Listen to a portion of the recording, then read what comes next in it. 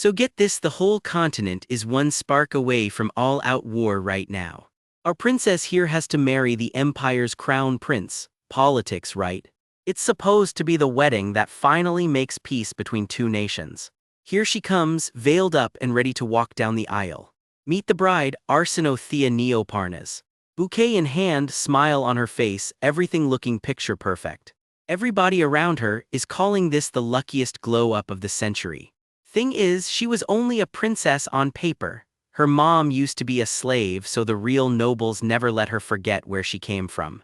Vows exchanged, rings on fingers, the whole fairy tale wedding moment. And here's the groom, looking way too pleased with himself for a guy who just got married. My Arsino SHH, he whispers all sweet and soft.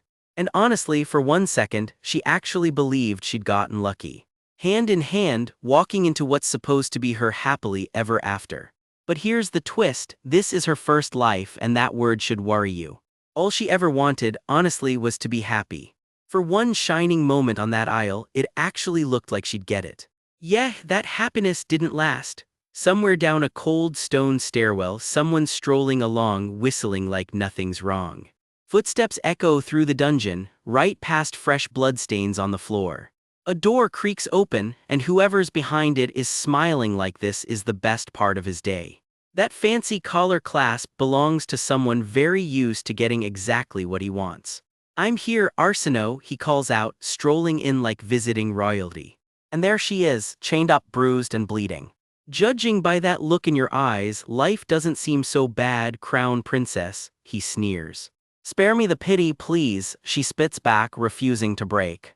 He crouches down right in front of her, and whatever's coming next, she's bracing for it. So, in the end, my homeland, she starts, almost afraid to finish the sentence. Did you take Parnas, she asks. That's right, he grins, all thanks to the secrets you told me. She reaches out in disbelief, he doesn't even bother turning around.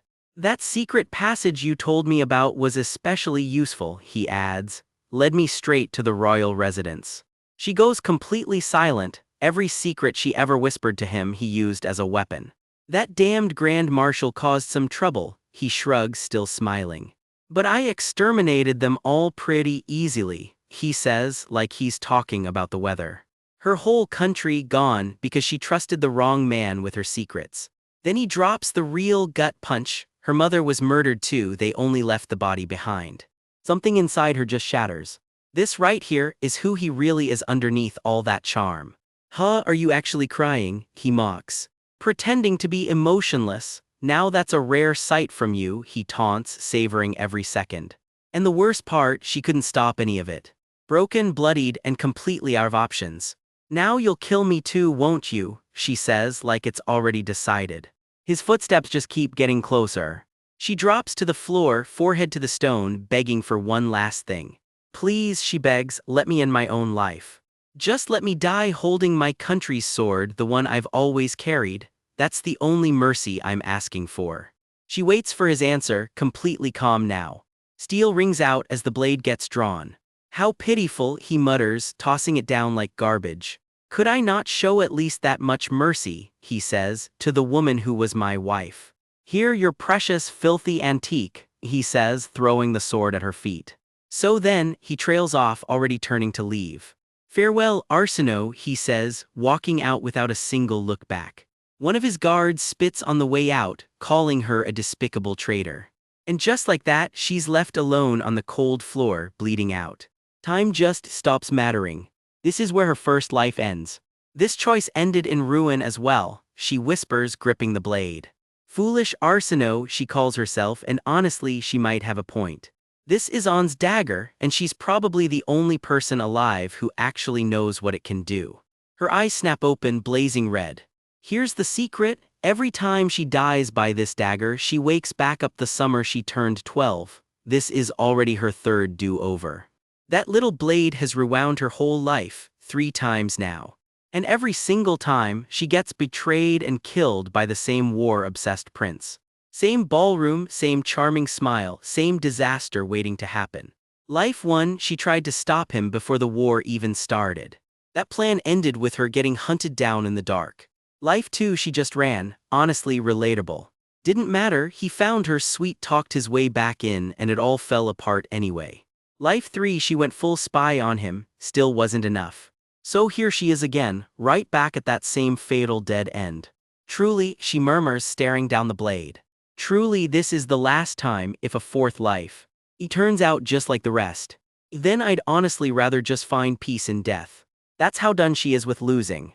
The dagger does its work one more time. And the world resets again. She jolts awake in a body that's 12 years old again. I'm back, she breathes. Same childhood bedroom, same soft morning light. Whatever's coming this time, at least the sun's out. The summer she was 12 years old, take 4. But this time, her eyes have a whole different fire in them. She's already on her feet, moving fast. No hesitation this time, she knows exactly where she's headed. Down the stairs she goes, 2 at a time. Faster, she's not wasting a single second of this new life. Full sprint now, hair flying everywhere. She's not stopping for anything. Tears streaming, but she keeps running anyway. She slams through the door like the building's on fire. Arms out, reaching for the one person she's desperate to see. "Oh my, Lucy," comes the startled voice she's missed so much. "What's wrong?" her mother asks, alive and well and very confused. "Why are you sweating so much?" she laughs, brushing back her daughter's hair. Her mom, alive, right here, worried about nothing more than a bad dream. "Did you have a bad dream?" she asks gently, wiping away her daughter's tears. It's such a small, ordinary moment, it might be the best one she's ever had. She just holds on tight and doesn't let go. Her kind, warm mother, the one thing worth saving in all of this. For once, nothing hurts. Sure, the royal family always treated them like outsiders, but her mother's love made every bit of that bearable. But peace never lasts long in this story. This is exactly where everything starts falling apart again. A plague rips through the royal family, wiping out 8 princes and 4 princesses one after another. Which leaves her as basically the only royal bloodline left standing to answer the empire's marriage proposal. Same trap, same wedding dress, same bloody ending waiting down the road. This life will be different, she tells herself, it has to be. She's not walking into that same disaster with her eyes closed again. "Mother, I have a request," she says, and there's steel in her voice now. "Tell me what it is," her mother says, ready to listen to anything. Her mother leans in, bracing herself. "What?" her mother gasps. "To protect you and our country," Arsenault answers. "I will become a soldier." Deep in a dark forest, someone gets yanked down hard by the collar. No warning, no mercy. "You dare turn your back on the Empire and run away," a voice sneers from the shadows. "It pains me, Arsenault," he says, twirling his cane like this is all just a fun little game. See, this isn't her first life, this is her second one, and in this one she actually tried to run. But she failed, miserably. "So what kind of punishment should I give you, Yeah, not a good sign. Get a good look at that smile, this guy genuinely enjoys this."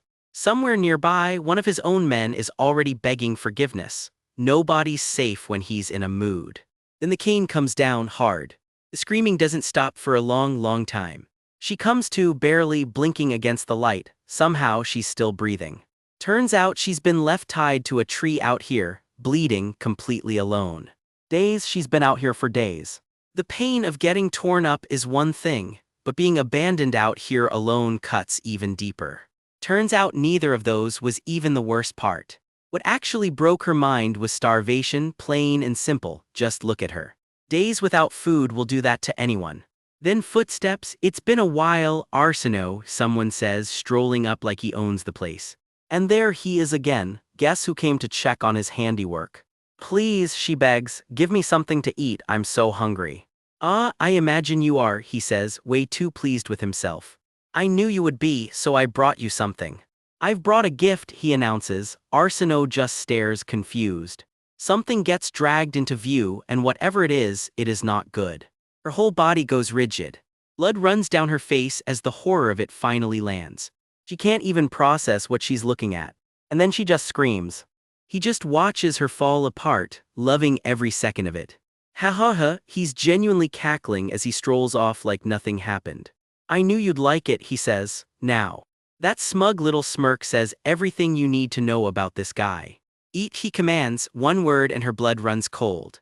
What did you just say?" She can barely get the words out. Tears well up as it sinks in. This isn't a request. There's no need to refuse, I permit it, he says, like that makes it better. Turns out the gift is just a filthy bug off the forest floor, and she's expected to eat it. Right then, something in her locks into place. I will make you feel this same despair, she vows. You'd refuse the gift I gave you to eat a filthy insect, he mocks, twisting the knife further. A hand reaches down, forcing the issue. Gouge out her eyes, he orders, just like that. Guards close in with spears while she's still kneeling in the dirt. One terrified eye is the last thing we see before it all cuts away. Rough way to end a life. Cut to years later, a school bell rings out over walls that couldn't look more different from that forest. Somewhere in this much calmer world, our girl's getting ready for another day. She buttons up her uniform sharp and precise, like she's done it 1,000 times. And there she is, all grown up, ponytail and all. Meet Cadet Arsenault. It's been 4 years since she walked through these gates, chasing a very different kind of future. Remind me why I'm here, she thinks to herself, running a hand along cold steel. Cadets file past every single day, but she's got her eyes on something a lot bigger than graduation. To protect the people I hold dear, she reminds herself. And to kill the one who trapped me in this cursed fate, she adds, colder now. To do that, I'll take the strongest sword in the whole world, she vows. And that sword belongs to one man, the Grand General Walter Heiberg. I must become whatever she's about to say, you can bet it's ambitious. Cut to the academy grounds, where training is very much in session. Geronimo, my great-grandmother could run faster than you, pick up the pace. Arsenault cruises along just fine while poor Geronimo eats dirt behind her. I'll correct it, one cadet shouts. Vadel, the instructor barks right back. Run like that and you'll wet yourself before you even reach the latrine. I'm sorry. And that's after only 20 laps, rookie numbers. Meet Zen, academy instructor and the Grand General's own direct subordinate. Can't you move any faster, you sluggish bastards? Turns out Zen's part lichen, part human and all bark. She's full of venom again, did you have a nightmare? Zen needles Arsenault mid-run. Geronimo just gawks, whoa, she's full of. If you've got the energy to chat, use it to run faster. Last one done gets tied to the bell tower. Geronimo's whole face just drops. Nobody wants the bell tower treatment. By the end of it, half the class looks like their soul left their body. Arsenault just sits there catching her breath, unbothered as always. Special training? This isn't training, this is just hell, Geronimo groans. Who the hell called in a wolf as the special training instructor anyway? Somebody's about to regret asking that out loud. Did he hear that? Geronimo suddenly looks very worried. Arsenault just smirks, enjoying the show from a safe distance. That instructor's actually famous, you know, he's the Grand General's direct subordinate. The Grand General? Geronimo's mind is officially blown. No way, you're lying. There's no way the Grand General's subordinate is some junkie wolf. If that's true, I'll run 100 laps on my hands, someone bets. Huh, why's everyone giving me that look? Geronimo has no idea what's coming. Cadet Geronimo Ross, and there he is, Zen heard every word. Geronimo breaks out in a cold sweat instantly. I could tear someone like you to shreds, Zen says, fangs on full display. Geronimo's basically shaking in his boots at this point. That's why I lock myself away for 3 days on medicine so I don't rampage. Now, what was that you said? I'm sorry, I misspoke. Geronimo backpedals at record speed. Be more careful next time, now quit rolling around and go get some lunch. Crisis averted. Then Zen drops the real news. This afternoon we've got a special lecture from that Grand General. Arsenault's head snaps up, for real. The whole class goes nervous excited. Is he really coming, seeing a legend in person? In the lecture hall, Arsenault heads straight for the back row alone. Because you two are distracting, she says flatly, leaving her friends stunned. She's clearly got a lot riding on whoever's about to walk through that door. The whole hall goes dead quiet waiting. Then the doors creak open. Every eye in the room locks onto the entrance. Walter Heiberg has arrived. Word is they had to practically drag him here just to get him to show up at all. Even a hostage wouldn't have worked, someone grumbles, remembering how hard he fought this. Rumor has it he's the only man alive who ever made that arrogant crown prince taste defeat. Arsenault watches him approach, calculating. To her, this man is her one and only card to play. They call him the Invincible General, the hero who saved the entire nation, no less. Whispers of the might of Parnassus ripple through the room. And finally, the Grand General himself. Walter Heiberg in the flesh, smirking like he already knows exactly how this is going to go. Meet the House of Heiberg, old royal blood, older money, and a family crest that screams main character energy. And out of that whole bloodline, one name stood above the rest, Walter. This kid wasn't just talented, he was built different. Picture this, he graduated the military academy early while most cadets were still figuring out which end of the sword was sharp. By his 20s he was already the youngest brigadier general in history. No pressure, right? Just 22 years old, hands wrapped and bloody, already carrying the weight of an entire army on his back. This is the guy who ends fights before they really start, one hand around a throat and it's already over. He crushed an entire Lycan rebellion and got promoted all the way to Grand General for it. Living legend status unlocked. Combat skill, tactics, ruthless decisiveness, actual leadership. Walter checks every box a general's supposed to check. And then there's his sword, they call it Dawn. Rumor has it the blade drives anyone but its true master straight into madness the second they touch it. No pressure holding that thing. Between the sword, the rank, and the body count, Walter's basically a myth the whole continent tells stories about. Enter our girl, Arsinoe, staring down that same cursed sword up close. Her only thought, smaller than I pictured. Then the man himself walks in. Greetings, cadets. I'm Walter Heiberg, Commander-in-Chief of Central Command, Black Eagle Battalion, straight to business. Arsinoe's brain short-circuits a little. He's even more handsome than she expected. Focus, girl. Two other cadets aren't handling it much better, whispering that they'd heard he was supposed to be huge and terrifying, not this. The room settles. Whatever Arsinoe actually came here to do, it's about to start for real. She catches herself and locks in. Focus, there's a plan here and she's not blowing it by staring. Walter opens the floor. He'll answer what he can as long as it doesn't cross into classified territory. Hands shoot up immediately. Is the cursed sword rumor true? And is the Royal Guard really that different from a regular battalion? Arsinoe raises her hand too but goes completely silent when he looks her way, playing it cool or trying to. Inside though she is not calm at all. Walter starts laying out exactly what the Royal Guard actually is, no fluff. And while he's talking, Arsinoe's already 3 steps ahead, quietly thinking, how do I make this man mine?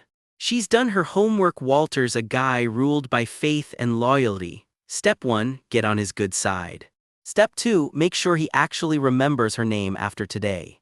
Her plan crystallizes: corner him after class for a private word. But a classmate beats her to the punch with a brutal question. Didn't he become Grand General by killing the Lycan leader? Were the Lycans under his command okay with that? Somewhere in the room, someone mutters that only an idiot would ask something that clueless. Yeah, this lecture just got awkward. Walter answers anyway. That Lycan leader, Takashin, was a criminal long before he was ever a Lycan. He played the hero in public, but behind the scenes he was hoarding the phantom herb just to jack up the price. And every Lycan who couldn't afford it and went feral, he threw them at the front lines of his own rebellion like cannon fodder. Arsinoe's not having it. Why does race even matter when you're punishing someone for being a straight-up criminal? Something about that question lingers with her. The room goes quiet, every head turning back toward the front. Walter lets the silence sit for a second. He's not rattled, not even close.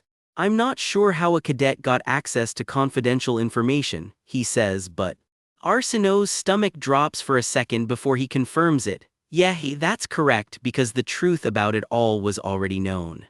Furthermore, he continues, and you can tell there's more coming. He drops the real point. The question itself is flawed from the start. Once you swear yourself to the military, he says, your identity is a soldier, nothing more, nothing less. If something threatens the kingdom, human or Lycan, it's the enemy, simple as that. But flip it around, anyone who helps the kingdom gets protected, no discrimination. Never forget that, he warns. And with that mic drop, class is dismissed. Everyone files out except Arsinoe, who lingers behind, waiting for her moment. Then Walter calls out Cadet Arsinoe and she nearly jumps out of her skin. Wait, he already knows her name. She catches up to him, mind already racing. "I'd like a word with you," he says. Well, that escalated fast. Up close, the medals and the sharp uniform make it very clear who's actually in charge here. They step outside onto the academy grounds, sunlight and all. He leads, she follows, both of them quiet for a beat. Arsenault's brain is spinning. This is literally the first time they've ever met in person. So how does he already know her name? They keep walking, the sky wide open above them. Just the two of them now, cutting through the garden path. Walter suddenly stops, like something just clicked for him. Something in Arsenault's expression cracks too, just a little, right at the eyes. Then he does something unexpected, hand to his chest, a proper bow, "Your Highness." Arsenault freezes, he knows exactly who she is. "You know me?" she asks. His answer's blunt. How could a servant of the royal family not recognize the princess? "I heard you'd enrolled at the academy," he admits, "but I didn't expect to run into you here like this." Yeah, she's surprised too.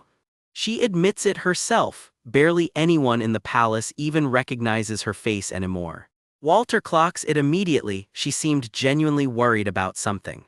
So she tries a different angle. Forgive her for overstepping, but why not just go back to the palace? The military's dangerous. Then she drops the real question, "So you knew my mother?" He deflects the concern politely. He appreciates it, but this is something he has to face on his own. She warns him anyway, real battle is a whole different beast than a classroom lecture. He might not be able to handle it. In her head though, she knows exactly how this looks. To him, she's just some 16-year-old rookie playing soldier. Fair, honestly. She switches gears completely. "Grand General, how many princes and princesses are in the royal family right now?" 10, he answers.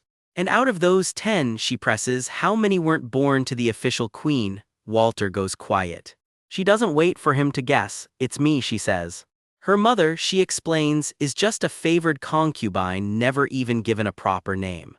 And she can't so much as leave her own detached palace, a gilded prison basically. It's a gilded cage, no matter how luxurious, Arsenault says. There's real weight behind those words.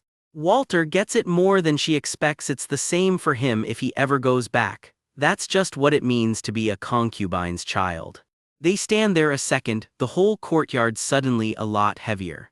"Even so, Your Highness," Walter reminds her, "you're still part of the royal family." Something flickers behind Arsenault's eyes.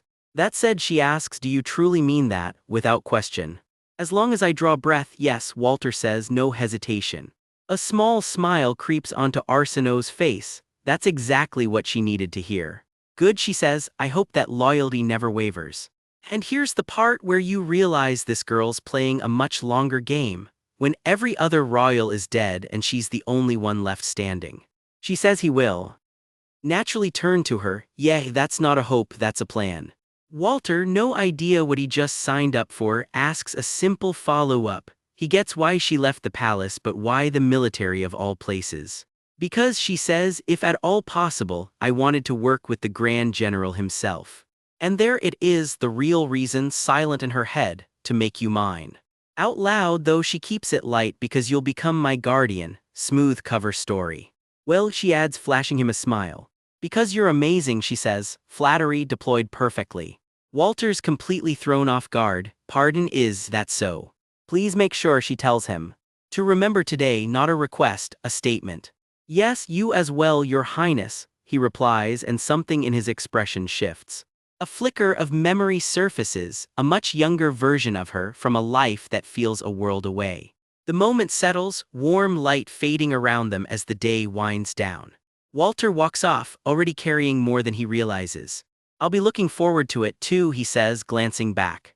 Arsenault watches him go, already thinking ahead to the day he finally draws that cursed sword for real. Because Dawn isn't just a legendary blade anymore, it's about to become her weapon. And exactly what she plans to do with it, twist a certain bastard's neck. Chapter's over, but that promise, just getting started. We land on a cozy little manor tucked into some quiet academy town. Looks peaceful enough for now. Inside, someone's peeking out the window, waiting on someone to show up. Morning light falls across a folded letter on the desk, some kind of official notice by the look of it. And there she is, Arsenault, twin ponytails and all, already giving somebody that unimpressed side-eye. Someone off-screen wants to know when she's finally leaving the academy for good.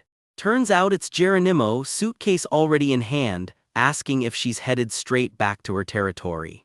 Soon, she says. He just grins, admitting graduating feels weirdly anticlimactic after grinding this hard for it. Geronimo wanted nothing more than to become a real soldier, and out of nowhere, that dream is about to take a turn nobody sees coming. He shrugs it off, joking that soldiering just wasn't his thing, seeing as he spent the whole time rock bottom of the class. Arsenault deflects right back. Why's she heading to the palace anyway? Guesses it wasn't her thing either.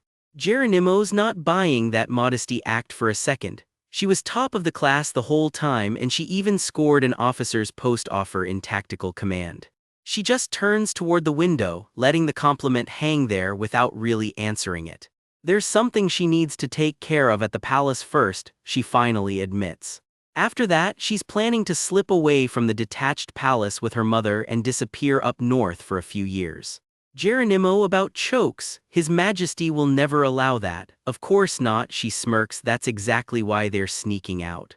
Up north, don't tell him it's Pomnos. Yep, filthy cold, miles from anywhere, 0 people. In other words, the perfect hideout. Geronimo just goes quiet, staring off, clearly worried about what she's about to walk into. Then just as fast they're back to razzing each other, Arsenault cracking up behind her hand while Geronimo throws her a cheeky wink. He softens for a second, flashing her a genuinely warm smile before they say their goodbyes. Good luck out there, he tells her, keep in touch once things settle down. They shake on it, framed by a scatter of little white flowers. One of those goodbyes you just know isn't really goodbye. Yeah, she smiles, let's meet again, and with that our 2 grads go their separate ways. Time jumps forward again and the news lands like a hammer. The king of Parnassus is dead. The whole court scrambles, nobles clutching their fans and their composure, trying to process what just happened. Worse, the crown prince didn't make it either. He followed his father straight to the grave. Enter Duke Kiel, about to become a very big deal in the chaos that follows. Turns out almost the whole royal line got wiped out one after another. Only 2 princes made it out. The 3rd paralyzed head to toe and the 5th left completely blind. With the throne suddenly wide open, every noble in the country starts asking the exact same question. The council doors creak open, and the nobility files in ready to hash it out. Enter Heiberg, sharp-eyed and sharp-dressed, about to drop something nobody in that room is ready for. The question hanging over the whole chamber, who's actually fit to be the next king? The council chamber fills up fast, red and gold everywhere, everyone jockeying for position before a word's even said. One noble finally just blurts it out, is the throne going to sit empty forever? We all know the Parnassus bloodline's been wiped out, someone says flatly, like that settles it. Except plot twist, it hasn't actually vanished, someone else cuts in. The royal bloodline of Parnassus is still very much alive. The room goes quiet for a second before someone finally asks, okay, and who exactly is this mystery heir? Arsenault Thea Neoparnas, comes the answer. The 5th princess, daughter of Lady Ancilla. Yep, our girl from the academy is secretly royalty. Half the room just blinks. Who? Nobody's even heard of her. Someone sneers that her mother was just a slave-born concubine, the dancer's kid from who knows where. They scoff. The insults keep flying. You'd hand the throne to a woman who's never studied a lick of statecraft, until finally someone slams the room quiet. Enough, all of you. Even Duke Kiel pushes back, telling Heiberg he understands the intent, but she's simply not prepared for something this big. Fine, Kiel says, then answer me this about your little candidate. Will she rule as regent, just keeping the seat warm, or as the actual sovereign? A loaded question if there ever was one. The room tenses right up, papers gripped a little too tight. Nobody's rushing to answer that one out loud. Cut to Heiberg's memory, back when he was just a young soldier being drilled on the very first article of the Royal Army's creed. Remember it, his commander barks and the whole yard shouts the first article back in unison. We shall swear loyalty to the royal house of Parnassus, they chant together, standing at rigid attention. and devote all our strength to its defense. That's the oath young Heiberg lived by long before any of this council drama started. So yeah, Sir Heiberg's loyalty to that royal house isn't some political game, it's basically his whole identity. Back in the present, he walks the palace halls alone, clearly still turning the council fight over in his head. It's been a while, Duke Rutherford, comes a voice. Has the council session already wrapped up? Marchioness Vanessa Rutherford, fan in hand, clearly not here for small talk. She doesn't hold back either. The second he walked out, she says, the whole chamber dissolved into chaos. Then perhaps she muses, it's time for someone to found a whole new dynasty. Heiberg's blunt about it, Duke Kiel simply cannot be king. Vanessa raises an eyebrow, then who on earth could possibly rule instead? None of the nobles sitting in that chamber, he says flatly, are actually fit to rule. His mind drifts back further to a younger, cheekier Vanessa, fan in hand and laughing behind it. Everyone's been chasing some fantasy, young Vanessa teases, so why can't they just be the ones in charge? It's the kind of question that apparently stuck with him for years. She tests him with a riddle: 50 starving refugees at your gate or 50 head of cattle to feed your own townsfolk. Which do you choose? Thinking of the locals first, young Heiberg answers without hesitation. The cattle, obviously, exactly, she says. A politician always chooses profit over loss, she explains. But would a real king choose the refugees instead? A king, she says, chooses the refugees, then simply orders his people to go reclaim the cattle. My, a third answer, Vanessa muses back in the present, impressed he's still thinking it through. A king is someone who embraces and protects everyone, Heiberg says, that's the whole point of the crown. Even if it takes time, he adds, a real king leads his people down the right path. Vanessa isn't done pushing though, and you actually think that concubine's daughter can pull that off? Without missing a beat, Heiberg answers, yes, I do, Princess Arsinoe he means, and he is dead serious about it. Vanessa shifts gears. Duke Kiel's already announced he'll reconvene the full council in a month. She's also heard he's been quietly gathering soldiers and warns Heiberg that keeping up this opposition could get dangerous fast. Heiberg just goes quiet, the weight of it clearly sinking in. For the record, Vanessa adds, she's not picking a side in any of this. She just hopes quietly that however this shakes out, it ends peacefully. Alone again, Heiberg can't shake the guilt. He put her name forward without ever asking if she even wanted the crown. Pretty reckless move, even he admits. Has it really been a year already, he wonders, since he first ran into her out in Pomnose? His memory drifts to her, bundled in a cloak, snow catching in her hair, out in that frozen middle of nowhere. What's she even up to these days, he wonders, half smiling despite himself. Surely he thinks she's not still up to whatever reckless thing she was doing back then. Cut straight to Pomnose, where the answer is a very loud catch them, echoing across the snow. A small figure bolts across the drifts with armed guards hot on her heels. Yay, that tracks. Ha, comes a laugh from under the hood. Guess I got caught again, she says, not even a little worried about it. She's already tearing off through the blizzard before the guards can even close the gap. Whatever she's using to move that fast, she's absolutely flying across the ice. One last look at that fierce, wind-burned grin, and that's exactly where this chapter leaves us hanging. Welcome back to the world's dampest hallway. Yep, we're opening in a prison. Again. Our girl wakes up groaning on the cold floor, muttering the same question every single time. How did I end up here again? Meet Arsinoe, and this is definitely not her first stay in this exact cell. She's already scheming her way out before she's even fully awake. A guard chucks her breakfast at her forehead instead of handing it over. Real hospitality in here. She just rubs the bruise, completely unbothered, and reminds him she can hear him fine without all the yelling. Turns out she's got a regular across the hall, a scruffy old prisoner who's basically her jailhouse buddy. Last time, he reminds her, it was some stowaway or smuggling charge. So what's the charge this time? He waves it off, just helping a few refugees, nothing illegal about that, probably. The guard nearly loses it. Thieves? But the old man corrects him, they're not thieves, they're like refugees, and yeah, he got paid for it. He just shrugs it off, completely unbothered by the iron bars between them. The guard spits out some ugly words that lichens deserve to be trapped and oppressed forever. Charming guy. Arsinoe doesn't let that slide. If they're hunted down at home, of course they'd run. She'd do the same. See, ships full of lichens fleeing the empire wash up here in Pinomos all the time, looking for someplace safer. Problem is, the ones actually running Pinomos, the Raffis, a bird-like beastkin race, aren't exactly welcoming. To the Raffis, lichens are mortal enemies, plain and simple. Landing here might genuinely be a death sentence. We flash back to a terrified lichen child clinging to her mother, whispering that she's scared.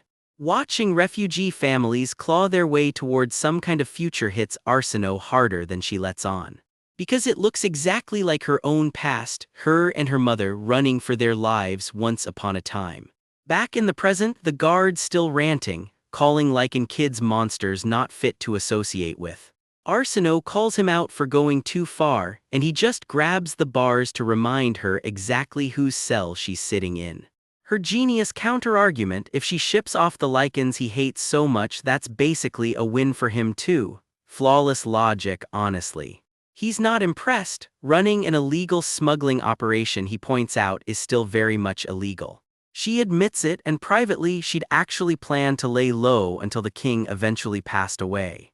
Except one favor turned into two, and now she's basically earned a reputation as the noble who smuggles lichens to safety. Maybe she thinks it's time to find a new hideout before this habit catches up with her for good. Then the guard drops some news: someone's coming to vouch for who she really is. Her first thought, wait, who exactly? And from the look on her face, she's already got a horrible feeling about who that someone might be. Sure enough, it doesn't take long. She's stunned at just how fast this mystery visitor showed up. The cell door creaks open, and footsteps start climbing toward her. She looks up to see a sharply dressed stranger walking straight toward her cell. He greets her with a title that changes everything. It's been a long time, Your Highness.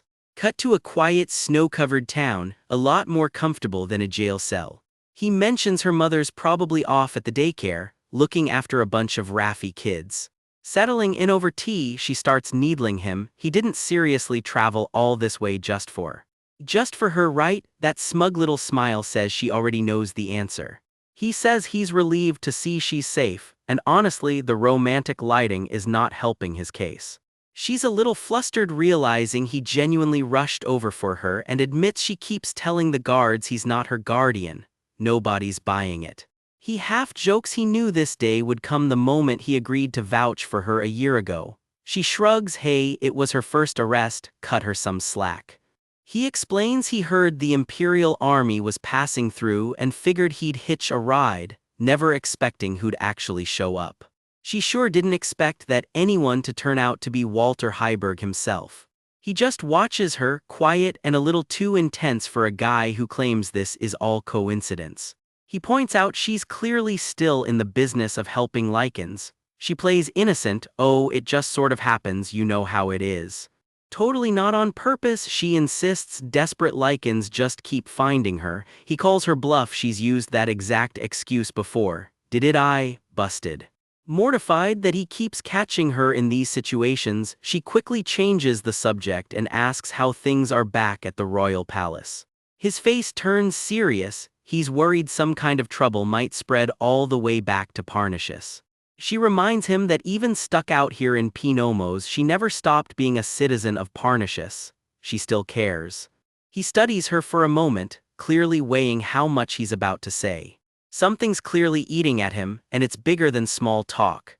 He finally asks if she has any plans to return to Parnassus. She's caught completely off guard.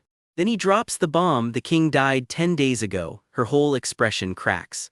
Her hands shake so hard the teacup just shatters in her grip. Already, she gasps, there was supposed to be 2 more years before that happened. He explains some mysterious illness has been quietly picking off high-ranking officials for the past 6 months. Which is exactly why, he says, kneeling before her, Your Highness. If she'll permit it. He bows his head, fully committing to whatever he's about to ask of her. The air around him practically hums with how serious this moment has gotten. He asks her to take the throne to become the 19th monarch of Parnassus. Her jaw hits the floor.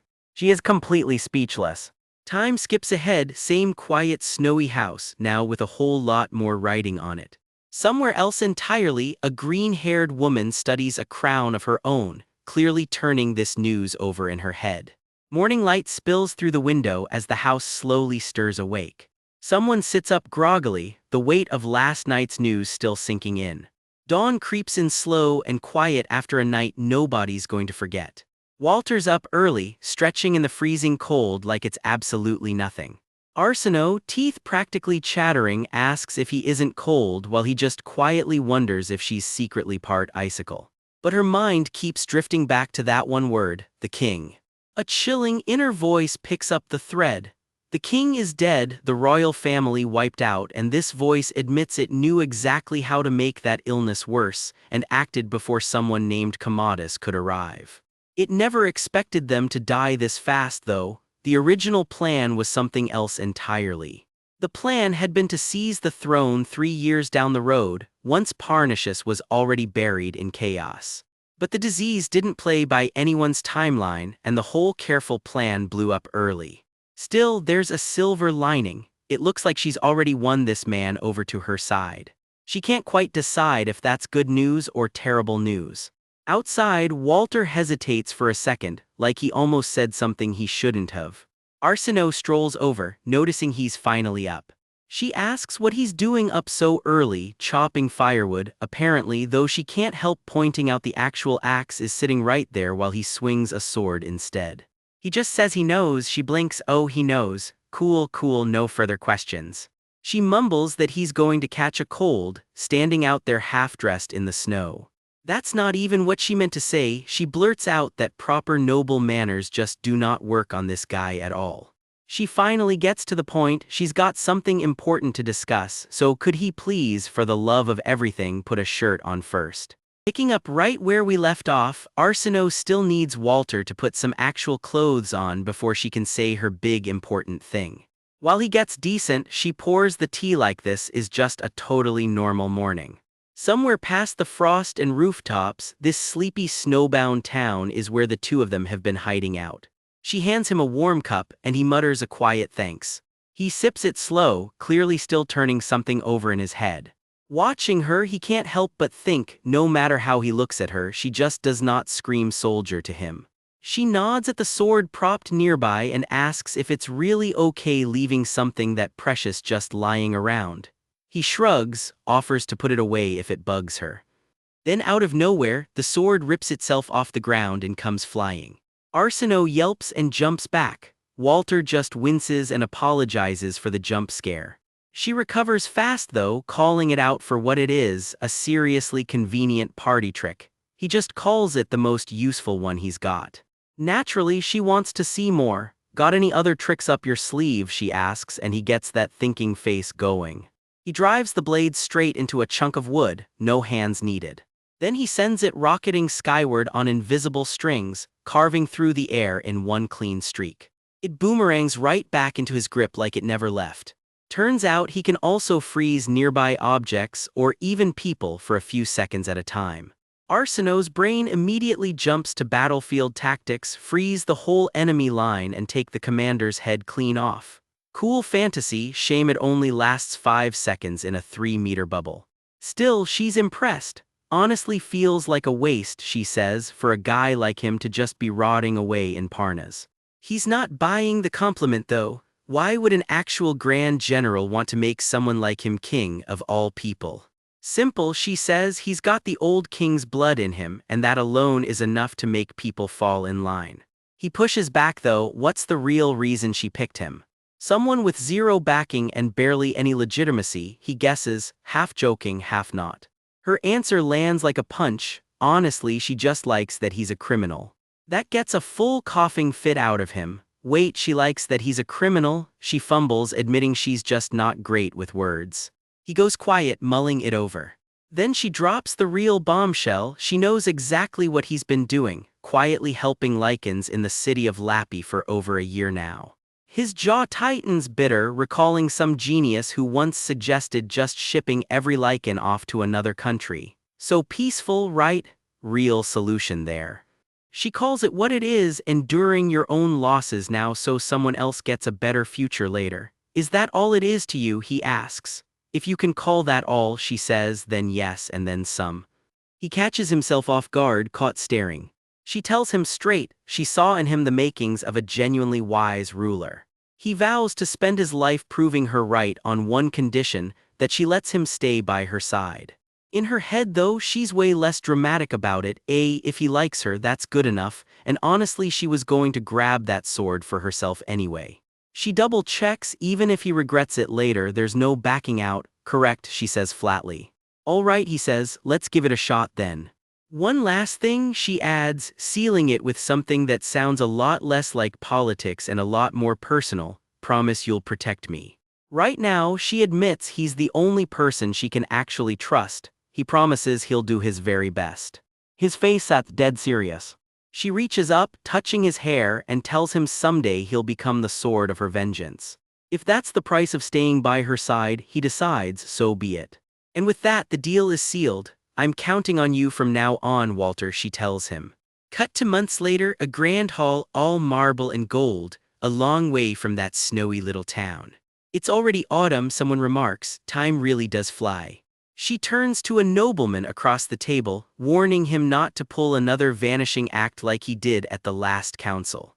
Trouble, he asks? She's not kidding around. There are rumors the entire Parna's royal family has been wiped out and neighboring nations are getting antsy too. The doors slam open and in strolls a monocle-wearing noble radiating serious main character energy. Every stitch of his outfit screams old money. The protagonist has arrived, the room practically sighs, and he is clearly loving every second of it. He notes smugly that everyone's minds already seem made up about something. Lord Heiberg, what exactly will you do? A noblewoman presses him. She huffs, I did beg you to actually show up this time. Heiberg settles into his seat and calls the council to order now that everyone's finally here. A door creaks open. Apologies for being late, comes a voice. And there's Walter stepping in at last, sword at his hip, cool as ever. Then the room turns again because someone else just made an entrance too, a swirl of red and gold sweeping through the curtains. This is the first time I've greeted you all like this, she says, petals practically falling at her feet. And there she is, Arsenault, dressed to absolutely kill. It's nice to meet you all, she says sweetly, like she didn't just stop every conversation in the room. Whispers ripple out, who is that, while one older lord does a full double take. You've grown so much I barely recognized you, he says. How have you been, Lady Arsenault? Thanks to you, I've been doing well, she replies, perfectly polite. He can't resist a little dig though, life outside the palace clearly suits you better, he chuckles. The gossip spreads fast. Wait, is that the daughter of a concubine? And suddenly a few more people start putting the pieces together. Quick refresher on Heiberg, born the rightful heir of a house so prestigious he never had to fight for a single inch of it.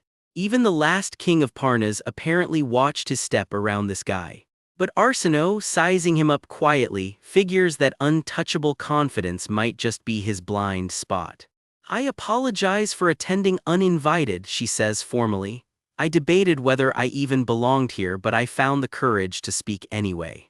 Heiberg looks intrigued. Bringing the Grand General along, he muses, means this isn't some small matter. My words may be blunt, she warns him. Will you allow it? Call it generosity toward the young, he says. Go ahead, speak. Leaving the throne empty this long, she states, is completely unheard of. Administrations paralyzed, even basic diplomatic replies are backed up, she adds, laying out exactly how bad things have gotten. A ripple of tense, silent reactions moves through the room. Such insolence, someone mutters under their breath. You must have agonized over who to crown, Heiberg says. But I do understand where the lords are coming from, she answers evenly. So humble as it may be, she says, I'd like to offer my own opinion. Very well, Heiberg says, all smiles. Who do you think is fit for the crown? His expression practically dares her go on, say it's you. Behind that smile though, his real thought is ice cold, say it, and I'll bury you so deep you never open your mouth again. In my view, she announces, the one in this room most suited to be king is Duke Kiel. Heiberg's smug little smile just freezes on his face. What did you say? Someone finally chokes out and the whole room holds its breath. And that's exactly where Chapter 6 leaves us hanging. We drop straight into a packed royal court and somebody's already floating names for the throne. Their top pick, Duke Keel himself. Keel about chokes on his own composure, did not see that one coming. The whole room does a slow, stunned double take. This whole circus is a succession hearing, everyone gathered to decide who actually gets the crown. One noblewoman nearly loses it. "Princess, what are you saying?" she gasps. Somebody clearly just dropped a bombshell. Off to the side, a young general can't help looking impressed. And there she is, Princess Arsinoe, strolling in like she already owns the place. Honestly, she kind of does. A sharp noblewoman, we will call her Vanessa, snaps her fan open and cuts right to it. Who is really running this empire? Duke Keel just smirks it off, calling the whole idea quite the fanciful imagination. Behind that smile he is fuming. How dare anyone question a man who gave his whole life to the crown? Out loud he just demands she retract it. Arsinoe does not blink. This is not slander, she says, it is just really, really bad timing for him. She points them straight to the Portmeyer Strait, sitting conveniently inside Keel's own duchy. So she asks the room, does anyone actually know what has been sailing through there lately? Turns out it is disguised shipments, hundreds of licensed slaves rounded up by the empire itself. All of it funneled straight into Dawpane. Yeah, not a great look. Vanessa is not fully sold yet. Wait, she says, were they not the ones who provoked Antivasilla first? Something about this feels off. Is she really saying the empire started this entire war on purpose? Nobody in the room can even finish that sentence. Yes, that is exactly what she is saying. One noble grabs the evidence and just stares. What even is this? Because whatever is in that file, it is definitely not pretty. The general steps in to back her up. These were refugees fleeing the empire and Dawpane, and they have more than enough proof. Cue somebody yelling preposterous nonsense, because of course they do. Word is, the princess spent the last 2 years quietly hiding out in Palmnose, helping Lycan refugees find asylum. Palmnose, Vanessa says, raising an eyebrow. That is Rappy's city. Fine, then let us just ask Rappy, who answers to the Grand General anyway. Keel tries a new angle. Crown her, he warns, and everyone will assume the new king is just an empire puppet. Royal dignity straight in the gutter. He really wants that threat to land. Someone in the crowd just shrugs it off as mere speculation. Keel pushes harder. That trade deal with the empire can be scrapped whenever they like. You would really bet the crown on a hunch? Arsinoe's comeback is ice cold. As it stands, the empire has not lifted a finger to help anyone. Fine, Keel grinds out, so what exactly are you proposing?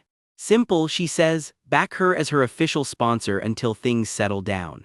She will hold the throne steady in the meantime. Keel practically spits, so you intend to be queen. And plot twist, she is not done yet.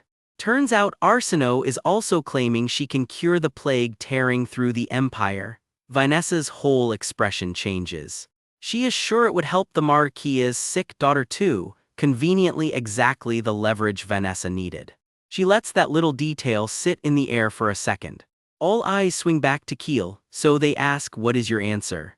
In her head, Arsinoe is basically narrating her own trap. Get angry, Keel, come on. Out loud, she sweetly asks for his unwavering support. In his head, Keel is already losing it. How dare she want what is his? His pride has taken the bait completely. How dare this girl get under his skin like this? Somewhere nearby, a bystander just makes a strangled little noise. Same, honestly. Support her, the very idea makes his blood boil. Keel finally snaps, shouting that not a single scholar in the empire has ever found a cure for this plague. This is just a lie to seize the throne, isn't it? Classic villain line, right on schedule. And there it is, he has taken the bait completely. Arsinoe calmly repeats herself, she never lied, she knows the cure. She will only be sharing it though with the people who actually back her. Ruthless but fair. That is absurd, someone shouts. Are you seriously threatening us right now? A threat, she just smiles. Seems like everyone forgot exactly who walked in here with her. Right on cue, the Grand General steps forward. She asks him straight up in front of everyone, who is my father? His answer lands like a bomb, His Majesty, the late King Visidontius II. She is not asking for a fun fact either. She wants his answer on record as the will of the entire royal army. His hand tightens slowly around his sword hilt. The whole room holds its breath. Then he drops to one knee, sword raised high. The dawn shall illuminate your Majesty's path. He just publicly pledged his sword to her, no takebacks. Petals drift down as she turns to leave, calm as anything. She sweeps out of the hall with an attendant close behind, not even bothering to look back.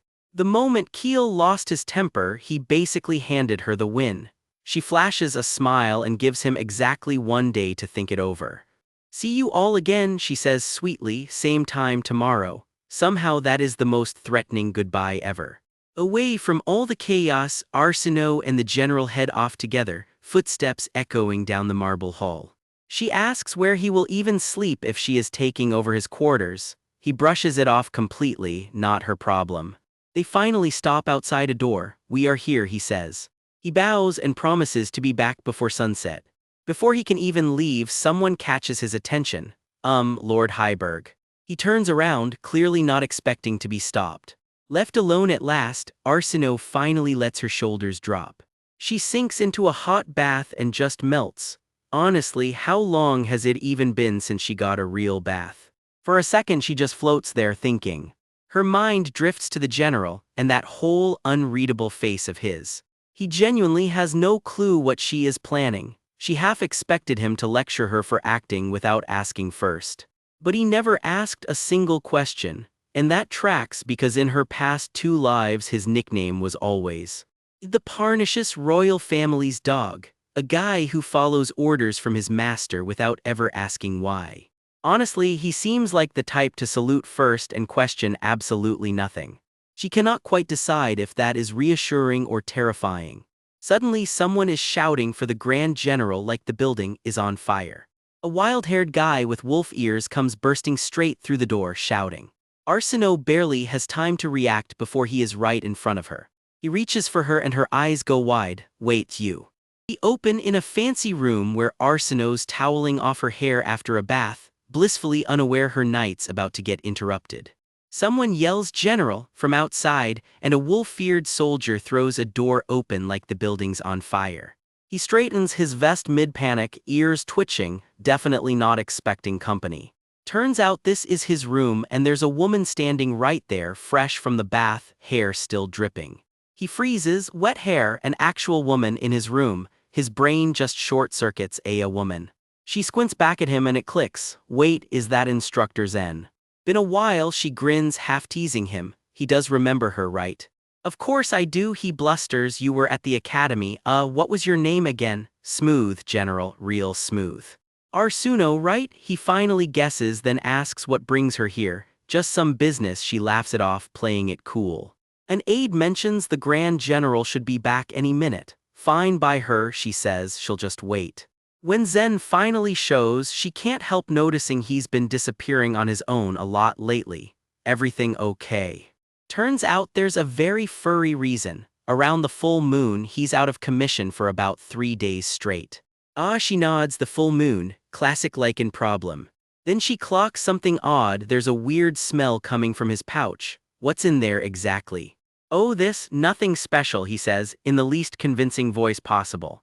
She digs it out anyway, some shiny stone that might have gold dust mixed in. Her scam radar is already pinging. That's it, she says, that's the weird smell. Seriously, what even is this thing?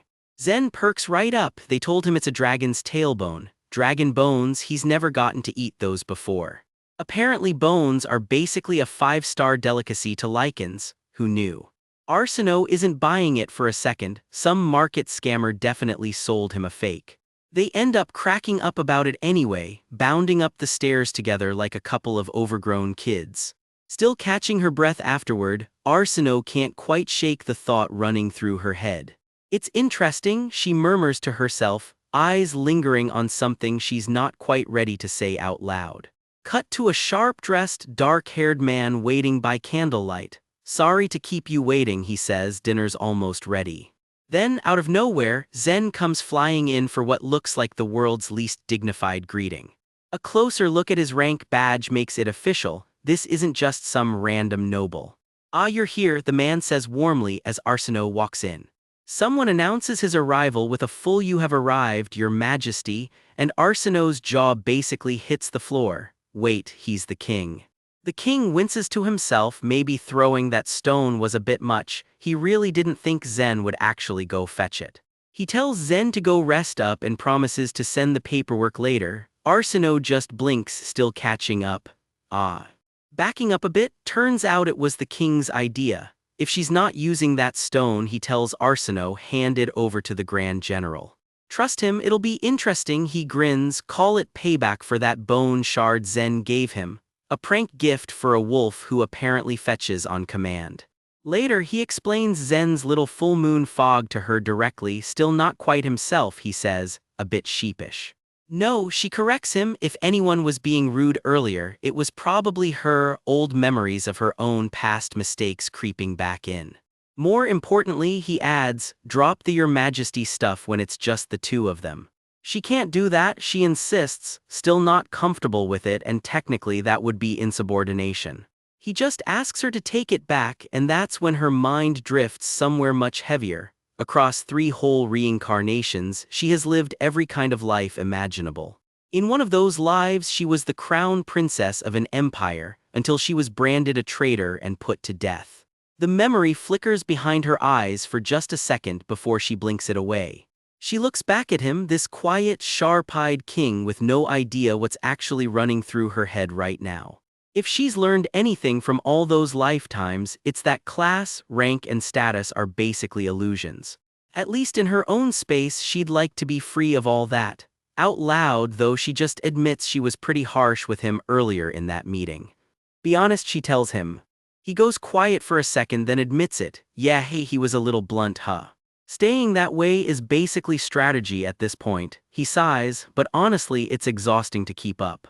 So at least in private, he'd like to relax a little. When she starts to protest with a "but, Your Majesty," he just cuts her off. Relax, just relax. Fine, she concedes, they'll shelve that argument for now. Let's go have dinner first, he says, neatly steering them off the topic. The palace glows gold in the evening light as the day quietly winds down around them. She asks when the palace lockdown's finally going to lift. Not until the plague's over, comes the answer. Which means she's stuck at headquarters for now, and awkwardly, that's exactly why she ended up crashing in Zen's room in the first place. She turns it all over in her head a while longer, weighing everything that's just been said. Someone warns her Duke Keel is a proud, dangerous man to cross, and worries what kind of ripple her actions might cause.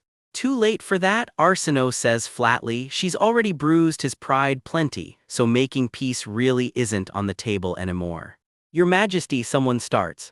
Told you don't call me that, he cuts in. That rule really is not sticking.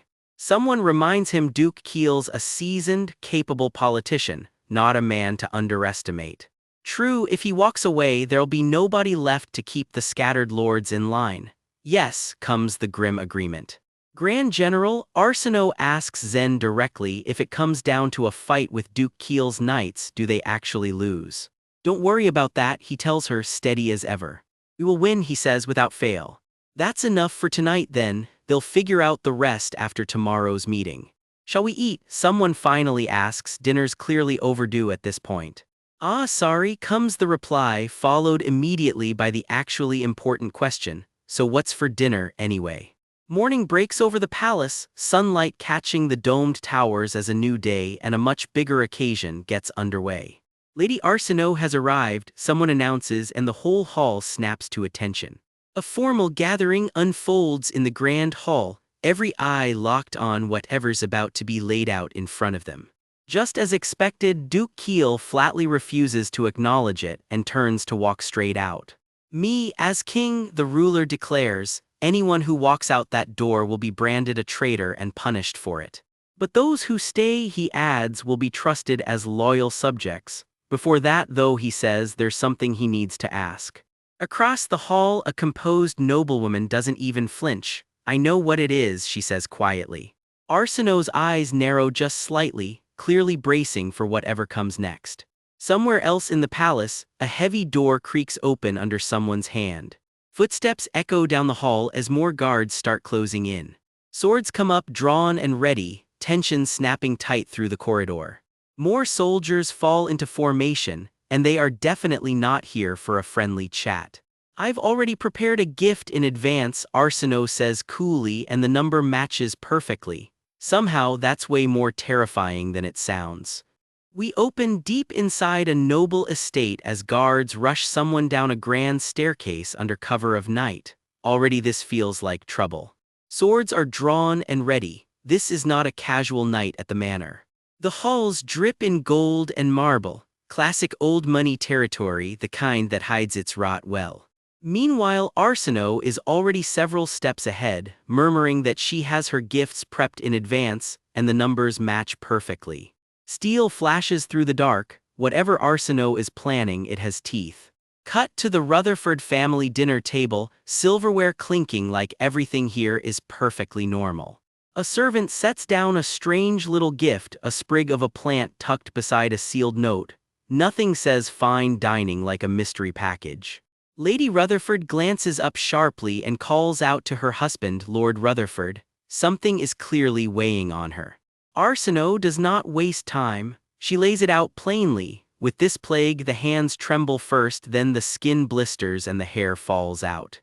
Lady Rutherford's voice cracks. Yes, she admits, it is the exact same symptoms her own daughter has. Arsino keeps going, grim and clinical. Soon the victim can barely move, their nails fall off, their speech slurs, and their memories start slipping away. And after that, everyone in the room already knows how it ends. They have all watched it happen to the royal family. Arsino asks the hard question straight out. What stage has your daughter reached, my lord? She can barely move now, Lady Rutherford admits, her hand trembling around the fabric of her dress. Arsino's reply is ice cold. That's unfortunate at that stage. There's a flicker of something sharp behind Arsino's smile, like she already knows exactly where this conversation is headed. She pulls out a small vial and drops the bomb. With this medicine, your daughter will recover in no time. Lady Rutherford can only stammer out a stunned, "Pardon." Flash back to where that cure actually came from, Duke Von Witten handing off a vial to a noble who is not exactly sold on trusting it blindly. The noblewoman receiving it can barely breathe out the question, "Can this really save my daughter?" She's told point blank full recovery within 2 months. Relief floods the room. But there's a catch. Duke Von Witten holds up one very important warning before handing it over. A young attendant catches sight of what's actually inside the package and freezes, eyes welling up. She clearly recognizes it. Arsino cuts straight to it. This liquid right here is the actual cause of the illness. Never use it again. She holds the delicate little bottle up like it's a loaded weapon, because in every way that matters, it is. Somewhere else in the manor, the reveal lands like a slap, gasps all around. Later, Arsino lingers by a doorway, quietly listening in on a conversation she is clearly not supposed to hear. A stray thought crosses her mind. Maybe that same poison is exactly what killed the late king. Someone recalls how obsessed he'd gotten, convinced the liquid was an elixir of immortality even as merely touching it made him sick. By the end, he was burning it and breathing in the fumes. Lady Rutherford points out the obvious. There's no way the royal family missed the rumors about this elixir. The first queen herself was the one who spread them, and the nobles followed her lead. A heavy sigh. Who could we even blame? I should have stopped my daughter the moment she started using that medicine. Everyone in the room quietly agrees. They all feel the same. A composed nobleman looks on, arms crossed, taking it all in without giving much away. Lady Rutherford turns to leave, changing the subject with a simple "anyway." "I'll go see my child first," she says, tray in hand, hurrying off to check on her daughter. Suddenly, out of nowhere, a scream cuts through the dark and blood splatters across the scene. Someone has just been struck down. We're pulled into a flashback. A lone tower looms against the night sky, and this is clearly not a friendly visit.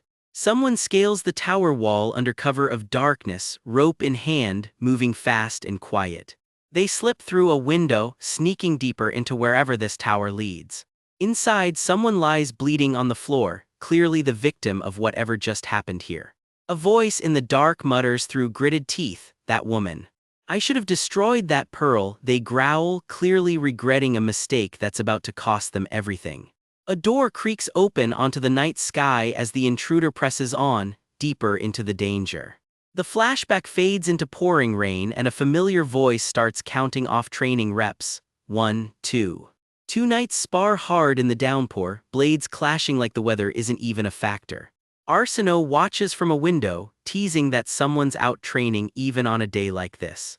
Walter's answer is all business. They train every single day just in case something unexpected happens. A memory surfaces unbidden, a girl reaching out in the rain, murmuring that this isn't something she wants to remember. Arsenault admits almost to herself that she wishes she could forget it too, but it never actually leaves her mind.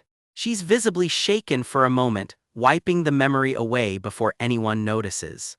Walter catches it anyway. "What, got something to say?" he asks, watching her closely. She goes dead silent, then just orders him to keep training. Classic deflection. He admits what's actually on his mind. He's been thinking about that medicine. "It really works," he says, studying the notes. "I don't doubt that. I'm just curious how you even found out about it," he adds. Arsenault explains, as a kid, she was frequently summoned by the palace attendants. But at some point, she noticed their faces starting to look off, pale and unnervingly smooth but clearly unwell. Cut back to that childhood memory, maids fuss over a little girl's hair, humming like nothing's wrong yet. Young Arsenault spots something unusual and asks, "Your Majesty the Queen, what is that?" The Queen turns with a cold, pointed little smile, clearly savoring the moment. "Something vulgar women like you and your mother will never get to use," she sneers. Young Arsenault's eyes go wide with shock. The Queen twists the knife further, mocking wretched commoners who'd supposedly smear poison on their faces just to chase fair skin. The irony is about to hit hard. Back in the present, Arsenault connects the dots out loud. Gradually, the other princes and princesses started turning pale too. Digging into it, she found the disease was already infamous up north. Could it be? She trails off, staring at an old vanity mirror like it holds the answer. Sure enough, it's the same silvery medicine, and exposure to its fumes only makes the illness worse. The Queen herself admits it, cold as ever. She was the one who spread the method of inhaling those very fumes. "Indeed, such a pity," Arsenault replies, giving absolutely nothing away. A bitter thought lingers behind the scenes. If only he'd held on just a little longer and died exactly as planned. A hand hovers near a dropped weapon and scattered papers, evidence of whatever just happened here. Arsenault steps in with an update. "I have news to report, please don't be alarmed," she says. Walter is already bracing for it. "Upon hearing you were to be crowned the new king, the third prince," she starts. "Ah, that, I already heard," Walter cuts in. Arsenault lays out the grim headline herself. "The third prince killed the fifth prince, then jumped from the tower." Walter barely blinks. "He and I were never compatible, so I can't say I'm sad," he says flatly. He adds that if the fifth prince had recovered, he'd have just tried to steal the throne under the excuse of legitimacy anyway, so feeling sorry for him would be laughable. Arsenault quickly backpedals, realizing she spoke too freely. Walking through the palace together, Walter shifts gears. The royal family is finally settled, now it's time to figure out what to do about the lords. A quiet moment passes between them, hands linking together without either one really making a big deal of it. Arsenault's inner voice is clear and unshaken. She feels absolutely no guilt. She keeps walking, caught somewhere between the light and the shadows of everything she's just lived through. Everyone who tormented and cursed her and her mother their whole lives, she thinks she'll never have to look at their faces again. And this time she's making sure of it. There won't be a fifth life for them to try this again. Back in the present, she catches herself and pivots. More importantly, she says, already changing the subject. Walter narrows his eyes. "You just called me your majesty again, didn't you?" Arsenault smirks, leaning in. "I'll have to punish you for that," she teases. Walter freezes, caught completely off guard. "Yes," is all he manages to get out. We pick up right where things left off. Walter's still walking off, getting called out by his queen, but she is clearly not finished with him yet. You called me your majesty again, didn't you? She says, catching him red-handed with that razor-sharp grin. I suppose you deserve a punishment, she purrs. Relax, it is nowhere near as scary as it sounds. Walter breaks into a cold sweat right there. Funny how a guy who commands armies turns to jelly the second his queen gets playful. Is the best he can manage, smooth general. She says his full name slow and deliberate, Walter Heiberg, and that tone alone is enough to make him snap to attention. Step forward, she orders, and he does not argue for even a second. Evening rolls in and the scene tastefully fades out right as things get interesting. Use your imagination. Rewind a bit. In an earlier, much more nervous exchange, hands meet across a table for what looks like a very careful handoff. Two small stones change hands, catching the light in a way that is clearly not an accident. Whoever just made that trade slips out quickly, letting the door click shut behind them. Arsinoe eyes the stone in question. If you are not going to use it, she starts, already angling to claim it for someone else entirely. The original plan was simple: hand the pretty stone off to the Grand General through the normal channels. Arsinoe has other ideas. Consider it payment for the bone shard I gave you, she says coolly, like trading rare relics is just a Tuesday for her. If it's just boring, I'll be displeased, she warns, one finger raised like a queen who has clearly gotten used to getting her way. Even she pauses at what she's holding. What is this, she murmurs, genuinely caught off guard for once. Cut to Walter, wide-eyed at that very same stone landing in his own hand. Small world, big coincidence. Back in the present, Arsinoe lays out her terms. Promise you won't call me that blasted your majesty and I will hand the stone over. Both stones, Walter counters, and she needles him for even pausing to think it over. He actually looks like he's running real battlefield strategy math over two rocks. Priorities, General. Don't you like it? If you don't, she teases, fingers hovering like she might just take it back. I will obey your command, he finally says, and that is the last of his resistance gone. She watches him with the satisfied look of someone who knew exactly how this was going to end. Turns out the tough Grand General has a soft spot. He collects stones, and this one with its strange shimmering pattern is unlike anything he's seen. His hobby is stone collecting of all things. You lost out anyway, I follow orders regardless, he jabs back, only half joking. Arsinoe beams like she just won a chess match nobody else knew they were playing. Walter can't quite hide his own smile either. For a war hero, he is disarmingly easy to win over. He wraps the gift up carefully. Thank you, I'll treasure it, Lucy, he says, this stone having clearly changed hands more than once to get here. Someone watches the whole exchange a little too closely, filing it away for later. The world is vast and tastes are varied, I suppose, Arsinoe muses, already planning a reward for Jen, whose idea this whole scheme apparently was. I'm glad it cheered you up, she adds. You're about to get very busy though. Walter reassures Jen not to stress over inspectorate business. The whole palace is about to get shaken up anyway. Not that I mean you'll be busier for that reason, he adds, immediately walking it back. You'll learn soon enough is all she offers, leaving poor Jen thoroughly confused. That calm does not last. Someone comes sprinting across the ground screaming that the Grand General is needed and it is bad. Jen crashes through the door in a full panic. Whatever this news is, it has him completely rattled. Walter looks out at smoke on the horizon and just sighs. Somehow he already knows this is going to ruin his day. What now, he mutters, bracing for whatever fresh chaos just walked in.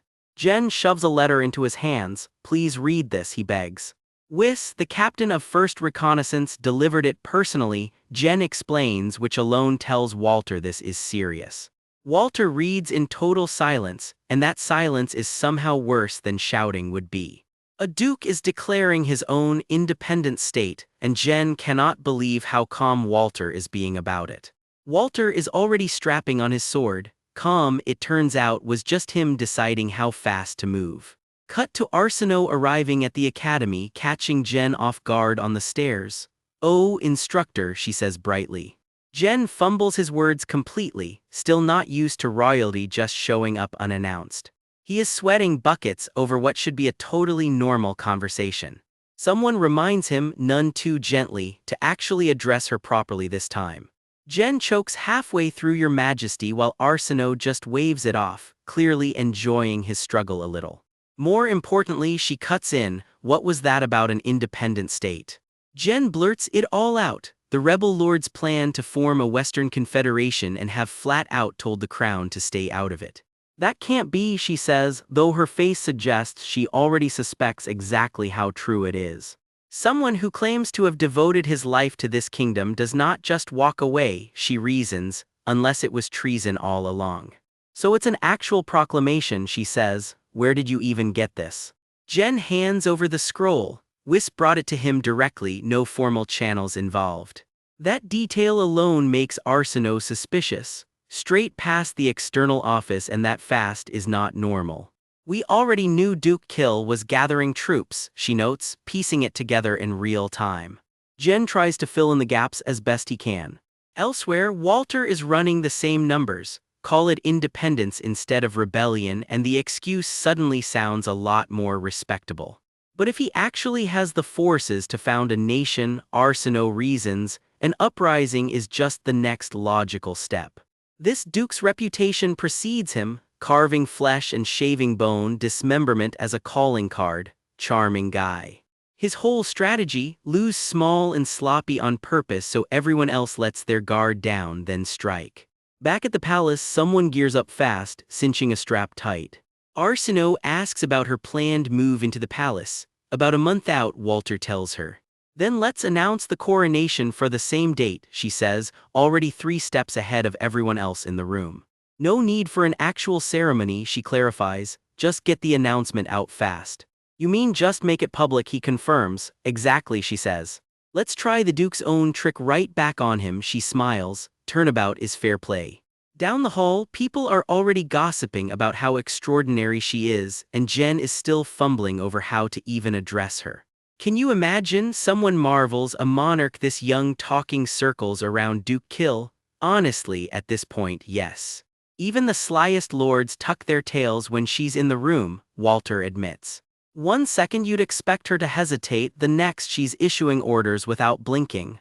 Hard to believe she's barely over 20. True, Walter agrees with a smug little smile, clearly proud of her. Even the Grand General admits she makes him feel like a kid again whenever they talk. Did the tough guy just go soft? "The more I see of her, the more astonishing she is," he thinks. Honestly, same. Time slips forward as the sky shifts from day into evening. We land somewhere entirely new, a sprawling vineyard glowing under the sunset. A hand sifts through the soil, testing it like this land means everything. A hooded figure kneels among the vines, clearly not just here for the wine. "The key ingredient is time," he says of the wine. "Patience while it ages." Subtle, this guy is not. His son listens nearby, taking in every word. "If wine requires that much patience," the son echoes, trailing off with something else clearly on his mind. A darker thought creeps in underneath it all. What insolent brat would dare covet land this precious?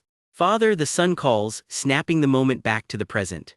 A messenger tracks him down. "Son of Atland Kill, a message has arrived from the palace." The seal on the letter looks official, and not the good kind of official. He takes it, already bracing for bad news. "They're holding the coronation immediately," the letter says, and the son's composure cracks on the spot. The shock does not last long. It curdles fast into something colder, a slow smirk creeping in instead. Somewhere else in the palace, a figure moves down a darkened hallway with clear purpose. Ahead, a door stands open onto a staircase leading straight up to a throne. The footsteps do not slow down for a second. Arsenault steps up toward the throne herself, every bit as composed as everyone keeps saying she is. "Very well," she says, cool as ever. "Let's see which of us wins. Let's try it." And that is exactly where this chapter leaves us hanging. At dawn, an attendant asks Arsenault if she'd like to look around the audience chamber too, one more room that's about to be hers. She walks alone down a cathedral quiet hallway, stained glass glowing overhead, every step echoing toward the throne room. Light spills out from the chamber ahead of her, like the room already knows what's coming. She stops at the threshold and stares down the empty throne from behind the seat that's about to become hers. Someone looks her over and gives a quiet nod. Looks good, she's dressed the part now, whatever that costs her. She steps up to the throne and speaks first, cold and quiet. Father, it's me. The camera pulls back on the man who once ruled from this seat, slumped over, lifeless, alone in the dark. She lays it out plainly. He was furious when she fled with her mother, and she knows exactly what came next. His men were ordered to kill her and bring only her mother home. But in the end, she says, it was you who died. And only I returned. Her face comes into full view at last, eyes blazing red with everything she survived. A man's voice cuts through the quiet. Far enough, someone's keeping watch, making sure she's not disturbed. In profile, you can just make out a faint mark near her eye, a scar from whatever happened out there. She turns to face the long cathedral hall. Whoever takes that seat, she lets the rest go unsaid. I hope you can see it clearly, even from the afterlife. She thinks a promise aimed straight at her dead father. Time skips ahead. She greets a dark-haired officer plainly. General, business has already resumed. The court assembles in its finest, ready for an audience with their new ruler. A new face steps forward. I'm Captain Wise Bombdman. I'll be in charge of your Majesty's security and movements from now on. Introductions go around the room, polite nods, careful greetings, everyone quietly sizing everyone else up. Wise tilts his head at her, a flicker of suspicion crossing his face. She calls him out on it. That's a rather displeased face you're making. Not exactly subtle, this one. The general snaps at him to show proper respect to Her Majesty. Wise grudgingly gives his title commander of the Titmouse Legion's 8th unit. In his head though, Wise isn't impressed, typical of the Laffy to pick a side this fast. He's not sold on hers yet. She asks the obvious follow-up, the Titmouse Legion, that's the Royal Guard, isn't it? She admits this is the first Laffy she's met here in the capital. Wise raises an eyebrow. Has she met one somewhere else then? Yes, I lived in the north for 2 years, she says, and Wise nearly chokes because no human is supposed to survive that climate. She waves it off. The town was livable enough, sitting on the southern edge of the region. Wise catches the name and freezes. Pomnos. Are you saying you lived in my hometown? He asks, stunned. Oh, you're from Pomnos too? Well, that's even better. She beams, and privately she's already thinking, what a catch. Worth knowing, the Laffy bond by city, not by nation, so their love for home runs deep, and so does their loyalty once you've got it. Being from the same place makes you practically kin, Wise says, visibly warming up to her. Of course, I lived near Mount Winham in the Angkak region, Wise says, getting nostalgic. Back home he sold smoked trout and malt mushrooms, and business was surprisingly good. She keeps him talking, feigning curiosity about why anyone would settle somewhere so remote. She lays the charm on thick. The sunsets back home are beautiful, aren't they? Wise agrees without a moment's hesitation. Off to the side, the general watches the whole exchange with an unreadable look on his face. She adds that her mother still lives there, looking after the Laffy children, a nice touch, whether or not it's entirely true. The rest of the court eats it up. Such a noble person, someone gushes. Alone with her thoughts for a moment, something tugs at the back of her mind. She remembers, 2 years ago, a light-haired man showed up out of nowhere, claiming to be from Parnassus. She turns sharp. Is he the one who's been trafficking lichens? Her mother apparently heard rumors of a human selling them off. The general corrects her fast. No, it was the old king who'd secretly been helping the lichens. Her eyes go wide. He's just admitted that out loud in front of everyone. She turns to Wise. Don't the Laffy despise the lichens generally? Of course, Wise sneers. Filthy, uneducated beasts. All brawn, no use for brains, he adds, which is exactly why he personally ran them out of his hometown. From Pomnos to other lands, she repeats back to him, letting that sink in. Her jaw drops a little. His whole goal was driving the lichens out entirely. Exactly, Wise says proudly. I worked my bones off for that beautiful city. Wise drops to one knee. I am Wise Bombdman, eldest son of Chief Omnu of Pomnos. From now on, I'll serve your majesty with all my devotion. She just smiles and puts a finger to her lips. The second he's gone, her smile drops. Sorry for lying, she thinks, but I need Wise's strength right now. Turns out the whole hometown bit wasn't exactly true. Word comes in, Duke Kiel is massing troops near the capital. It's treason, plain and confirmed. How many soldiers? Someone asks. Around 2,000 comes the answer. She's not buying it, too few, she says. He's not the kind to act with so little. She orders a search for whatever forces he's hiding. The Laffy comb the mountains and the tunnels underground and come up empty. The general points out most of the Duke's land is flat, open plain, nowhere obvious to hide an army. She leans in with a knowing look. Then it seems you don't know what Duke Keel's greatest weapon is. She poses a different question. Where do smuggled goods usually change hands around here? The general puts it together out loud. If it's the Duke's weapon, Port Mayor Harbor. On board the ships, she finishes for him. Wise's face goes pale as it clicks into place. Don't tell me, inside those, he stammers. Cut to Port Mayor Harbor itself, ships lined up quiet under the night sky, hiding exactly what everyone's afraid of. Somewhere far from all that scheming, the mood shifts. Soft, muffled crying drifts through the dark. Fireflies drift lazily through a quiet garden at night, the noise of the court a world away. And there she is alone on a bench, knees pulled to her chest, crying where no one's supposed to see. Footsteps approach behind her, quiet and careful. She doesn't turn around. The general's voice soft, so this is where you've been. She wipes her face and crosses her arms, doing her best impression of someone who definitely wasn't just crying. In a quiet garden hideaway at night, the king catches up to a familiar figure among the flowers. You were here, he murmurs like he's found something precious. Arsenault tips her head back to the star-strewn sky, lost somewhere between memory and wish. A tender flash of the king himself, cradling a handful of white daisies dressed in his finest blues. Somebody's got a soft side. Arsenault smirks that he's suspiciously good at tracking her down back in Pomnose and now. Some skills you just can't unlearn. She admits not many people even know this hidden path exists. The king recognizes it. Isn't this the road to Lady Ancilla's detached palace? Arsenault shrugs. Nobody uses it because nobody wants to ruin their fancy dresses. Priorities, am I right? She admits she takes this quiet way sometimes when she needs the peace. Arsenault flushes, caught off guard by how close he's standing. The king vows he'll personally track down the fugitive duke and tells her to rest. She fires back that as king, he can't just dump everything on the Grand Marshal. They walk on together through the moonlit woods, the silence between them easy for once. She says his name softly, Walter. His eyes narrow, already weighing the danger waiting for him. For a moment they just stand there, close, cheeks warm in the moonlight. Even the king can't keep a straight face around her, busted. Cut to Arsenault with a sly little smile. I have a favor to ask, she says, and you already know that means trouble. The palace is decked out in gold and red carpet. Coronation prep is officially underway. Footsteps echo down the grand hall as dignitaries gather far below. Arsenault stares out over it all, sighing that the coronation is tomorrow. It's really starting to feel real. Someone asks if she's worried. She pauses a beat too long before answering.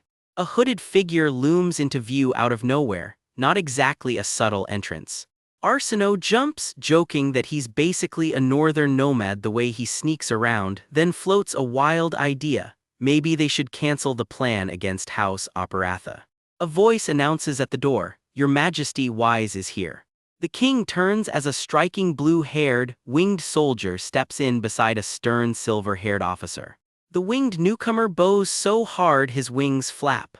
Your Majesty, it's an honor. He introduces himself as Napari Hoya of the 8th Division, Dingobai Legion. Before he can even finish, a hot-headed cat-eared soldier comes barreling and shouting about the Legion.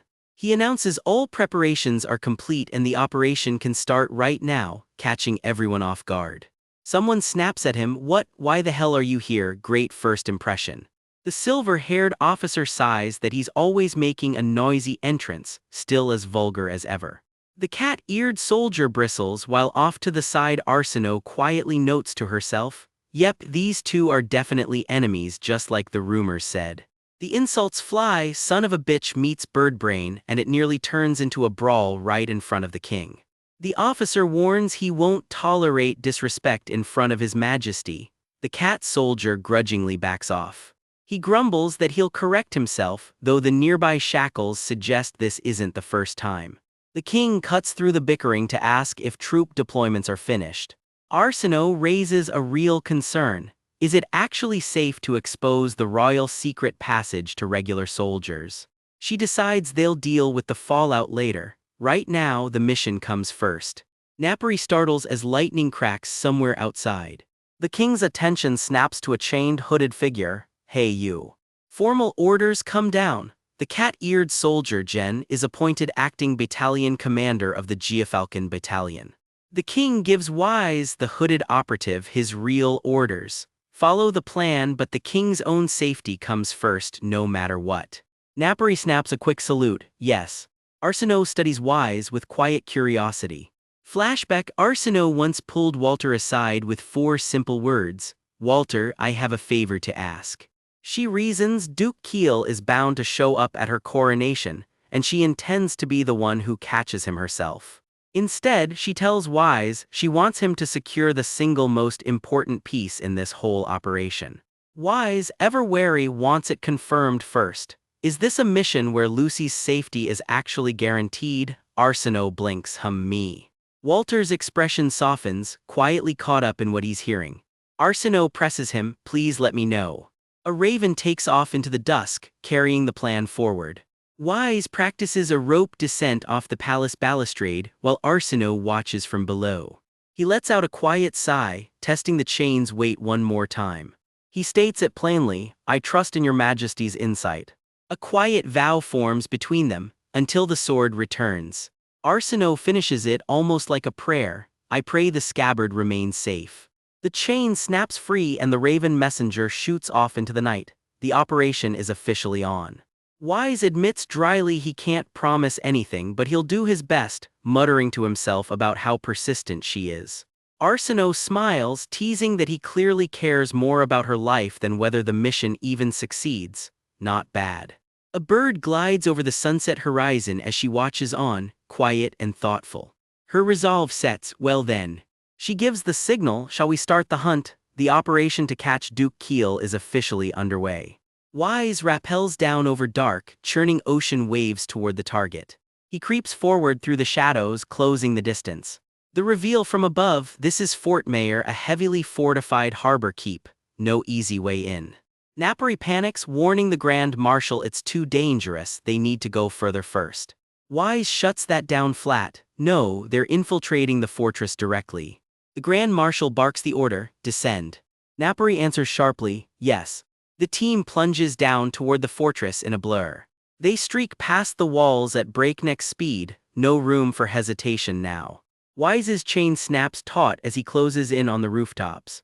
He lands hard on the stone battlements, silent as a shadow. Below, a guard freezes, catching sight of him a split second too late. Wise drops him with one clean, silent punch. The guard crumples, his sword clattering uselessly against the stone. A second guard tries to raise the alarm. Intruder he doesn't get to finish. Wise silences him with a swift, brutal strike. For a flash, fear floods the guard's face before everything goes dark. From above, 2 guards now lie knocked out cold along the walkway. Clean work. Wise presses on alone, deeper into the fortress. He flashes back to Arsenault brushing off the danger earlier. If she gets caught, she'll just die, no big deal. Somehow that joke does not help. His face hardens with resolve. The second he secures the target, he's coming straight back to her. Night falls over the royal palace, and deep inside the grand cathedral hall, a candlelit aisle stretches out waiting for something big. 2 figures slip quietly down that aisle, tiny against all the gold and marble. Whatever they are doing here, it's definitely not a public appearance. The banners hang dead still in the empty hall. Nothing to see here, folks, just 2 royals hiding out where they really shouldn't be. Wise drops down silently to join her, smooth landing. Less smooth, the queen immediately ruins the stealth with a jaw-cracking yawn. Somewhere nearby, a guard's voice rings out, frantically calling for your majesty, completely unaware she's hiding just a few feet away. Arsenault hisses at Wise to keep it down since they went to all that trouble to hide, then immediately undercuts herself. No one's around anyway. Wise asks if she's nervous. She admits it just a little, which, given what she's about to pull off, might be an understatement. Wise just shakes his head. he's never heard of, let alone seen, a plan this reckless. Arsenault checks the time. It's only 3 o'clock, plenty of time to relax before the fireworks start. Wise lets out a long breath and rubs his temple. Living with a self-proclaimed genius is exhausting work. Her attention drifts to the blue stone hanging around his neck on a cord, something new, and clearly not just jewelry. She can't stop staring at it. Not exactly subtle, Your Majesty. Wise calls her out. She might as well just admit she wants to touch it. Caught red-handed, Arsenault admits it. She's never seen a coolant stone up close before. Wise tells her she's been staring non-stop and offers a real look. It won't cool below body temperature anyway, so no harm done. She asks if he'd really collapse from heatstroke without it. Turns out the central region's climate is brutal on the Laffy. These stones are apparently worth more than diamonds. She's honestly impressed he can afford to keep an entire Laffy legion running. No one, she figures, would trust their life to something the size of a pea. Fair point, they both agree. Still, something about it nags at her. That's exactly what makes her wonder. She finally just asks him outright, Wise, why are you really here? A free-spirited Laffy, and the chief's own son besides, what could possibly drag him all the way out here? She points out he could have been living comfortably back in Pomnose this whole time. He brushes it off. Not many Laffy chase wealth or glory, and it's not that important a story anyway. She's not buying it. Tell me, she insists. Before he can answer, someone bursts in shouting, Your Majesty, saved by the interruption. How convenient. A messenger reports 8,000 enemy troops on the move, 4,000 each toward command headquarters, and the royal palace numbers and direction exactly as she predicted. Wise slips off, muttering he'll hear the rest later. She calls after him, Is the road to the palace clear? All civilians evacuated, comes the answer. Good, everything's going to plan. They're going to lure the enemy straight into the palace. As for their commander, Curdle, clever, sure, just nowhere near her level. I'm a genius, she says simply. We're not losing this one. Time to give the order. Jen, she says, go wild. Yes, Your Majesty, Jen replies, already grinning. Footsteps creep through the dark. Somewhere out there, something is grinning right back. Come out, you bastards, Jen snarls into the night. It's finally their time. A shadow drops out of the sky straight at him, the enemy's opening move. Fight like your lives depend on it, Jen roars, then sweetens the deal. Every kill earns a serving of lamb ribs. Priorities, am I right? Our favorite cat-eared commander grins wide, more than ready for what's coming. Meanwhile, at a fort just outside the capital, someone drops in quietly under cover of night. Your Excellency, are you all right? Someone asks urgently, clearly worried. Meet Curdle, the enemy's commander, and not looking too steady on his feet. He waves it off. Just a bit dizzy, he says, don't make a scene. He steadies himself. The advance squad should already be hitting command headquarters, he notes, the plan's going smoothly. All forces advance, he orders. They need to reach the royal palace before sunrise. Yes, sir, his soldiers snap back in unison. Rows of troops march over the hills, the capital's lights glittering in the distance below. A knight steadies his visibly unwell commander. We'll escort you, Your Excellency, he offers. Someone mutters, half impressed and half bitter, about just how well the other side prepared behind the scenes. Curdle leans in a window, watching the night sky, turning his own plan over in his head. Here's his real move. He deliberately let enemy scouts spot only 2,000 of his men. Let her think the capital's army can actually handle this. Not a chance, comes a cold reply from somewhere else entirely, like the universe itself is already arguing back. His real plan, once they're inside the palace, burn the illusion herbs and put every lichen soldier to sleep. But then, his knight points out, won't that put their own lichens to sleep too? Curdle just smirks, they barely have any lichens on their own side anyway. Cold, very cold. Understood, Your Excellency, the knight replies, clearly not thrilled about it. If he can just get inside the palace and capture that woman, Curdle thinks this whole war is over. Bold words for a guy about to have a very bad night. Panic breaks out as the illusion herbs hit. Damn it, someone screams, run. Get them, the enemy shouts, charging down on the fleeing soldiers. One soldier cries out through tears, everyone inside, they have to protect His Majesty. Battalion commander, what do we do now? One of Jen's men begs, grabbing his arm. A soldier's hands shake as the herb's effects seem to kick in. Are we? He mutters, trailing off. Turns out it's all an act. Jen just grins that good at pretending, you're going to go broke buying all those lamb ribs you promised. Quiet, Jen barks, keep the chatter down and go gather more men. Then, louder, for the enemy's benefit, retreat, run as far as you can. An enemy soldier covers his nose, muttering curses about the illusion. Herbs totally convinced the trick worked. Covering their noses won't buy them much, Jen figures, maybe 10 minutes tops. He plans to end this well before then. One mistake is all it takes. Jen cuts down the overconfident enemy soldier in a single decisive strike. The enemy crumples to the ground, sword clattering uselessly beside him. Turns out the sleepy act was the real trap all along.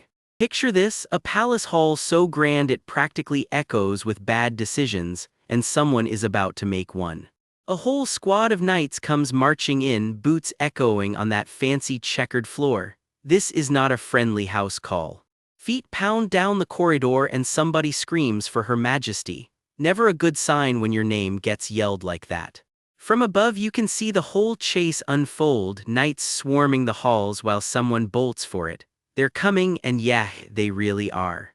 Arsenault takes a second to tell Jen he did well and to get somewhere safe. Sweet moment, terrible timing. Under the stars, one of her people thanks her properly. Turns out surviving the night comes with manners intact.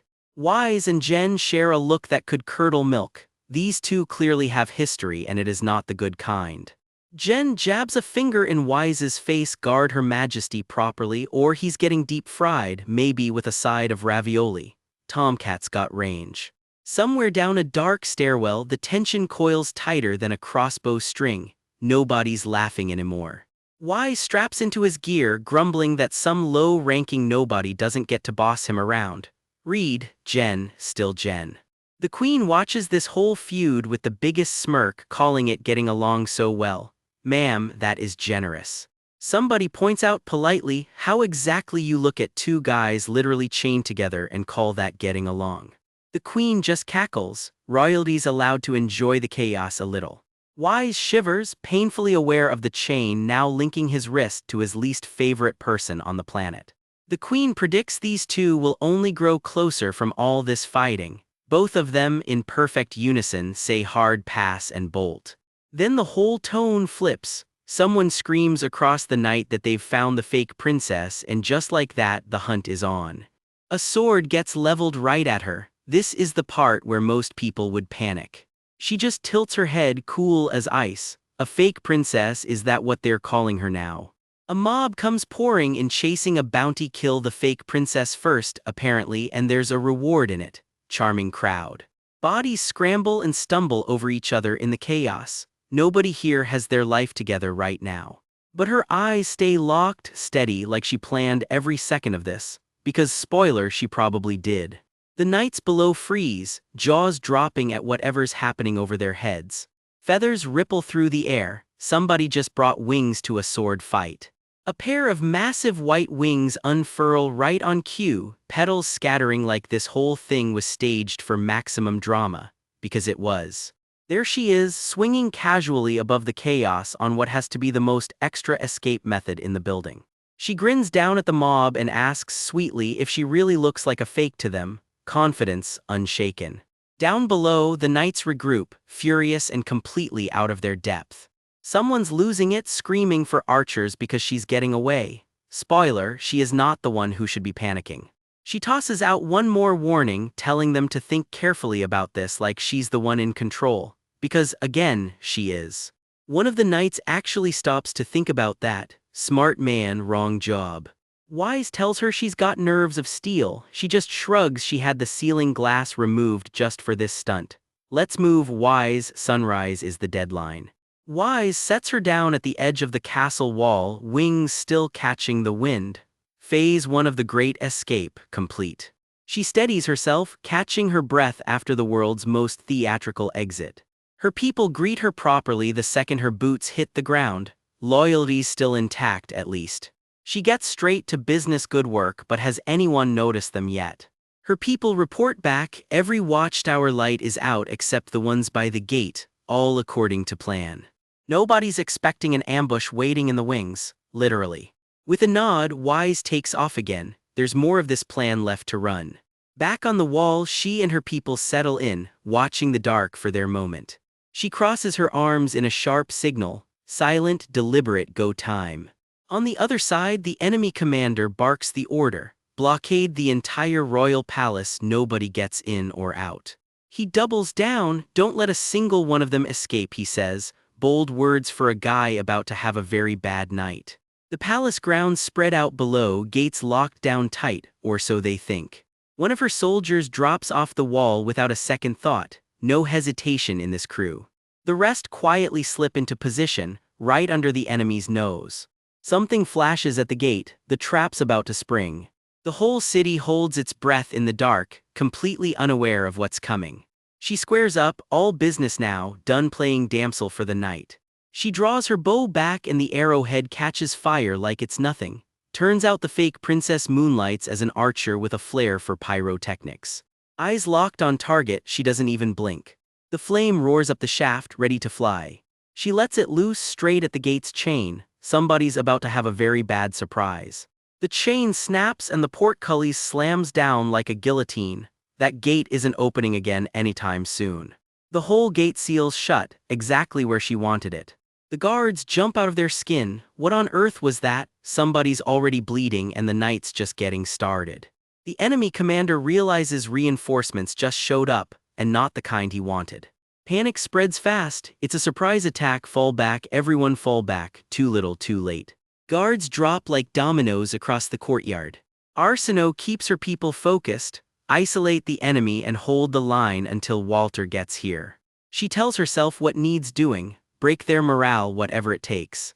Word comes in that the Rappy squad is closing in, cavalry's arriving right on schedule. Wise and his flying squad swoop in, hauling their people through the sky like this is just a normal Tuesday. One by one, they're lowered safely into the fray.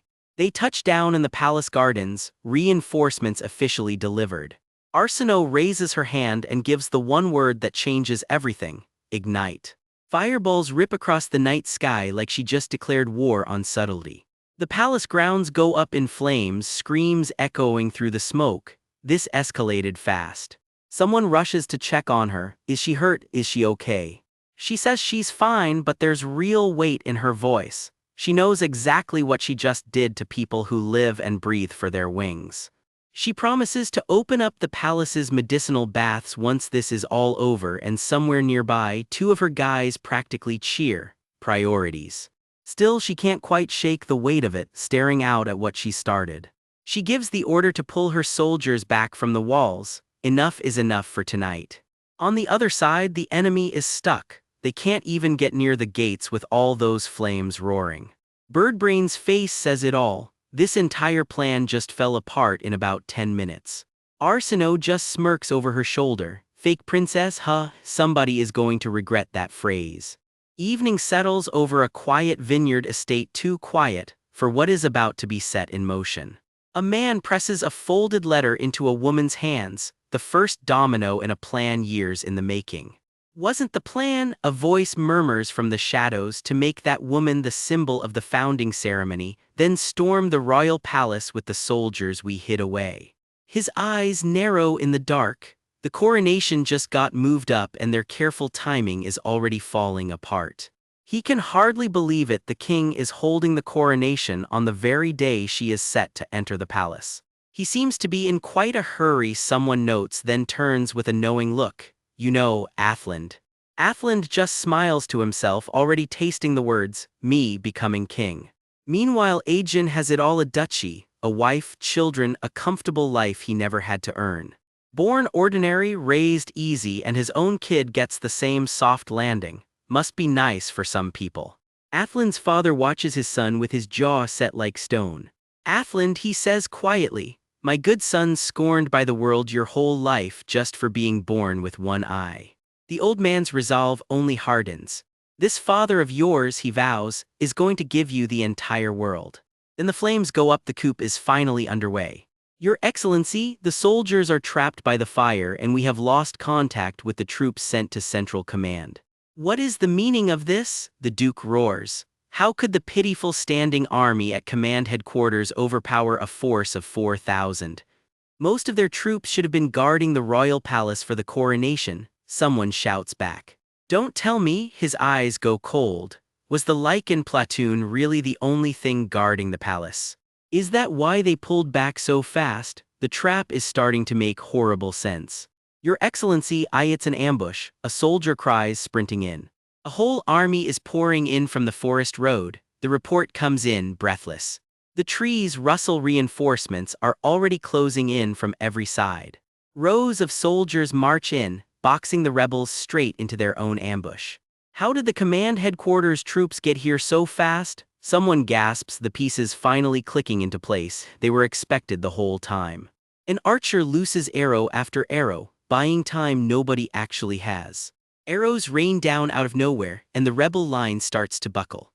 Steel meets steel across the courtyard as the ambush turns into a full slaughter. Fight back, don't run, someone screams, though even he knows there are too many of them, so many. A blade drives clean through armor. This is not the coup anyone planned for. A soldier tumbles from a rooftop, one more body added to a pile that keeps growing. From above, it is carnage, bodies falling faster than anyone can count. The rebellion is being carved apart in real time.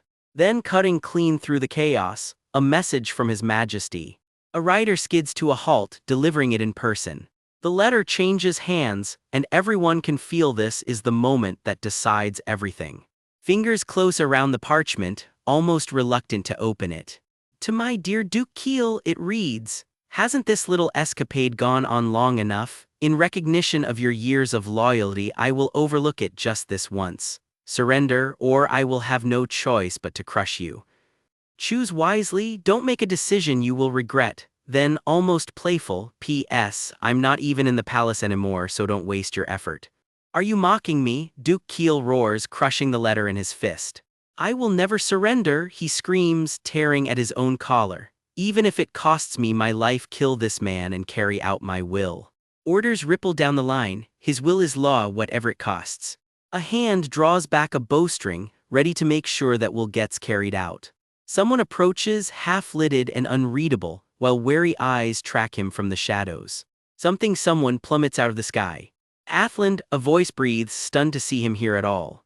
A hooded figure presses a blade to Athland's throat, turning him into the perfect leash on his father. What are you doing? Release my son right now, Duke Keel bellows. You of all people should know which way this battle has turned, the hooded man says coolly. The blade presses in, blood beads along Athland's throat. No, Duke Keel's voice cracks completely. Please, he begs, please don't do it. Or will you keep resisting, the hooded man asks, and watch him die? Athland grits his teeth against the blade, refusing to give either of them the satisfaction of panic. You of all people should know which way the battle's turned, comes the reminder again, and this time it lands. You've lost, the hooded man says simply, admit it. Duke Keel's face goes slack, there is nowhere left to go. Father, I'm sorry, Athland chokes out, I'm sorry, my lifelong dream. My will, Duke Keel thinks hollow. It sinks away so meaninglessly, just like that the rebellion is over. Two figures walk off into the dusk, and an entire coup ends not with a battle won but a father's surrender. Somewhere far from the carnage, sunlight filters through the trees over a much quieter path. Why would the royal family's secret passage connect to a place like this? Someone wonders, eyeing a rundown little cabin. Inside, the hideout is exactly as dusty and cramped as it looks. You've got a strong stomach, Your Majesty, Heiberg says, giving her a sideways look. We should be thankful to have anywhere to hide at all, Arsenault points out, though it seems a soldier like you can't handle this sort of thing. Being a soldier doesn't mean I only deal with filth, Heiberg shoots back, and I absolutely despise bugs. Oh really? Arsenault grins, holding something up. Look, it's a cricket. Cue the screaming, not exactly composed knight behavior, but nobody's judging much. Chaos briefly reigns in the cellar over one very unimpressed bug. You look like you want to hit me, Wise teases. The silence that follows says it all. Is it that bad? My apologies, Arsenault laughs. Seeing one after so long just brought back a flood of memories. What kind of memories could you possibly have with a cricket, Your Majesty? Have you ever eaten one of these? Would you please stop teasing me? Heiberg grumbles while Arsinoe just grins wider. I'm not teasing, she says simply, and something about the way she says it makes clear she means every word. For a second the laughter cracks, and something heavier surfaces underneath it. The memory of everything they just survived isn't so easy to laugh off. One of them slumps, exhaustion and grief finally catching up all at once. Arsinoe watches him quietly, her usual sharp wit nowhere in sight. A knock at the door breaks the moment someone has found their hideout. Arsinoe straightens, a coy little smile sliding back into place like armor. Come in, she says, and if that invitation carries a little extra heat, well, that's a story for another chapter. Your Majesty, the pounding on the door echoes through the dark barracks. Something big just happened. She's barely awake, but that little smile says she already knows good news is coming. Come in, she calls, straightening herself before the door swings open. The door bangs open before she's even finished the sentence. An officer bursts in straight from the front lines with word she's been waiting for. The Duke has admitted defeat. The Grand General is already marching him and the hostages back to headquarters as we speak. We've won, the officer beams. Your Majesty, you are victorious. Relief and disbelief hit her all at once. For one long moment the war is finally, actually over. Right? Someone murmurs like they need to hear it out loud to believe it. It's over. The winged warrior wise all but collapses on the spot. I'm getting some sleep, wake me in 2 hours. 2 hours come and go and go and go. Somebody's got an awkward wake-up call coming. While the battlefield finally goes quiet, somewhere far off in golden light, life at court carries right on. The scene shifts entirely. Welcome to the Imperial Palace. The halls are being dressed up for a big night, chandeliers polished, every corner gleaming. Word around the palace is simple. No matter what anyone says, Lady Arsinoe is going to be the star of tonight's banquet. Every curl gets fussed over as the staff put the finishing touches on her hair.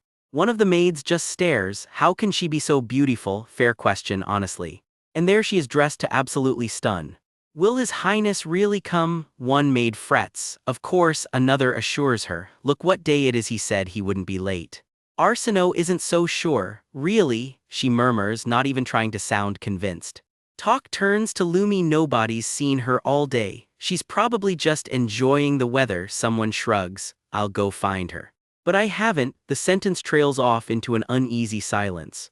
Then, out of nowhere, happy birthday, Arsinoe. A bouquet of tulips appears right in front of her face. Your Highness, she breathes, caught completely off guard.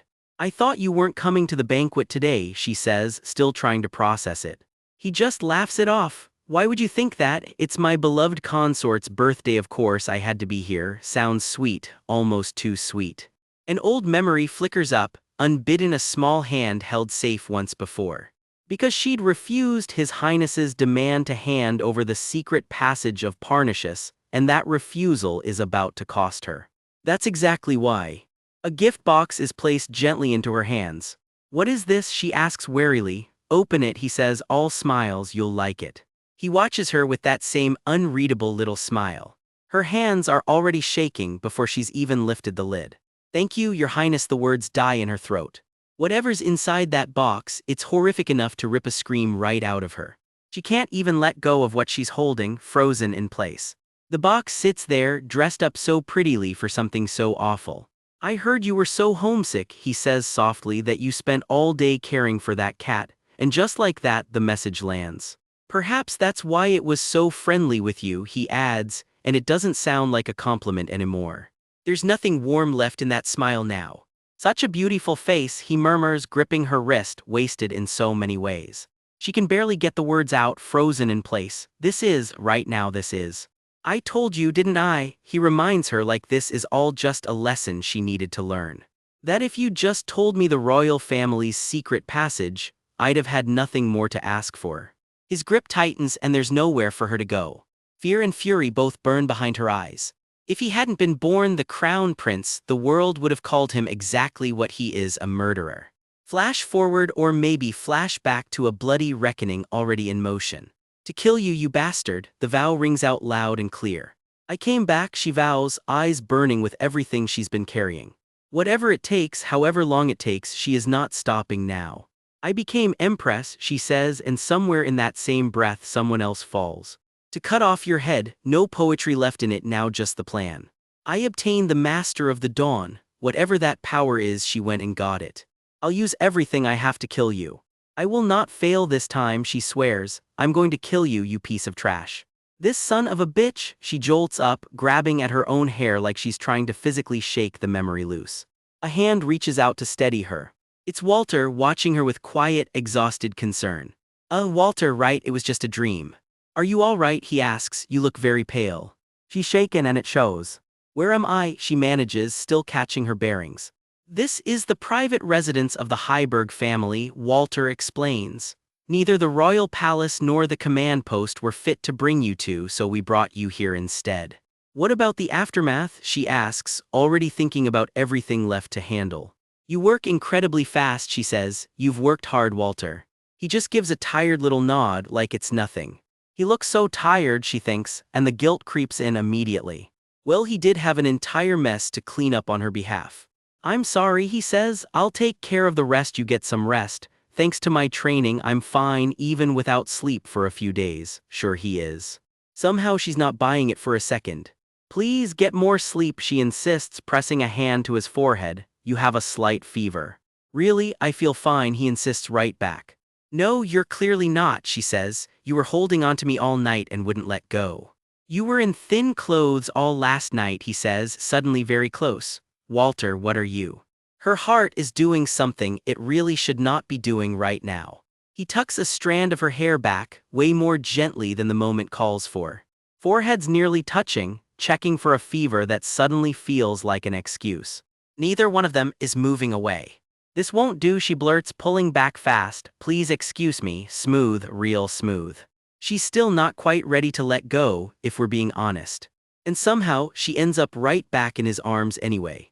Morning settles over the estate as our story picks back up. A lone figure slips along a garden balcony, back from wherever the last chapter left her. She had rehearsed 100 things to tell the queen, and just as many questions she never got the chance to ask. Morning light creeps across the sheets as she finally stirs awake. The queen just holds her gaze, grateful beyond words that her daughter came back in one piece. Heiberg rubs at his own neck, looking anything but fine after everything that just went down. She fusses over his collar like a worried mother hen, grumbling that he has got her acting like she is 4 years old. Somebody wants to know exactly how he pulled 2,000 troops out of thin air to guard the royal palace. Word of the ambush that almost happened is already making its way through the palace halls. She figured he would never be reckless enough to charge a force twice his size, and turns out she was right.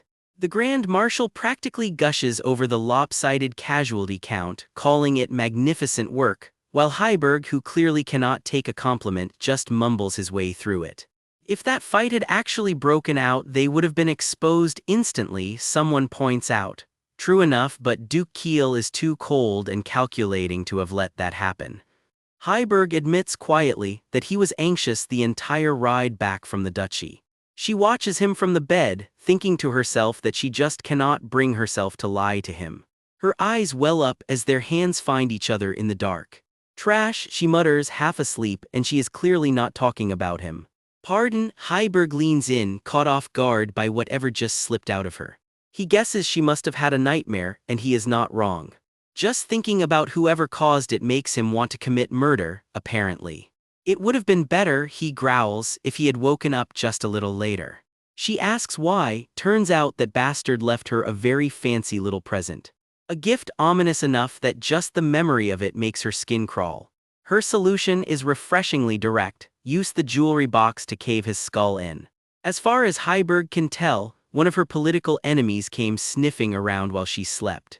She tells him flatly that he does not need to handle this one personally. He is not really asking permission. Her enemies are his enemies now, and he plans to bring back a head to prove it. Just tell me who it is, he presses, done playing games. She flinches, caught somewhere between a memory and the present. Her expression hardens, calculating something he cannot quite see. In her head, she is already asking the real question: does he actually want her to go kill this guy? One name almost slips out, Alec. Lucy, are you feeling all right? He asks, pulling her back to the here and now. The real name finally comes out, Walter. He wants to know exactly where she learned to seduce people like that. Do not say you will bring her his head, she teases, that kind of talk makes a girl want to marry you. Yes, he shoots back, very much interested. With a face like that, she warns him he had better get out now if he does not want to get jumped.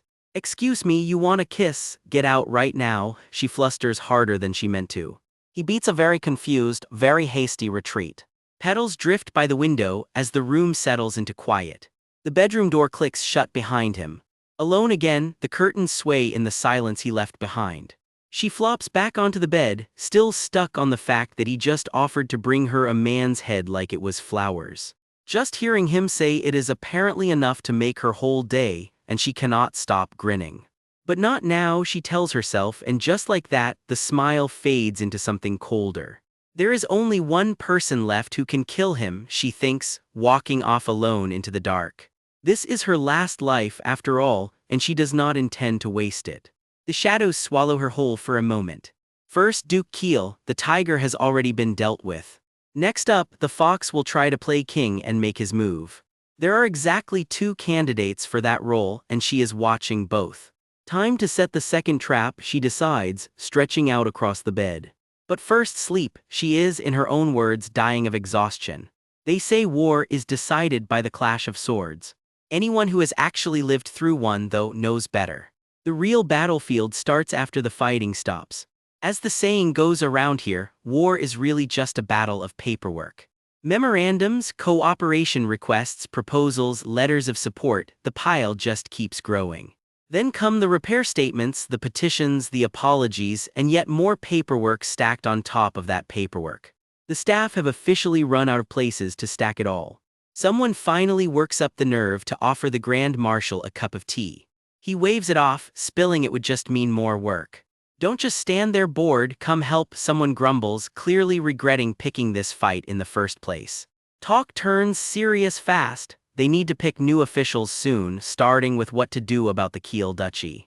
Heiberg's eyes narrow as he reads over the proposal. Duke Kiel's punishment has finally been decided. He has been reassigned as a cleaner at the temple north of the royal palace. Someone cannot quite believe it, that Kiel scrubbing floors.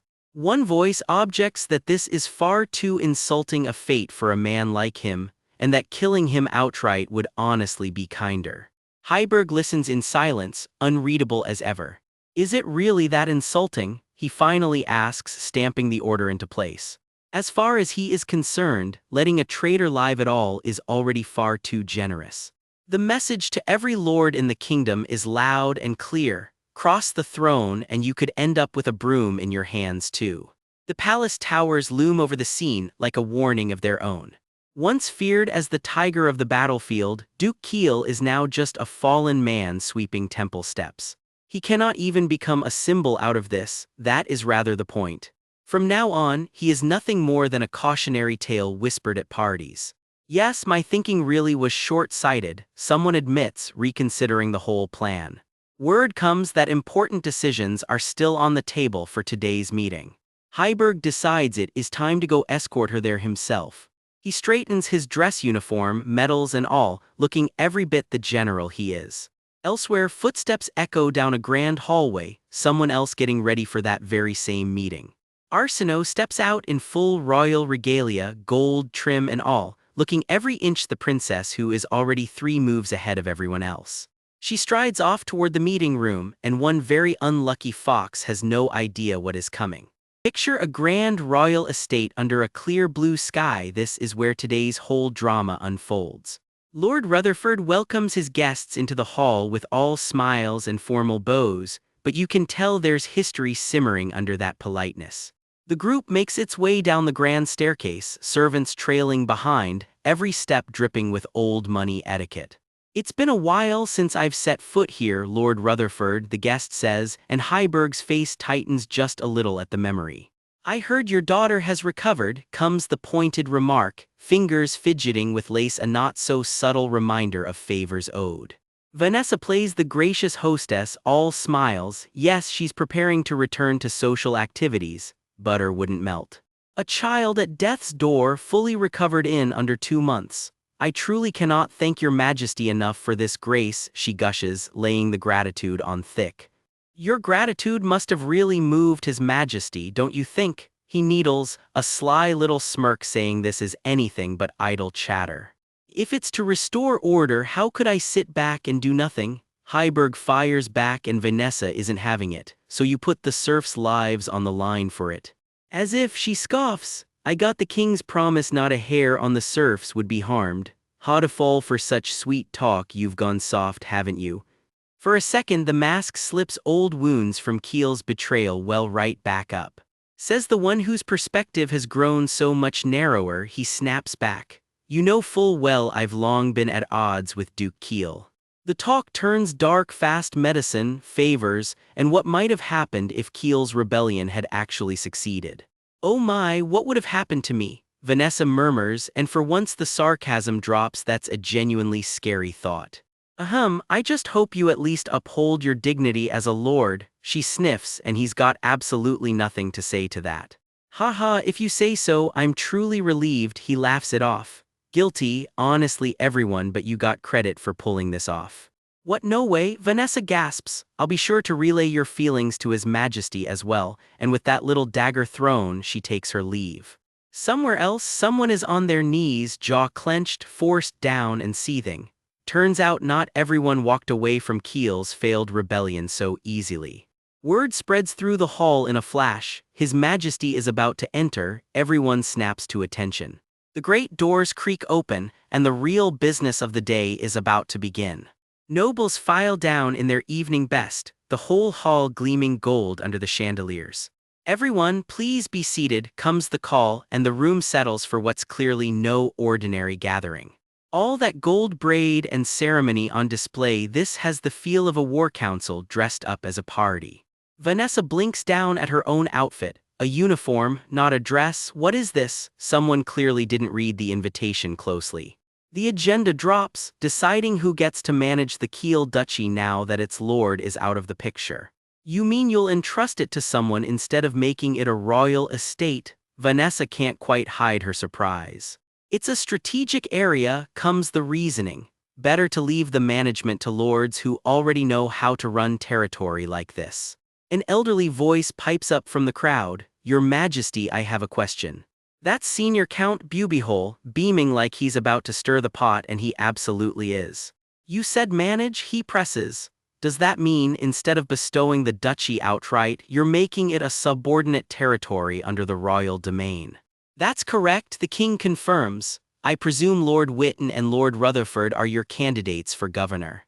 Am I right? The old count's got sharp eyes for someone who plays the fool so well. A quiet hum passes between rivals. Everyone in that hall already knows exactly where this is headed. How about joint rule by the two lords? The king proposes and the room collectively goes, why? The West Sea is infested with pirates, comes the blunt answer. One lord alone won't cut it. It'd be difficult for one lord who already manages his own territory to handle it alone. The people there, so attached to their land, would find that easier to accept too. One of the lords mulls it over, weighing the offer in silence. A slow smile creeps in. Somebody's already doing the math on what this could mean for them. I'm getting unexpected help from them. The thought lands like a gift nobody saw coming. Memories flash of soldiers and old rivalries, the kind of history that makes unexpected help feel a little suspicious. If they are jointly responsible, it belongs to neither. Someone reasons coldly. Divide and conquer, dressed up as fairness. Even a small problem gives grounds to call both to account, the king notes. As you say, the two lords will jointly govern. Decision made. The king sits back, looking rather pleased with his own cleverness. However, Count Bubihole cuts in with that same sly grin. He's not finished yet. Divide the territory and split the revenue from each, half to the crown, half to whoever's in charge. There it is, the real catch. Half. Vanessa's jaw drops. That's a much bigger bite out of the profits than anyone expected. Bring a map of the duchy, the king orders. Time to see exactly what's up for grabs. The map unfurls, marking out Fort Mayer's port along the coastline. All that's left is the western coast with Fort Mayer's port, And just like that, everyone realizes exactly what prize they are really fighting over. This is a gold mine, I have to win it. One lord plants his flag on the map before anyone else can even blink. I'll take the west, Vanessa jumps in first. My territory already faces the sea, I'm confident I can manage a port. Quick on the draw, that one. Don't be ridiculous, comes the immediate objection, so much for a calm negotiation. Do you think Fort Mayor is just some country port? This place is crucial for trade and diplomacy, both the governor needs real diplomatic skill. Country port, Vanessa mutters under her breath, unimpressed. That's exactly why I'm the right person. I was the first to establish diplomatic relations with Lafai City, and I've held salons for cultural exchange with our neighbors ever since. Receipts, please and thank you. Bragging about diplomacy in front of someone who was literally a diplomatic ambassador, comes the smug little jab. You're quite the interesting one, Lord, Vanessa says, and that smile is doing a lot of heavy lifting to hide how annoyed she is. True diplomacy is done with your own 2 feet, she fires back, eyes blazing. This negotiation has officially become a duel. Enough, the king finally slams the brakes on the whole shouting match. Both of you calm down and take your seats. Recess before this turns into an actual brawl. Fort Mayor, yes, it's a vital strategic location beyond comparison, someone concedes, cooler heads prevailing at least for now. So this place, even in the quiet, you can feel everyone recalculating just how much this port is really worth. The 2 rivals sit across from each other, tension thick enough to cut with a knife. The profit from this port alone matches a year's revenue for many other territories, comes the reminder, no wonder nobody's backing down. Between Rutherford and Whitton, the king lays it out plainly. The rivalry finally has an official name. Between, Vanessa's whole face goes slack with shock. She really did not see that pairing coming. I'll think it over until the next meeting, the king announces, all smiles, leaving everyone dangling. Pardon, comes the collective dumbfounded reaction. That's it, that's the cliffhanger. That's all for this session, see you at the next meeting. And with that, the king's already halfway out the door. The hall empties out, everyone left standing there a little stunned by how the day ended. The scene drifts out to a quiet garden, sunlight filtering through the trees, a welcome change of pace from all that political sparring. Arsenault lets out a soft, satisfied little laugh, turning something over in her hands like she already knows exactly how this whole game plays out. A rustle nearby catches her attention. I keep thinking about the 2 of them, her companion admits, still clearly stuck on the council's decision. There's something I'd like to ask, he says. What is it? Arsenault replies, giving him her full attention. The Kiel Duchy is incredibly valuable. I don't understand why you'd intend to entrust it to the 2 of them, he finishes. Arsenault just tilts her head, that is, He watches her closely, waiting, clearly not buying the innocent act for a second. Are you curious? She teases, eyes sparkling with mischief, clearly enjoying making him wait for it. Walter's got something on his mind, and out on a quiet forest ride, he finally decides to ask it. It is about Duke Kill's old territory, seriously valuable land, and Walter cannot figure out why Arsenault just handed it off to 2 people who barely seem to want it. She mulls it over on horseback, giving nothing away. Is all she offers, letting the question hang. Something flickers behind her eyes for a second, a private little thought she has no plans to explain. You're curious, are you? She finally shoots back, turning the question right around on him. Caught off guard, Walter backpedals fast. My apologies, I didn't mean to sound doubtful. She waves it off. His question actually helped her sort out her own thoughts, she admits, riding close beside him.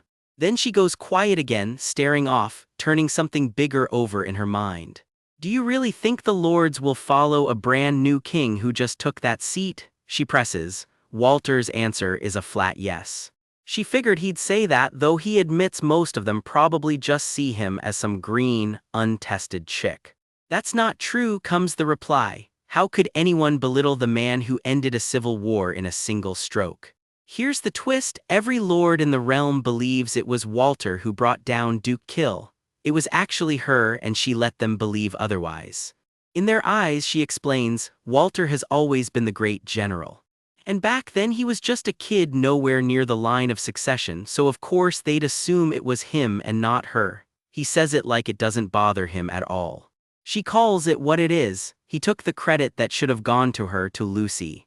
He's completely fine with it because he arranged it that way on purpose. What happens, he wonders aloud, if people keep thinking she's just some clueless girl who doesn't understand the world? The lords will lower their guard around her without even realizing it. Playing the fool isn't an accident on his part, it's strategy and it's protecting her. Her mind drifts back. A memory surfaces, a voice she once knew telling her, "Don't lose heart."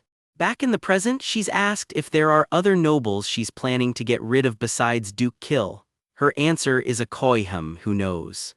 Her thoughts turn heavier. Across her repeated lives she has met countless people. Some of them wore a different face every single time she lived through it all again. Others never changed, no matter how many lives she burned through. And the man riding right beside her now, he's the one who never changed. The memory pulls her somewhere darker, a night she's tried hard not to think about. A castle burns against the night sky, Parnassus under siege. In that life, Walter held the line, defending Parnassus against the full weight of the imperial army. He fought until the very last second of his life. That is the kind of loyalty she has never been able to forget. The same thing happened in all three of her past lives, she realizes. But what about everyone else, the other lords? Most of them, she remembers bitterly, were too busy running for their lives to fight for anything. Some just surrendered the moment things got hard. And some went even lower, leaking secrets to the enemy. One noble, she recalls, spent an entire lifetime playing spy. Two faces flash through her memory, a woman and a man who sold out their own country. Which brings her to why she's really out here today. She needs to confirm whether that same man is about to betray his country all over again. The group presses on, and finally they arrive. Stepping out into the light, Arsenault squints. It's almost blinding out here. There's one more thing on her checklist today. Confirming the identity of the one who stayed the same, the person who stood with Walter and defended Parnassus until the very end. Their destination reveals itself, the temple of the so-called nameless god. A priest greets them formally the moment they arrive. "I greet your majesty, priest number 61 will guide you from here." The young priest bows low, promising to serve her with total devotion. Someone shoots the boy a sideways glance, clearly sizing him up. A little spark of amusement passes between the group. This should be interesting. Their guide leads them deeper into the temple. "If you go this way, you'll find the chapel," he tells them, and the group files past. Inside, a towering golden statue of the god looms overhead, radiant, faceless, ancient. The priest explains the order's core belief. Monks who serve the nameless god cut every tie to the mortal world, and when they devote themselves, they give up even their own names. "Ah, so that's why they shave their heads," Arsenault realizes out loud, eyeing the bald priest beside her. Hair, the priest explains, is seen as a leftover piece of the past, something that breeds attachment and delusion. They call it a byproduct of profanity and look down on it completely. Someone points out that's a tough concept for Leify to grasp, seeing as his hair is, well, rather fluffy. Leify, the group's silver-haired, winged tagalong, freezes mid-step. "Wait a second," he says, spotting a stray feather drifting down. "A byproduct of profanity," he mutters, clearly offended on behalf of his own feathers. Someone else recalls a bit of trivia. Apparently the Grand General's own sword originally belonged to this very temple. "Really?" comes the surprised reaction, as the group wanders the temple grounds trading gossip. The young priest launches into the story. For the longest time no one could even wield that sword, so it stayed sealed away underground. But then he says, building the suspense like this. A triumphant fist punches the air, and gasps ripple through the room. It was Sir Heiberg who pulled the sword free, the one no one else could even budge. And here's the kicker, the temple's oracle had already declared it, word for word. The one who raises dawn shall return the nameless god's true name. Leify tilts his head. Wait, so nameless god isn't even his real name. The kid priest just shrugs, dead serious, who'd even name a god something like that. Then he turns and asks Leify point blank if he's a number 61 priest too. A beat of quiet passes, a stray feather drifting past a half-lidded eye. The prophecy isn't finished, though. Because of this master of dawn, the ancient painting warns, the god will finally reclaim his true name. The group can't resist teasing Walter about it. So you're saying the Grand General is the one fulfilling the oracle? The priest, starstruck, gushes that it's an honor to meet him in person. Walter, sweating a little, just wants to keep moving before it throws off the schedule. The temple's spires rise against the sky behind them as they walk on. The teasing doesn't stop.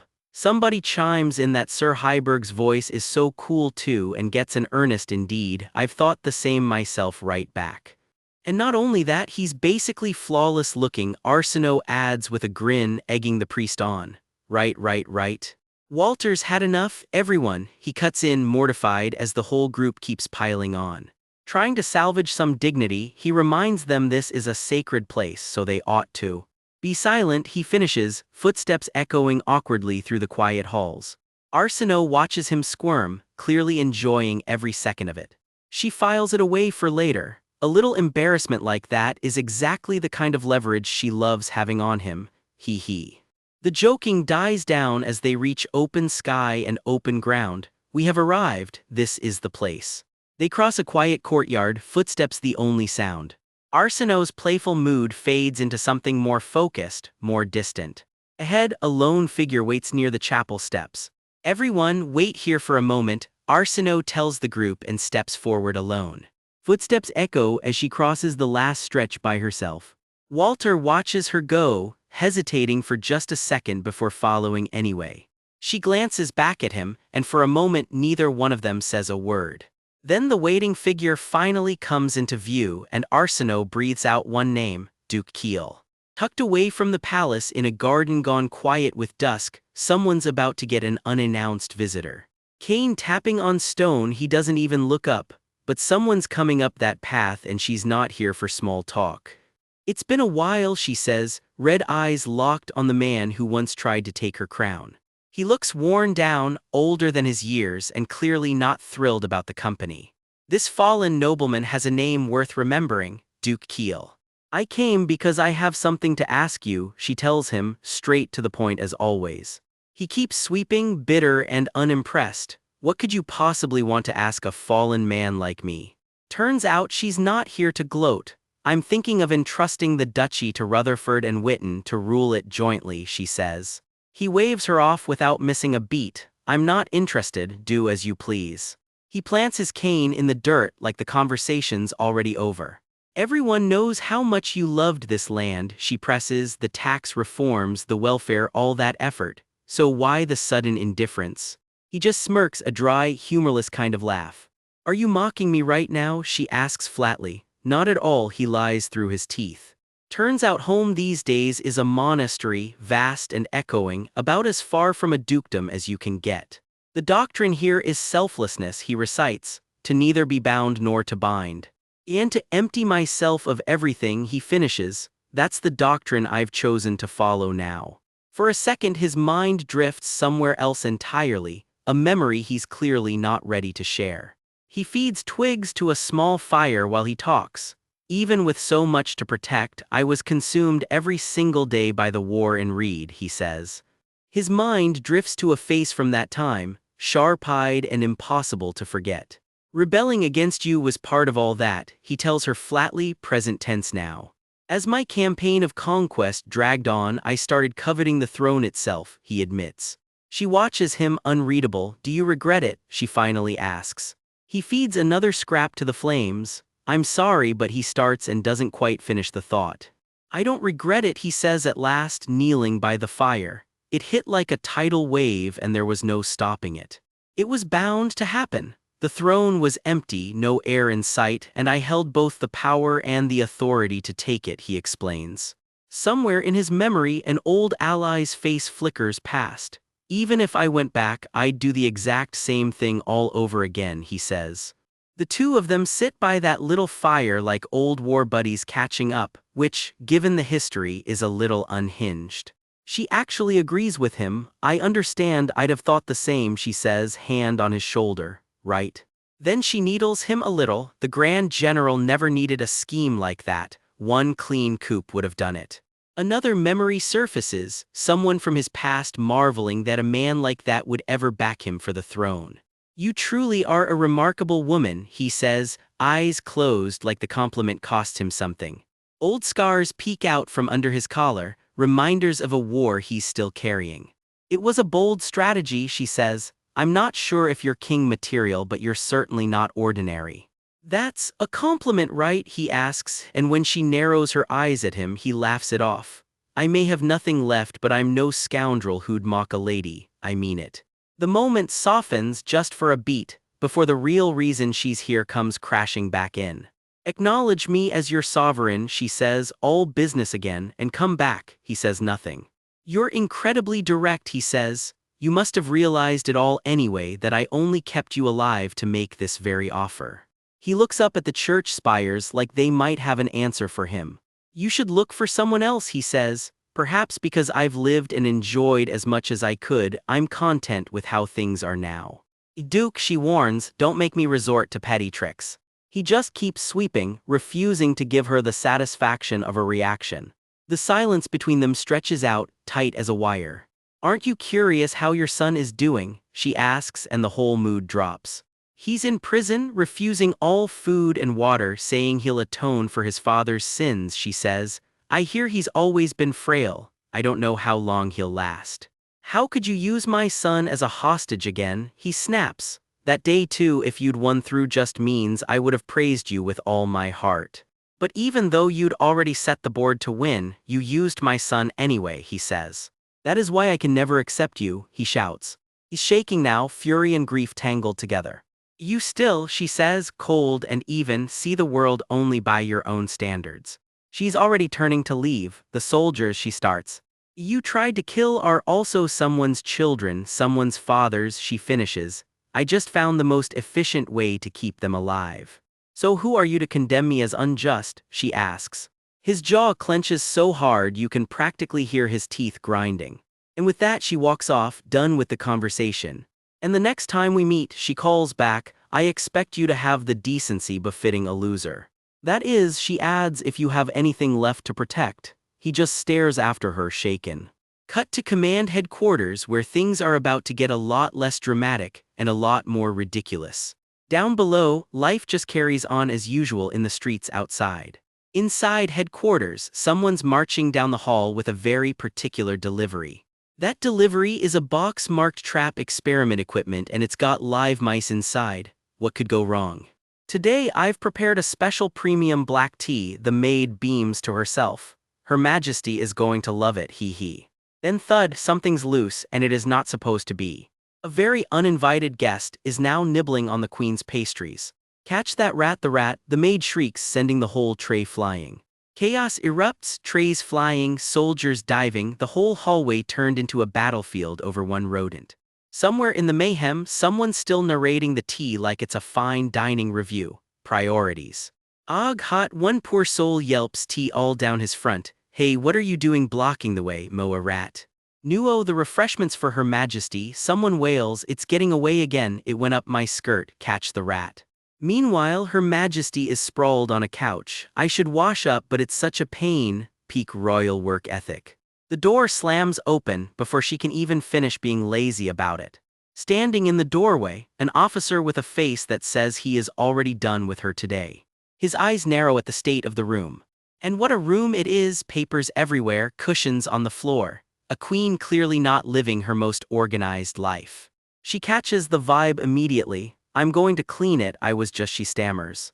I will call a servant, so please don't concern yourself, he says. More importantly, Your Majesty, I do believe it is time you return to the royal palace. I'm fine here, she says, waving him off. Don't worry about me. It's not Lucy who's the problem, it's the soldiers complaining about the inconvenience, he says. The palace has been ready for some time now. Please, leave. Behind closed doors, Walter's fielding complaints, and he's quick to clarify. It's not Lucy causing the fuss, it's the soldiers. He tells her straight up the palace has been sitting ready for ages now, so could she please just move in already? Lucy's whole face short-circuits at that one, swirly-eyed and sputtering like he just asked her to give up chocolate forever. Walter slumps on the couch, dragging his feet, admitting the honest truth. The palace just doesn't feel like home to him.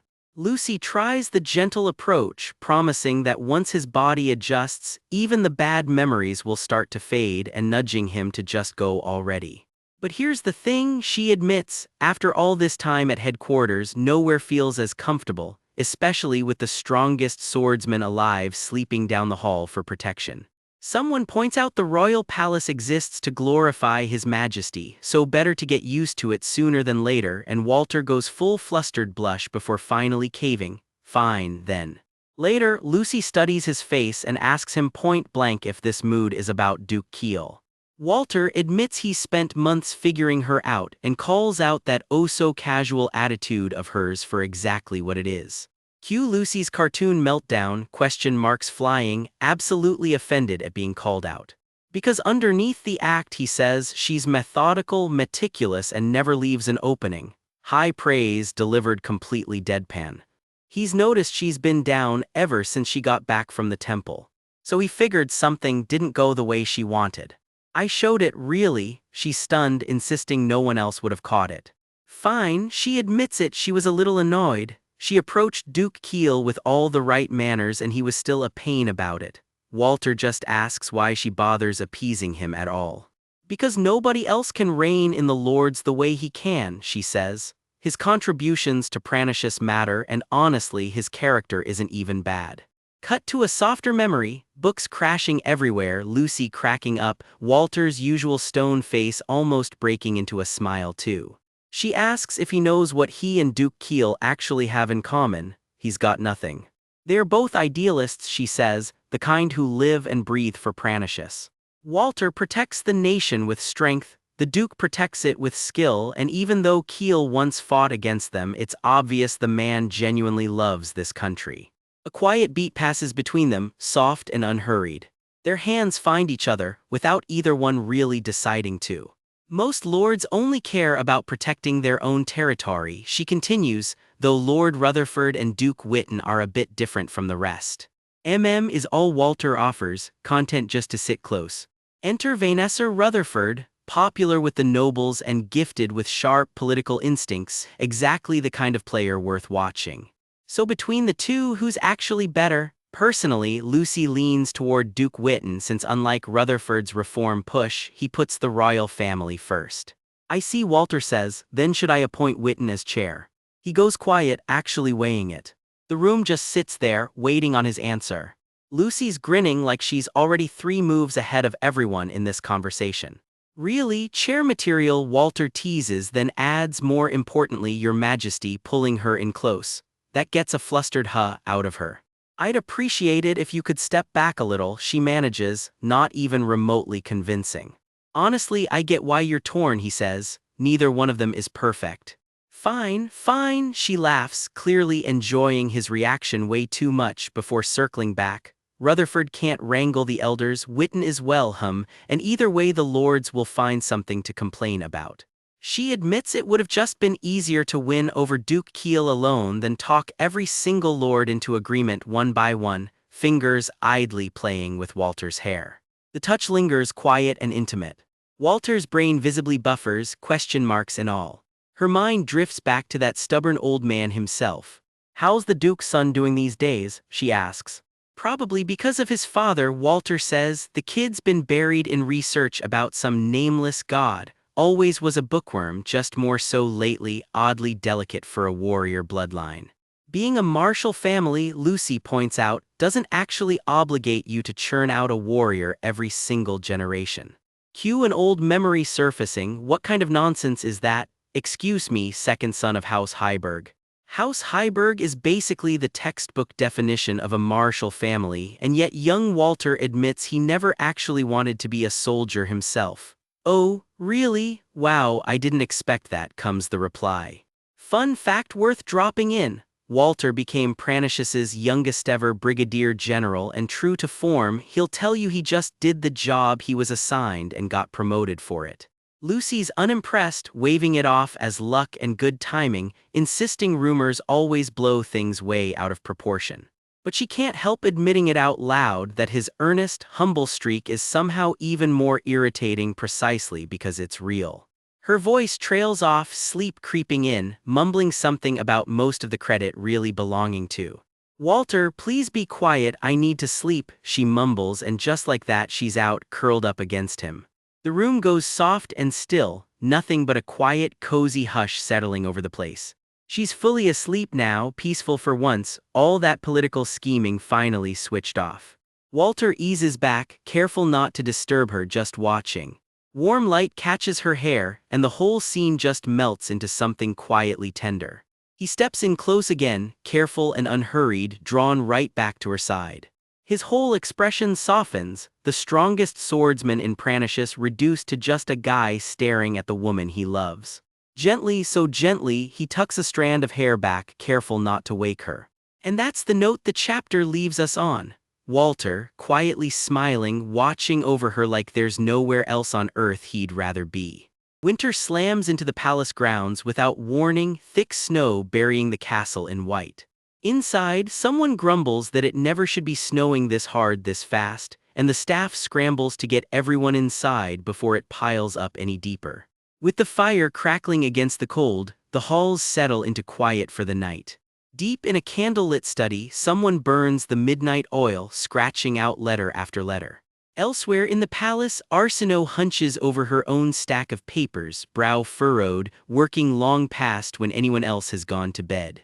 Over tea, a servant wonders aloud when His Majesty will finally set foot back in the palace. Viscountess Elizabeth Kant holds court over the gossip, explaining that the coronation's been pushed back until the new administration finds its footing. The rumor mill is in overdrive. She says everyone's buzzing about who should have been king and who's quietly been raising private soldiers. Even after watching Duke Kiel crash and burn, apparently some nobles still haven't learned. The ladies tut, one recalling how she took over her own family after losing her husband, the late Marquis.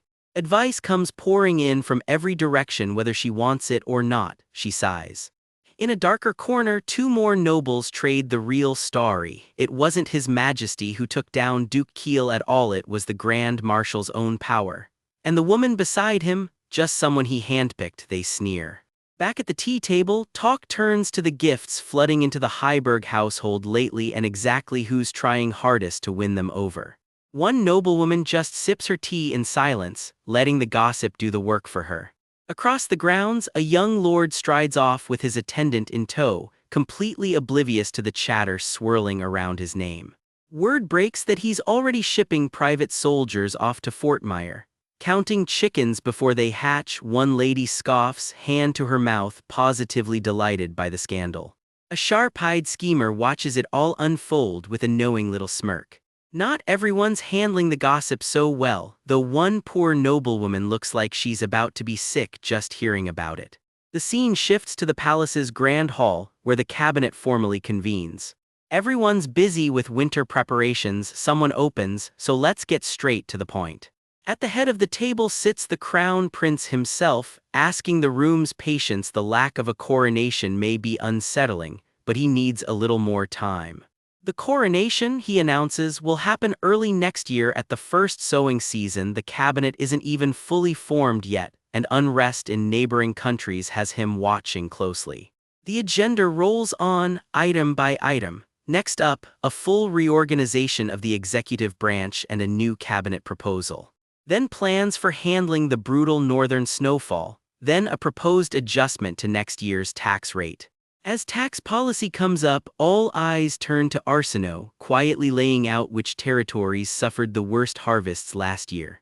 Off to the side, a dark-haired man watches her closely, quietly putting it together. So this is why she hasn't been sleeping, buried this deep in the work. She's been prepping for this exact meeting the whole time, he realizes, watching the back of her bowed head. He straightens up, expression tightening, bracing for whatever comes next in the session. Lastly, the crown prince announces, let's finally settle the matter of the Kiel Duchy. A sly, orange-haired noble leans in, clearly relishing exactly where this is headed. Finally, he murmurs as someone else asks outright, so who's actually taking charge of the western coastline? The crown prince leans back on his throne, I've thought long and hard about what would be best, he says. And then I wondered, what if we just threw out the whole premise? The premise? Someone repeats, caught completely off guard. I'd hoped the Count and Duke Witten could split the job and cooperate, he admits, but I started to wonder if handing one task to two people was ever really efficient. So he declares with a sharp little grin, I intend to name one of you Tibu, and hand the other full deputy governance over the entire Kiel Duchy. The room erupts in stunned murmurs. The dark-haired man breaks into a nervous sweat, clearly not expecting this twist at all. The orange-haired Count's face hardens as he starts calculating the angles fast. An empty honorary title versus real control of an entire duchy? That's? Someone sputters while another protests, you haven't even named an heir or gotten married, how can there already be a Tibu? A well-dressed young noble just looks utterly blindsided by the whole exchange. The crown prince's tutor is an incredibly important role, the prince says smoothly, and don't worry, I'm in perfectly good health. An heir will come along eventually. His eyes narrow. What's with that reaction? I just handed you the honor of tutoring my future child. Talk about ungrateful. The stunned noble nearly chokes on his own drink. Me, comes the shocked reply, jaw practically on the floor. The crown prince finally addresses him by name, Duke Witten. I recall you once genuinely wanted to be Tibu to the late crown prince, he says, and honestly I can't think of anyone wiser or more considerate than you for the job. Duke Witten bows low. Truly there is no one better suited, he says, doing his level best to sound honored instead of sidelined. I'm trusting you with the child, the crown prince says warmly, sealing the arrangement. In the background, the dark-haired man just watches, silent, saying nothing at all. Duke Witten can't resist asking the obvious follow-up, Yo, your majesty, then the governor of the duchy would be.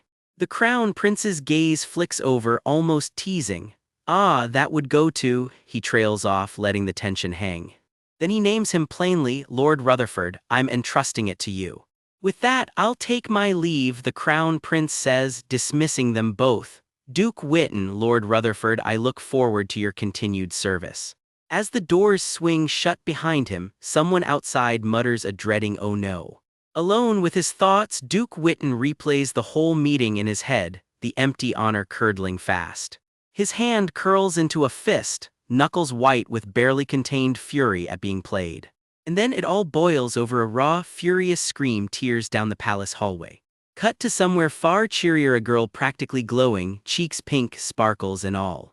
Someone else sits utterly puzzled in an ornate room, staring at a tiny birdcage like it just materialized out of nowhere. It's Walter Heiberg staring down a mountain of extravagant gifts. What is all this, all of a sudden, he asks, baffled. It's way too much.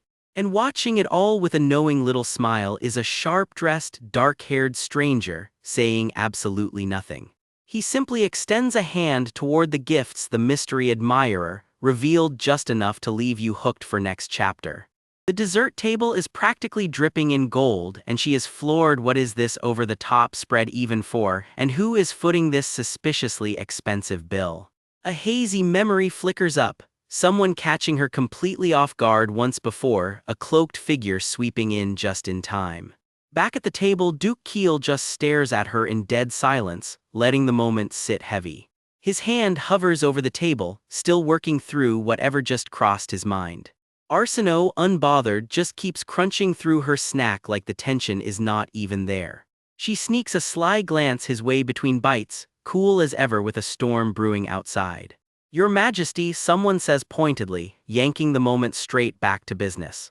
Kiel's warning lands flat. Baiting an enemy like that is a seriously dangerous game. He does not let up either. Turning that man into an enemy, he says, was not exactly her smartest move. Her eye twitches as she replays exactly what just happened and what it is about to cost her. A flashback surfaces, her needling the man directly, mocking him for staging an intervention to scold his own inexperienced ruler. Back in the present, the tension over dessert has not gone anywhere. Kiel lays it out. She handed the whole duchy to Rutherford and only made Witten a glorified tutor, a humiliation he surely will not forget. She stalls, regarding that. After a public disgrace like that, his hatred for you is probably bottomless. Keel presses. She insists she actually had a plan behind the decision. She takes another confident bite, playing it cool despite the third degree. Keel's expression says it all. Oh no, here we go again. Flat out the verdict comes in. Witten is furious. Keel finally relents. Alright, I understand, so, he starts, clearly still rattled. Arsenault cracks under his stare and blurts out, stop looking at me like that, just yell at me instead. The whole table dissolves into chaos for a second, tempers flaring over cake of all things. They both settle back down, the little storm passing about as fast as it started. Then she just admits it, she baited Witten on purpose, needing to push him hard enough to force his hand. Force his hand to do what exactly and why? Keel presses, she stammers, buying herself time to think. Internally she scrambles. What was her real reason for baiting Bon Witten again? The truth threatens to spill out. In every single one of her past lives, Duke Witten was always a traitor who sold their whole kingdom out to the Empire. Problem is, she cannot punish a crime he has not actually committed yet, not in this life anyway. So instead, she rigged up a trap he simply will not be able to walk past. Now the real question hangs in the air. Will a furious Witten fall back in line or finally show his true colors? But how does she explain any of this to Keel without blowing her biggest secret wide open? Keel just waits, letter in hand, with absolutely no idea how much she is hiding from him. Well, it is difficult to describe, she stammers while screaming internally to just admit this is her third time living this life already. But no, that is a truth she absolutely cannot just blurt out. She scrambles for any excuse that sounds halfway sane, then finally just thinks to hell with it. She looks him dead in the eye. This is going to sound ridiculous, but will you trust me anyway? Without missing a beat, Keel answers, I will. She is left completely speechless. He presses harder though. Does she actually have intel he has not seen to make a claim like that? No, she says flat out. It is merely an intuition, she admits, which is somehow both true and not the whole story. A tense little pause settles over the room while he weighs that answer. She doubles down, insisting her instincts on these things are uncannily accurate, so he should just keep close tabs on Witten going forward, all while coaching herself internally that the crazier the fabrication, the more confidence she needs to sell it. She puffs up with completely fake confidence while Keel just stares, stunned. Your Majesty is all he manages. He mulls it over, clearly unconvinced but curious enough to let it slide. Eventually he caves. Since you are so adamant about it, I shall trust your judgment for the time being. Arsenault nearly melts with relief, sticking her tongue out. Somehow she actually pulled that off. Keel sets his cup down, resolve hardening. Should anything actually go down, they will answer with the full might of the military, full stop. Elsewhere, a carriage rattles its way through the streets, headed straight for trouble. Down below, the city keeps bustling along, completely oblivious to the storm brewing above it. Someone in that carriage clicks their tongue, irritated by the whole delay. What a nuisance, he mutters, glaring out the window at the traffic below. Down on the street, two figures cross paths, completely unaware they are being watched from above. Something or someone down there catches his eye. Cut to Duke Witten himself seething. That insane little brat, he snarls. He sneers that her mother was gutter trash and the daughter is clearly cut from the same cloth, proof, he says, of just how terrifying lineage can be. He rants that she must have seduced the Grand General too, while his aide begs him, please, compose yourself, Your Excellency. His fist slams down as the aide side-eyes him nervously. Does this honestly look like a man capable of composing himself? He had already hated her the second she sided with the Rutherfords, but this fresh disrespect, he seethes, is unforgivable. Grand Tutor, who would want to educate the offspring of a common harlot, he spits. Then the real reveal. He had actually planned to prop her up as queen, writing her off as just a naive girl who knew nothing about how the world really works. His real endgame: play the devoted retainer, then marry his way onto the throne as prince consort the moment the timing was right. Convenient too that he is currently unmarried and a spry 43. A whole grand scheme built on one guy's midlife crisis. Chains rattling in his grip, he fumes. Does that wench have any idea who she is dealing with? Elsewhere entirely, a cold new voice muses, Duke Keel, the one man who could have actually made a king, is already ruined. He writes off the Rutherfords as too busy defending their own lands, and figures old Count Bubihole will drop dead of natural causes before any coronation. His verdict lands cold: this kingdom is a lost cause.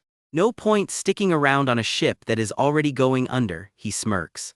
His companion reminds him of a message that came in from the Empire days earlier, one that arrived under a very convenient guise.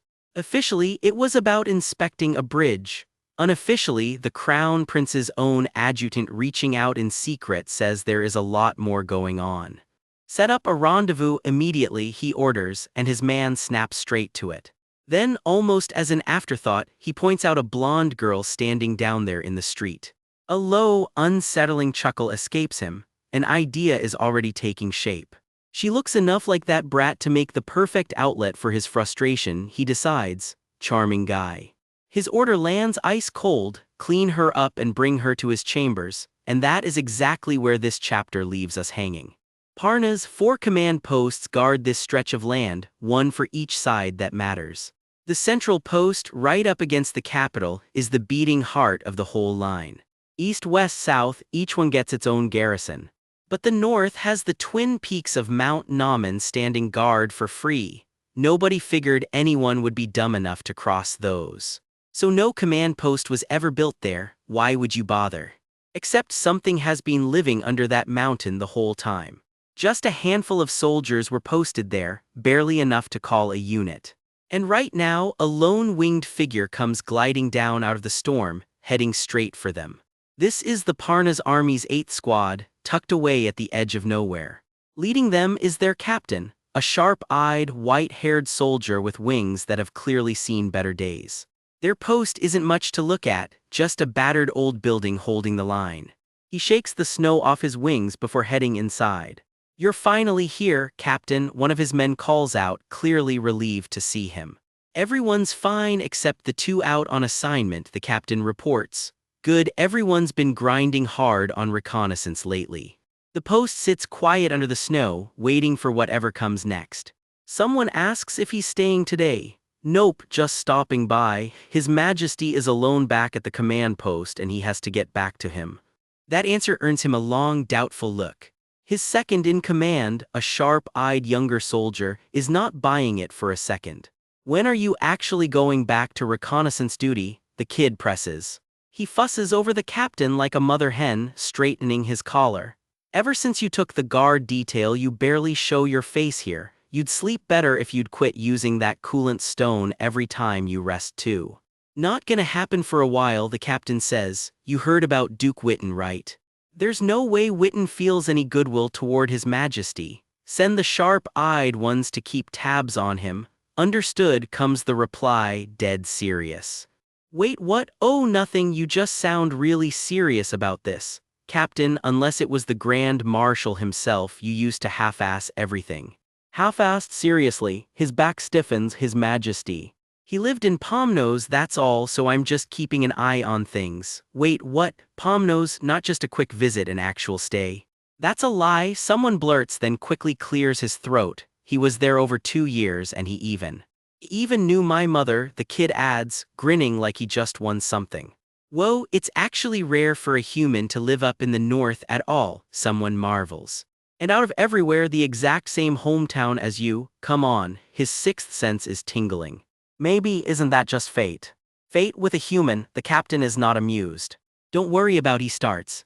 "My fate, go find your own," he snaps, cutting the whole conversation dead. Dead silence, nobody quite knows where to look. The kid just blinks, completely caught off guard. The captain's already walking off. "Hey, wait for me, Captain, Captain." His second in command scrambles after him. Then someone comes sprinting in, screaming their lungs out. It's war. Word spreads through the ranks like wildfire.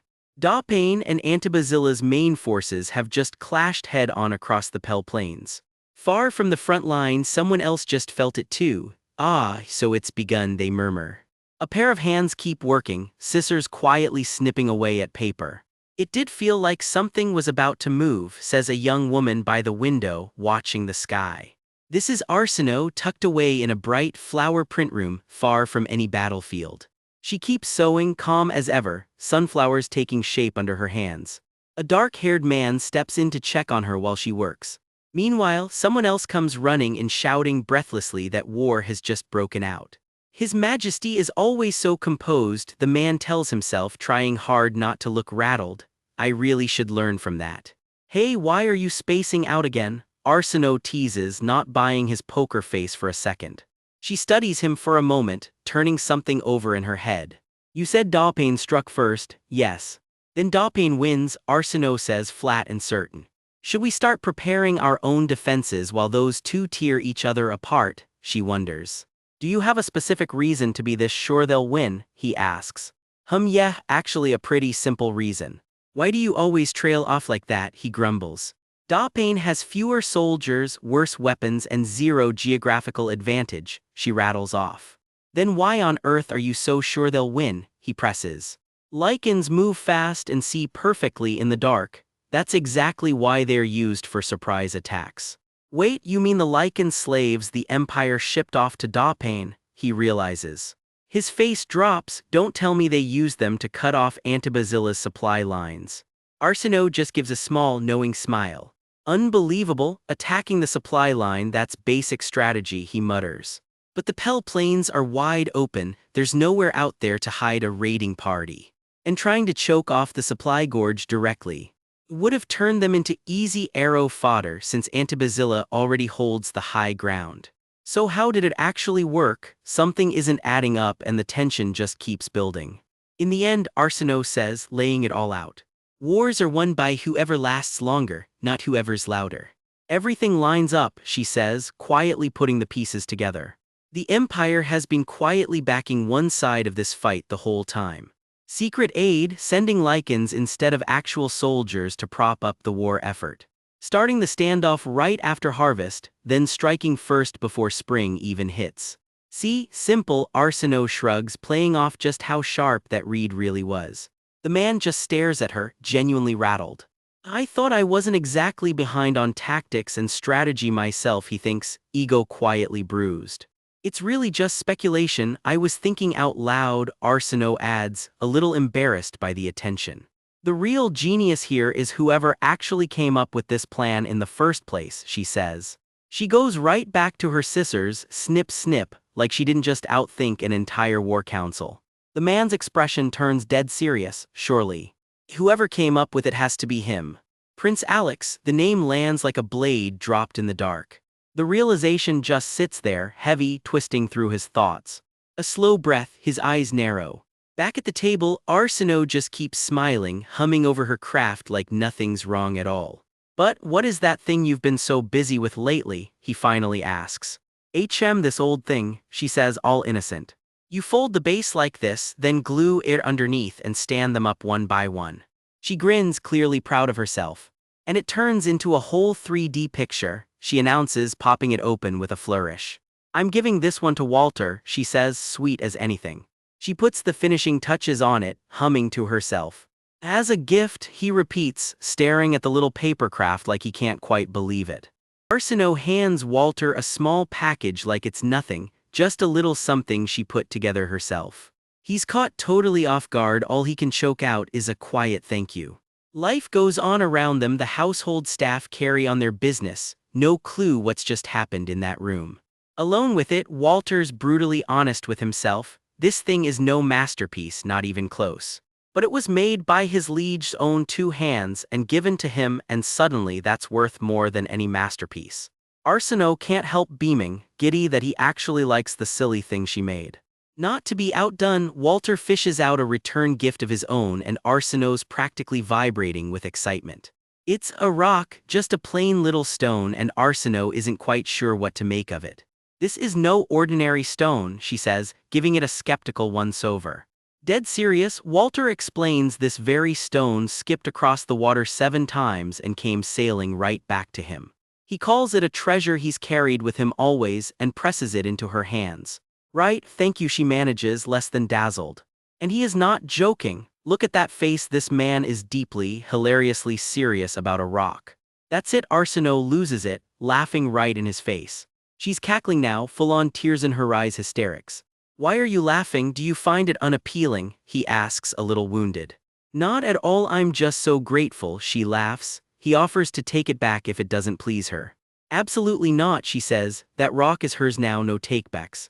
Elsewhere, a carriage rattles up to a grand gate as a new guest arrives, and this one's got an agenda. Your Grace, it seems you found that conversation quite enjoyable, the attendant notes, watching him closely. Enjoyable, please, it was the usual political drivel, he says, all smug composure, if I happen to look pleased. It's thanks to a little something I left waiting in my bedroom, he smirks, and that's not a nice smile. He muses aloud about swapping his plaything for a fresher one, like she's furniture, not a person. It's ugly, and it's meant to be. He waves the subject away. Never mind that, what's the current situation with the war? It just goes to show, he muses, you can never predict which way the world will turn.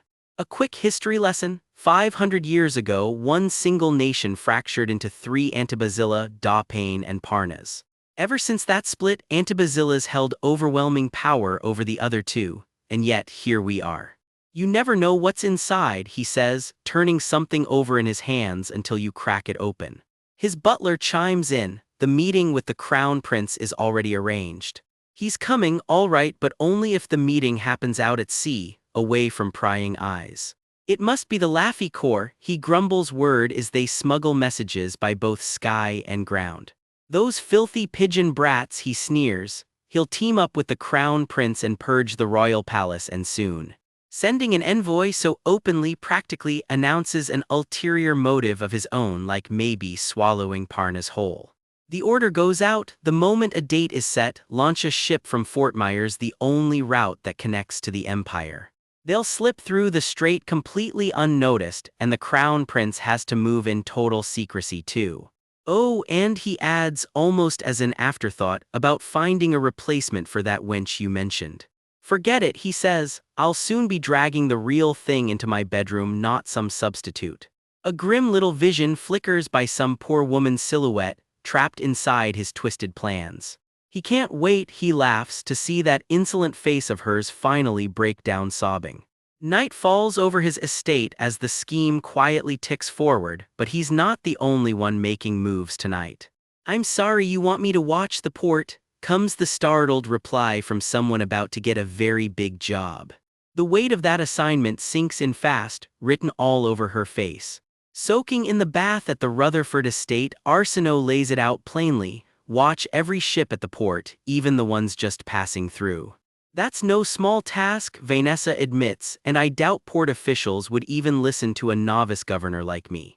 No problem, Arsenault says she'll lend her the Laffy Corps to keep watch from the sky.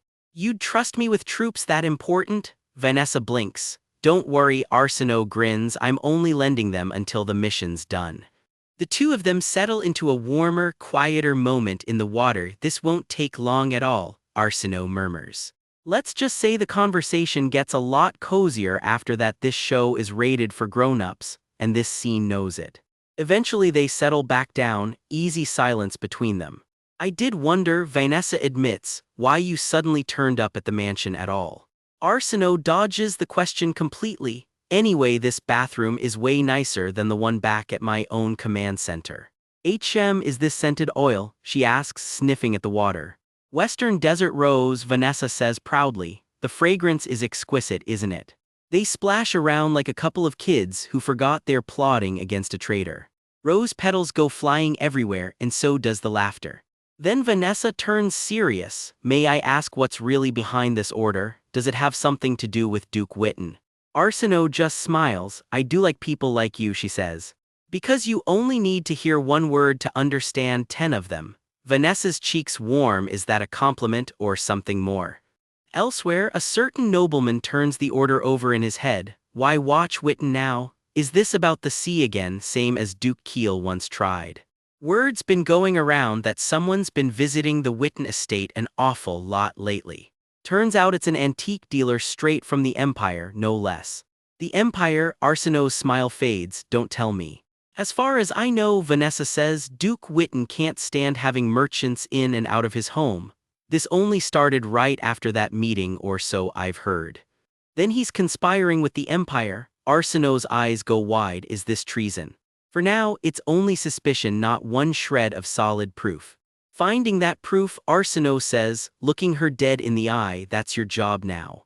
Vanessa's eyes spark with resolve as she takes the mission on with a smile. Cut to one very flustered nobleman, practically bolting for the door, muttering something about his blood pressure as he makes his hasty exit. After a rough stretch, the newly crowned queen rolls up to the Rutherford estate looking mighty pleased about it.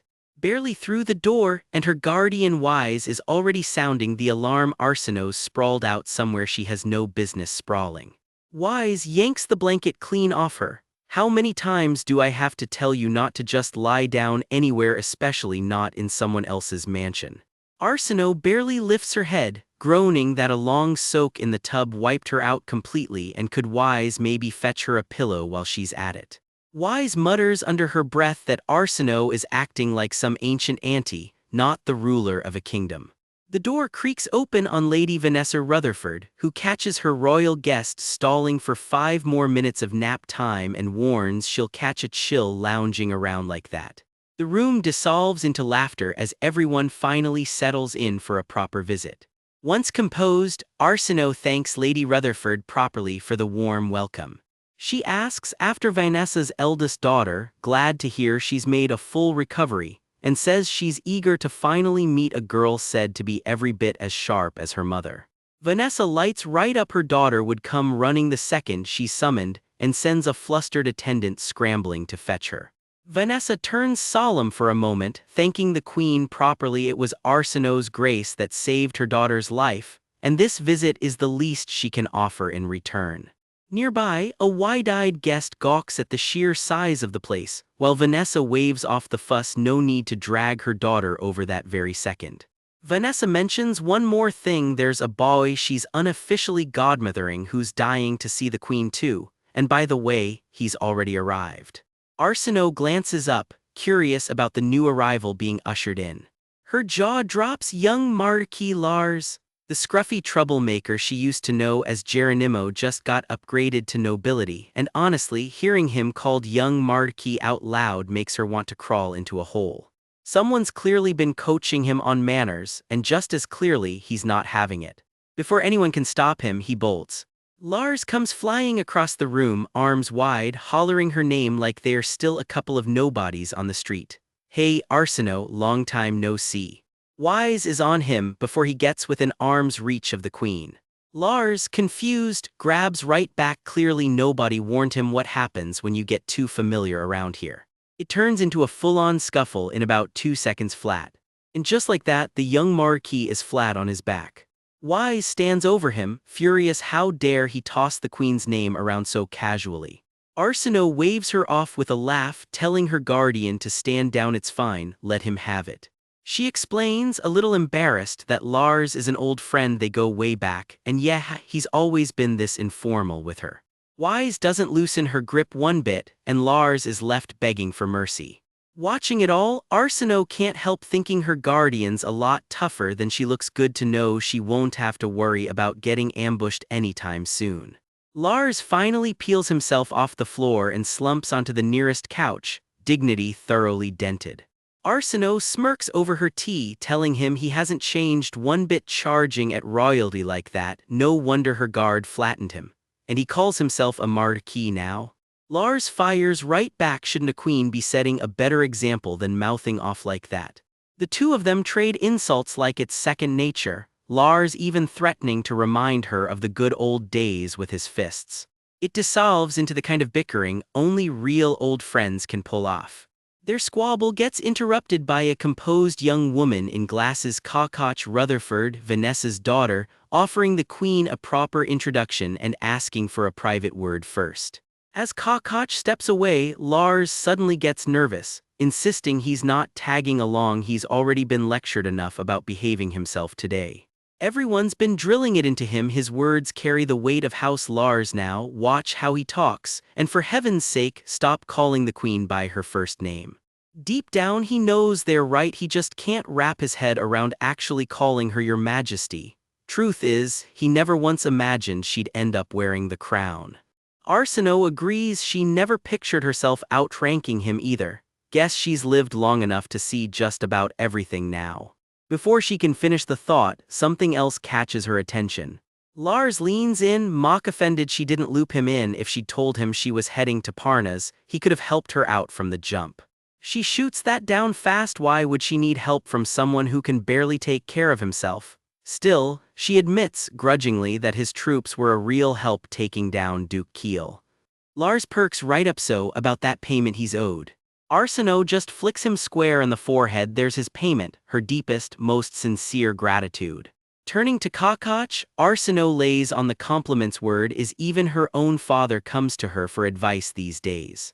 Kakach goes visibly flustered at the praise. You flatter me, your majesty, Kakach stammers, insisting it was Arsenault's own brilliant strategy that crushed the rebellion in the first place. Her voice softens. Arsenault saved her life once back when she'd given up all hope, and she means every word of her thanks.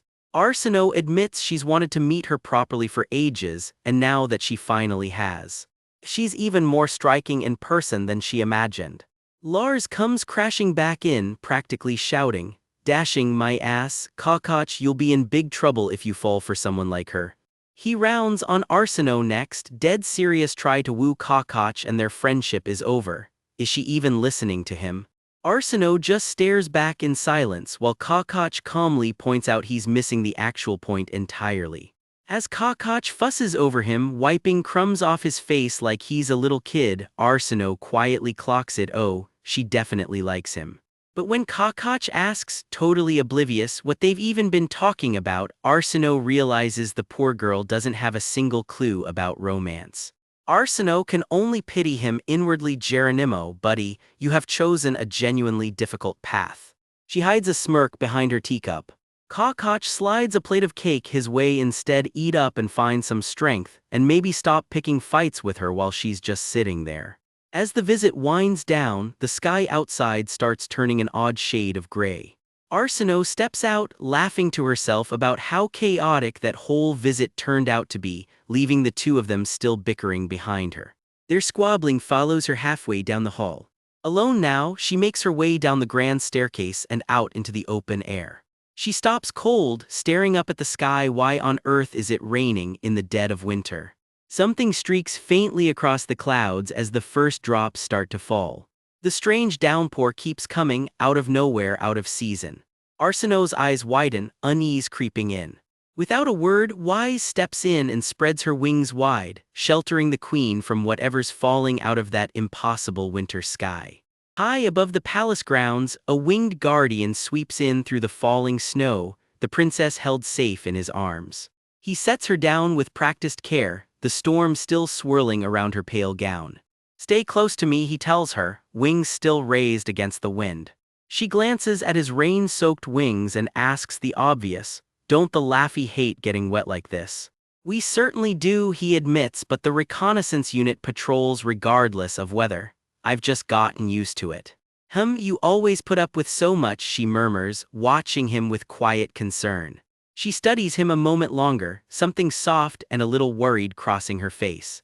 Let's get you inside, he says, and she thanks him quietly as they head in from the rain. The second they're indoors, he gives himself a shake like a dog fresh out of the rain. Ack cold. He watches her slip off down the corridor, quiet for a beat before following after. Turns out that little shake-off ruins someone else's afternoon. She wails that she just took a bath in precious desert rose oil and now it's completely wasted. Force of habit, he mutters sheepishly, while a servant scrambles to get her bathwater reheated. Elsewhere, in a quiet corner of the temple, a very different kind of visit is about to unfold. Duke Kiel sits reading by the window, managing just fine despite the injury that's supposedly troubling him. I heard your eyes were giving you trouble, a voice notes, but it seems reading isn't a problem at all. He looks up with a start. It's the queen herself stepping in with Wise trailing behind her. Greetings, your majesty, Kiel says evenly. One eye still works fine, so reading's no trouble. Sit, I'd like a moment of your time, she says. Certainly, he replies, taking the seat across from her. She spots the book in his hands, a theological text on the nameless God, and can't resist a comment. She explains it's an old fascination. Her own father served the temple once and the interest just stuck. It offers plenty of fascinating insight, he adds, and for a moment the two of them almost look like old friends. Elsewhere, Athland tells the queen his father adapts to anything. He's probably genuinely at peace by now. A fine trait, she replies. I'm far too petty for that myself. I can't sleep until every slight's been repaid. Athland sits with that, visibly uneasy. Athland Keel, the queen says, fixing him with a look. I'm going to ask you plainly. Do you hate me, she asks, for ruining your father and seizing the throne? Tears in his eyes, he tells her that's exactly the question he'd wanted to ask her. Does your majesty not despise us instead? He asks quietly. If I despised you, she says, I would never have let you live. Then I could never hate you either, he says. You don't hate me, she asks, almost disbelieving. Then she says, let's make peace. Now for the real ask. She needs Duke Keel's help, but he still despises her and she wants Athland to sway him. You mean my father? Athland asks. Traitor or not, she says, his record still speaks for itself.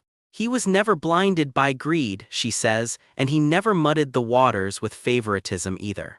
Athland can only stare, baffled. She's praising the very man branded a traitor. Is she even serious? No matter how sharp I am, she says, I can't steer this world by myself. A captain can command the ship, she says, but it takes a crew to actually sail it.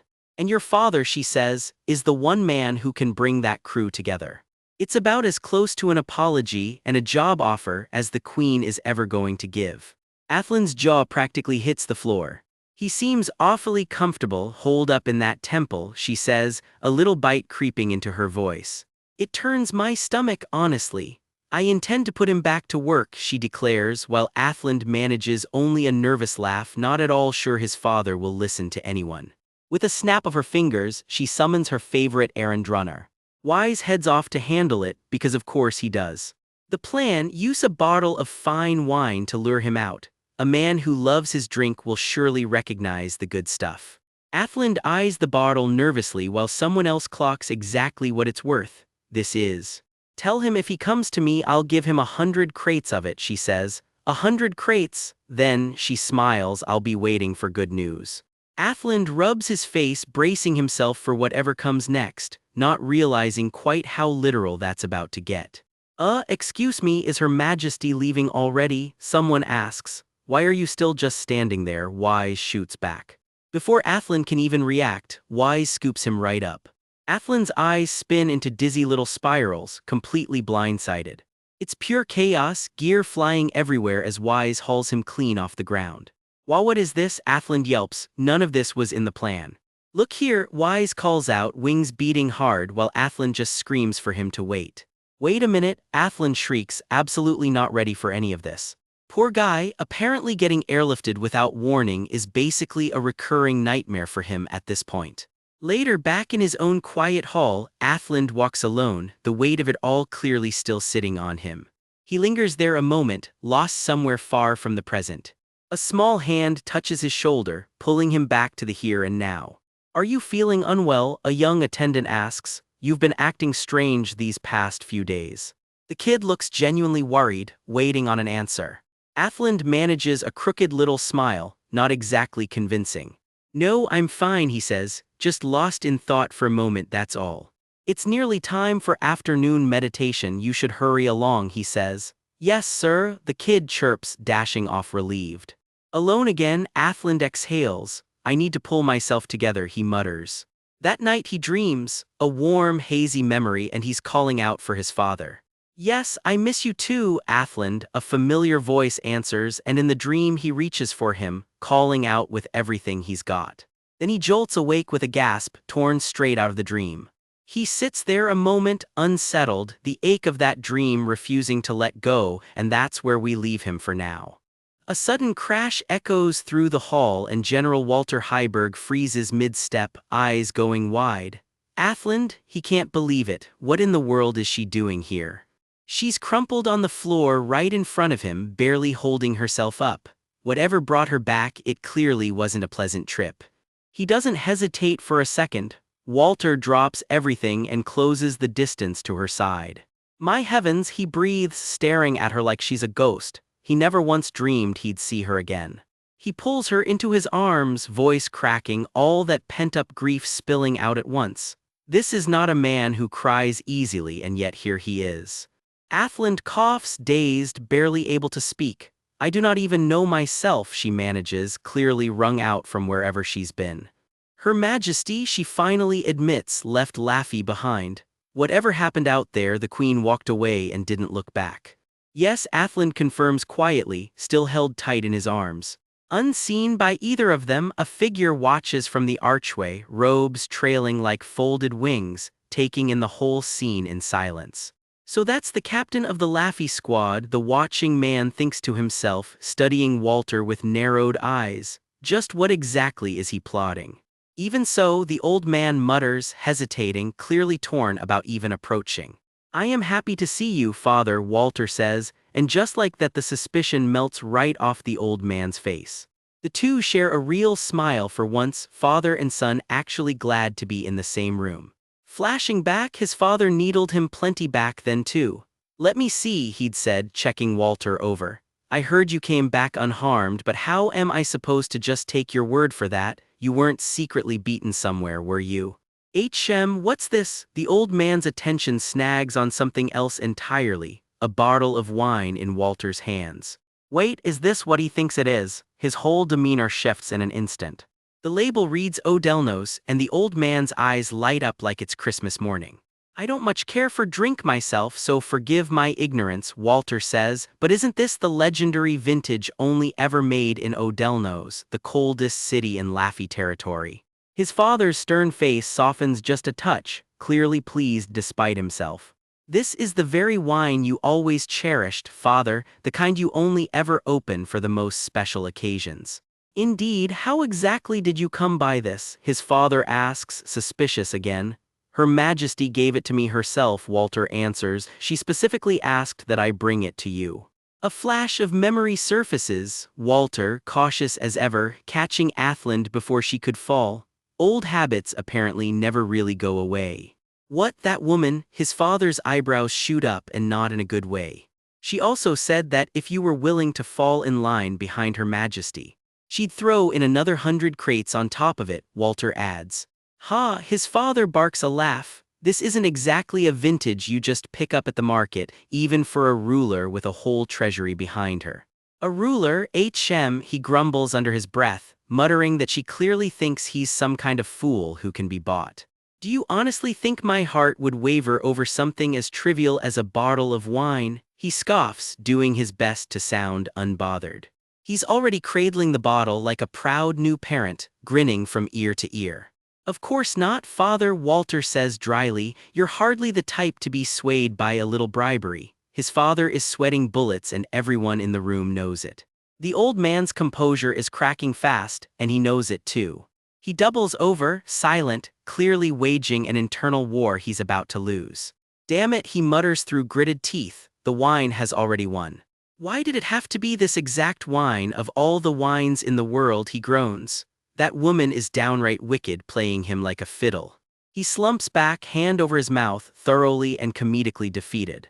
His grip tightens around the bottle. Whatever pride he had left, he's setting it aside for tonight. Is it not, he grumbles, still chewing on the fact that she read him so easily. Wise prepared this, Walter adds, pouring a generous cup into his father's goblet. The old man drinks deep, savoring every drop despite all his earlier bluster. The wine is innocent, he murmurs between sips, half joking. Indeed it is. He's the one who's guilty of loving it far too much. Why not just accept her forgiveness while it's actually on the table? Walter asks gently. I don't believe we're in any position to be proud about it, his father admits. Of course not, we are. We are traitors, he finishes flatly, and for a second all the warmth drains right out of his expression. If I'd been the one sitting on that throne, he mutters, I'd have had everyone's head, usefulness be damned. Then why fight her so stubbornly? Walter presses. I don't understand, his father deflects, clearly understanding perfectly well.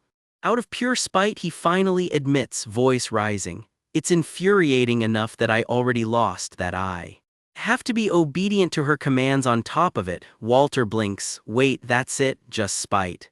You can be surprisingly childish sometimes, Father Walter laughs, raising his cup. A man becomes a child all over again in his old age, his father snaps back, fists comically clenched. Just you wait until it happens to you. A clever enough story to talk a traitor down, he admits grudgingly, still nursing his cup. That woman really is a force to be reckoned with, he concedes. The old king and his concubine were mediocrity itself, he muses. It's baffling they ever produced a daughter like her. Somewhere else entirely, the queen sits alone on her throne, her reflection perfectly still in the water below her, utterly composed. The right tool for the right job, he muses, turning the old saying over in his head. Or maybe, he corrects himself, the right man for the right place. Indeed, he admits quietly, I was never meant to be some mere sweeper, no matter how much I play the humble monk preaching about selflessness and the void beyond it, he finishes, glancing sideways at his son. My thoughts belong entirely to this dominion, to Parnassus, he says, raising his glass with sudden gravity. And to the shifting tides of politics across this whole continent, he adds. I may not be able to hand you the world I once promised you, Walter admits quietly, and his father falls silent beside him. But maybe, just maybe, I can still build one that's kinder than this, he says, and for once he actually sounds like he believes it. Father, someone calls out, catching the two of them mid-moment, sitting together on the ground with their cups in hand. Now then, his father says, getting back to business. Since she made such a bold promise of 100 crates, I suppose we'll just have to see for ourselves whether there's any truth to her word. The scene shifts away from the manor entirely, tents flapping in the wind out at the training grounds. Out on the grounds, one soldier pumps his fist in the air, absolutely thrilled about something. Oh yeah, meat, let's eat meat, someone shouts, and honestly, priorities correct. The troops stretch and drill nearby, trading gripes about the schedule between reps. Jen, someone calls down the hallway, and Walter's second in command turns, catching the summons. Walter himself strides past a moment later, jaw set, clearly a man on a mission. I must see Her Majesty, he says simply, adjusting his belt as he walks. Jen falls into step beside him, and the two head inside together. Isn't that outfit a bit thin for you, sir? Jen teases. Especially since you don't exactly have fur to keep you warm, Walter admits it is a bit chilly for an autumn day. General, someone gently corrects him, it is late December, you must be run completely ragged. Oh, is the new year already here? Walter blinks, genuinely stunned, he's lost total track of time.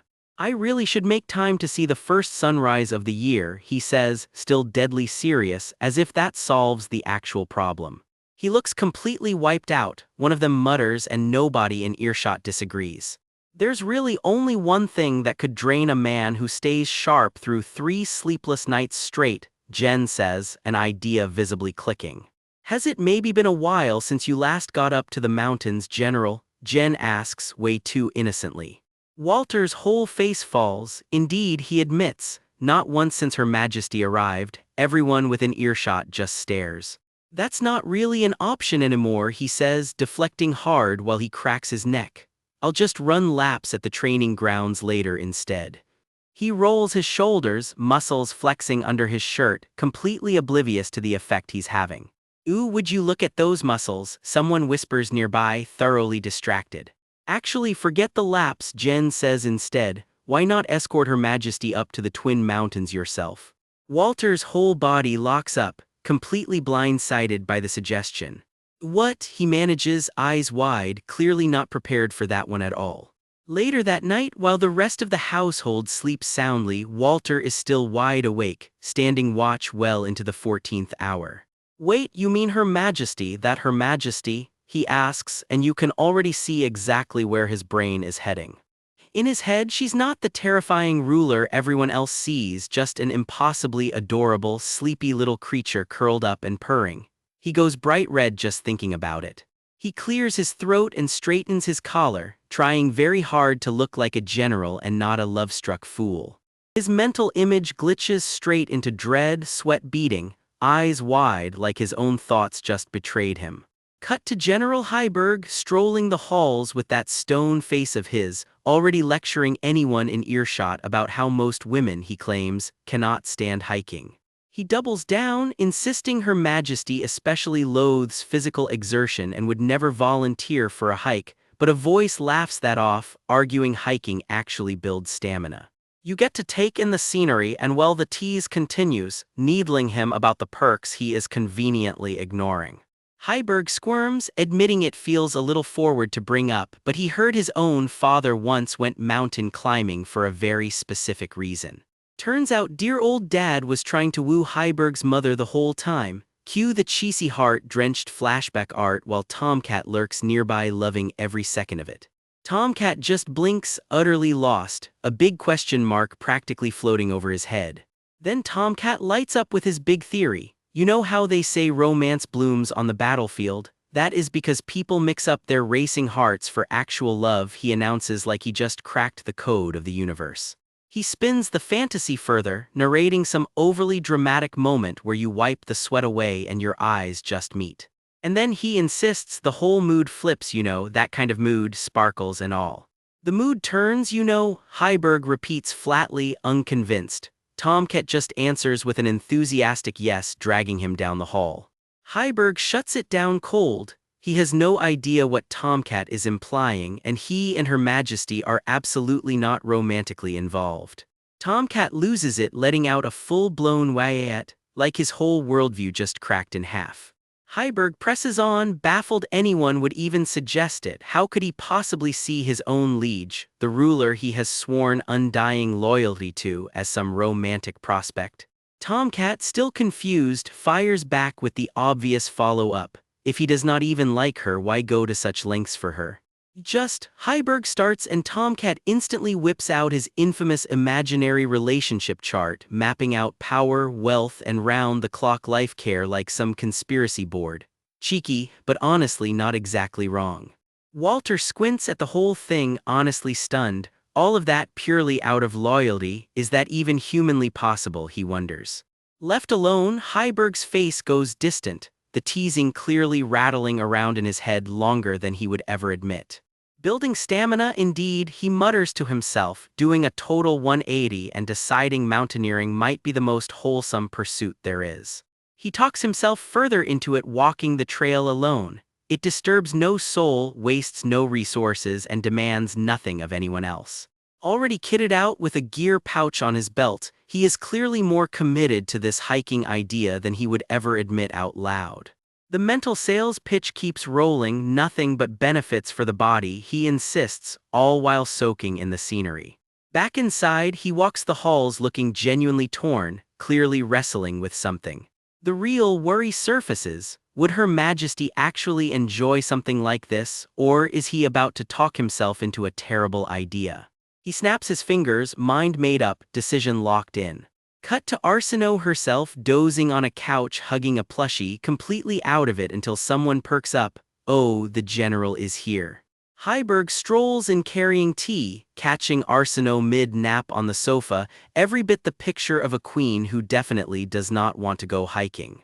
Before he can even get a word in, the door bursts open and Vanessa comes barreling through, practically shouting for permission to enter after the fact. It has been quite a while, Sir Heiberg, she says with a knowing smile, catching him off guard. She brushes off the question of why she is there with coy confidence. She simply has something to present to Her Majesty. A hand slides something small into view, the mysterious gift finally changing hands. Arsinoe rises and the real reveal drops. Witten has taken the bait. Turns out that whole gift was never innocent. The scene shifts to the group huddled together, the scheme clearly bigger than one simple visit.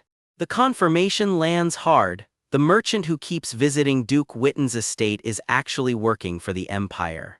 Arsinoe's eyes go sharp and calculating, the playful queen from the couch nowhere in sight now. She lays out the obvious question, who is he really meeting, while someone urges caution, reminding her they still have no hard proof it involves the Empire at all. Vanessa and Heiberg flank her as she weighs the odds out loud, roughly 50-50, and if luck is not on their side, Witten could turn the whole investigation against them. Still, she is not backing down, that trademark smirk creeping back onto her face as she works through the risk. Trust my instincts on this, she says, confident as ever. She might not read a good man's heart perfectly, but she knows exactly how a villain thinks. Heiberg internally groans, here we go again with the instincts, fighting the urge to talk her out of it before steering things back to the actual problem at hand. A hand presses flat against the table, the tension of the plotting session written into every line of the room. Arsenault walks off, certain Witten already knows by now that he is being watched. They need to catch him the second he makes contact, she says, glancing back with that unreadable little smile, but the how is still up in the air. Heiberg narrows it down. The rendezvous is likely near the border or in imperial waters, which rules out mobilizing any troops. Exactly, she agrees, one wrong move here and they could spark a full-blown diplomatic incident. The goal is precise. Brand Witten a spy without dragging the empire itself into open conflict, meaning they need to look like they stumbled onto him by pure coincidence. So how exactly do they plan to catch him red-handed? Heiberg presses. A sly little smile creeps across his face, like the gears are already turning on something. Arsenault tilts her head, curious. General, by any chance, she starts.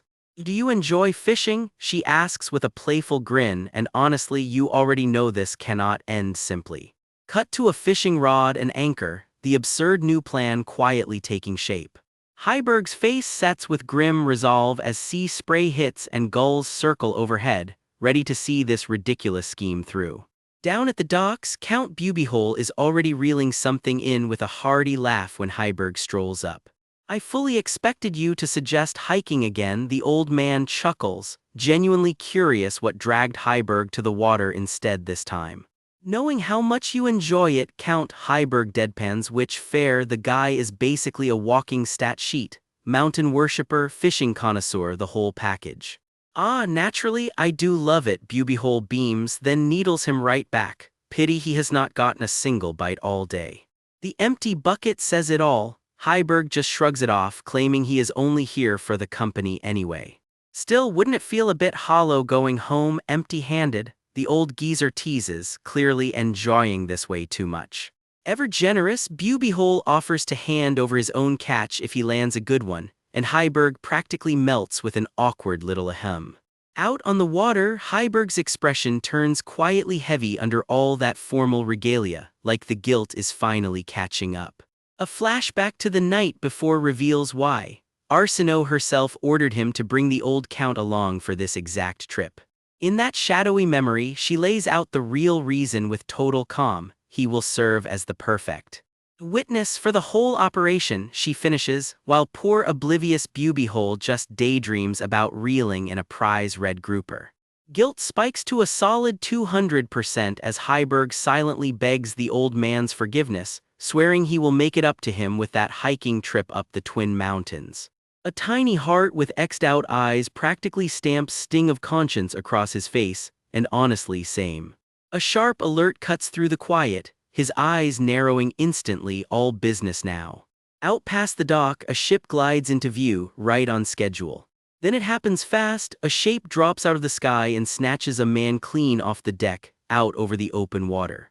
That's the signal, someone confirms, and just like that, the whole elaborate fishing trip finally pays off. The wind rips past his ears as a massive bird's talons haul him clean off the dock and into open sky, so much for a quiet fishing trip. Below him, the sea stretches out flat and endless, one lone ship creeping along the horizon toward the meeting point. He's dangling hundreds of feet above the waves in a giant bird's grip, and somehow this is still a smoother ride than the boat waiting for him. This is it, the signal Arsenault promised has finally gone up, and the real operation starts now. Touching down beside the old count, Heiberg doesn't like their position one bit too exposed, he says, time to relocate. Bubihole just shrugs, mild as ever. Well, let's do that then, business as usual for the old geezer. In a snap they're packed and moving, the old count startled at just how fast his young general gets things done. They make for the harbor town, the real starting line of the operation. Bubihole needles him about the hour. If they wanted to sail, they should have left at dawn, not high noon, so how exactly does he plan to conjure up a boat now? Heiberg just smirks, the boat's already sorted. The old count blinks, caught completely off guard. His jaw drops. Clearly he wasn't expecting Heiberg to actually have this handled. A proper vessel looms at the dock, and for one hopeful second it looks like they might travel in style. Hope dies fast. That grand ship isn't their ride at all, and the actual boat leaves the old man sputtering. Wait, are they seriously doing this? He barely gets a hand up before he's stumbling aboard, muttering goodness the whole way down. And with that, the world's least glamorous covert mission shoves off from the dock. Oars creak and the little boat groans against the swell as the coastline shrinks behind them. Heiberg is not having it with half a dozen decent ships sitting at that dock. Of course they end up on the one that reeks and rocks like it's trying to kill him. A poor crewman begs him to calm down, which, good luck with that.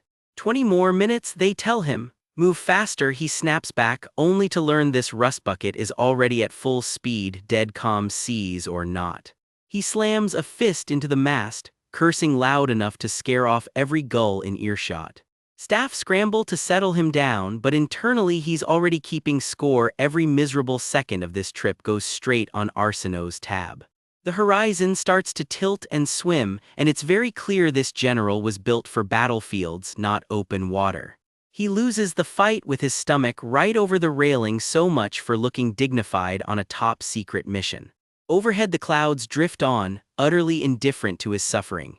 Word comes down that they are nearly at the rendezvous, and Heiberg goes pale at the thought of enduring even one more minute of this.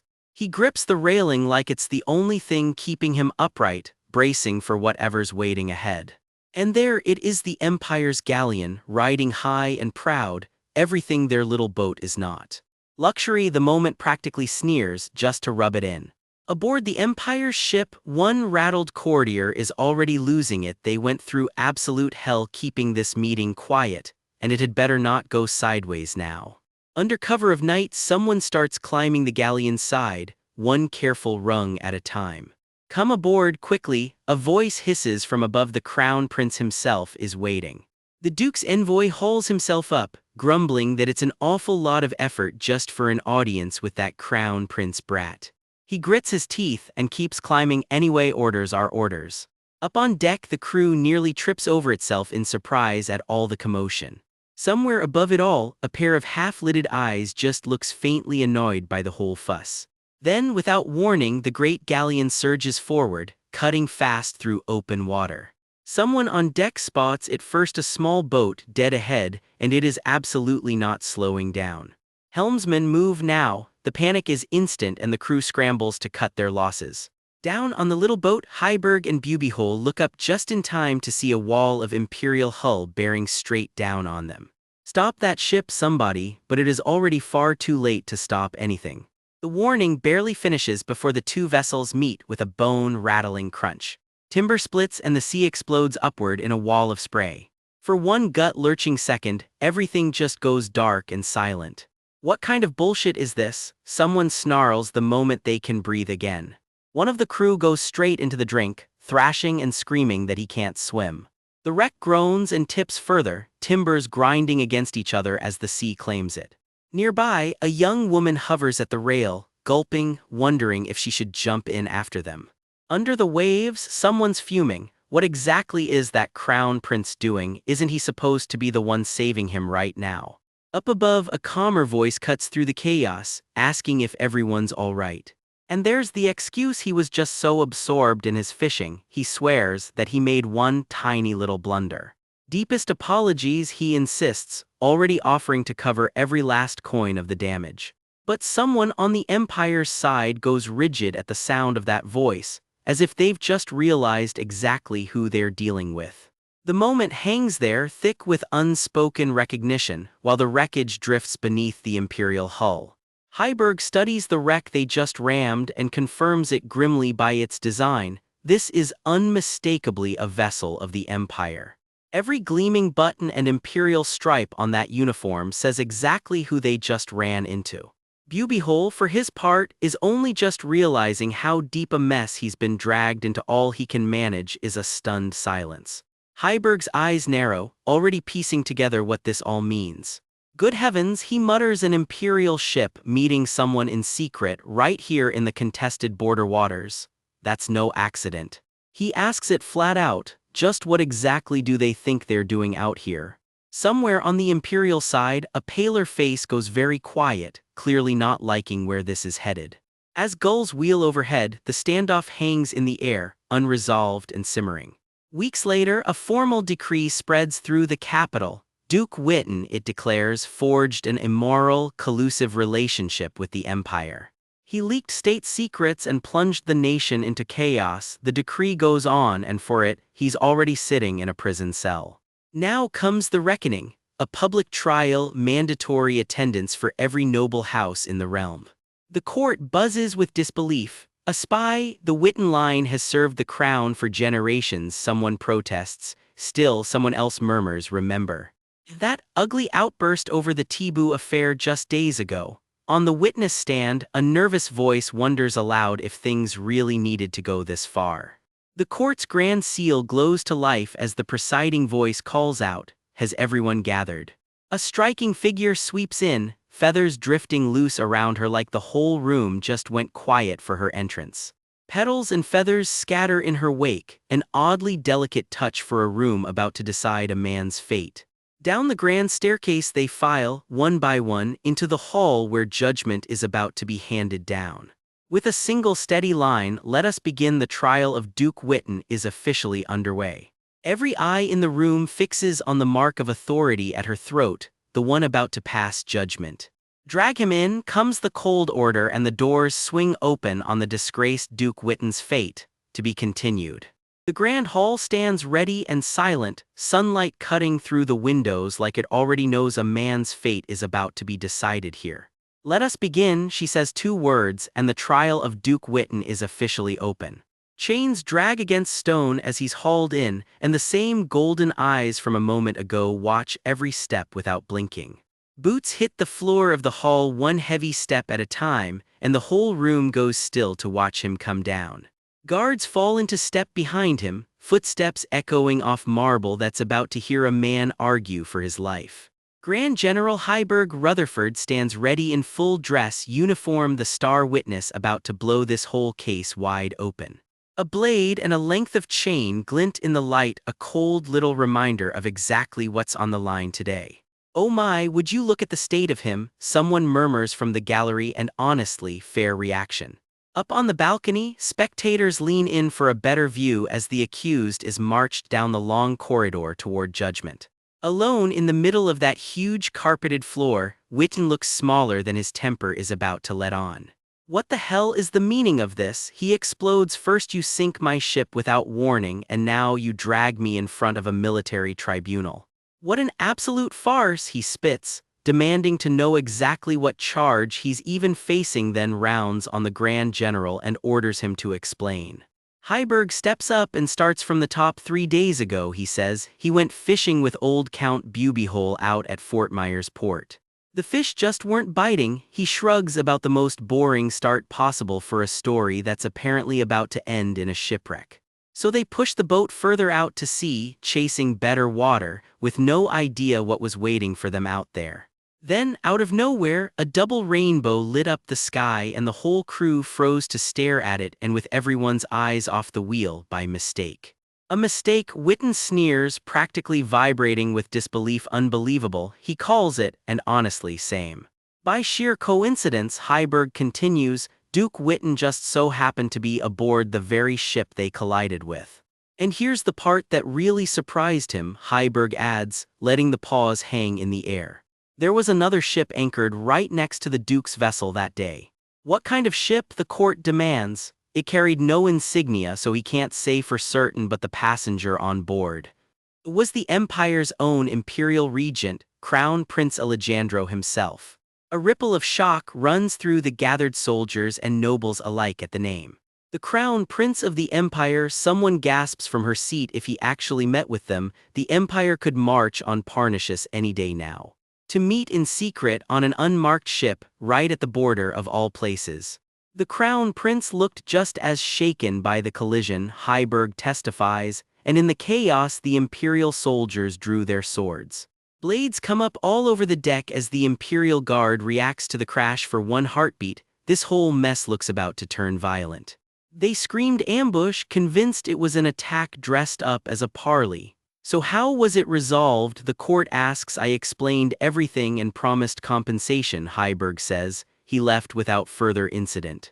A fortunate turn amidst all that chaos, Arsenault notes quietly from her seat, watching the pieces fall right where she needs them. Count Bubihole, is the Grand General's testimony true? She asks directly, and the old geezer startles hard enough to nearly choke.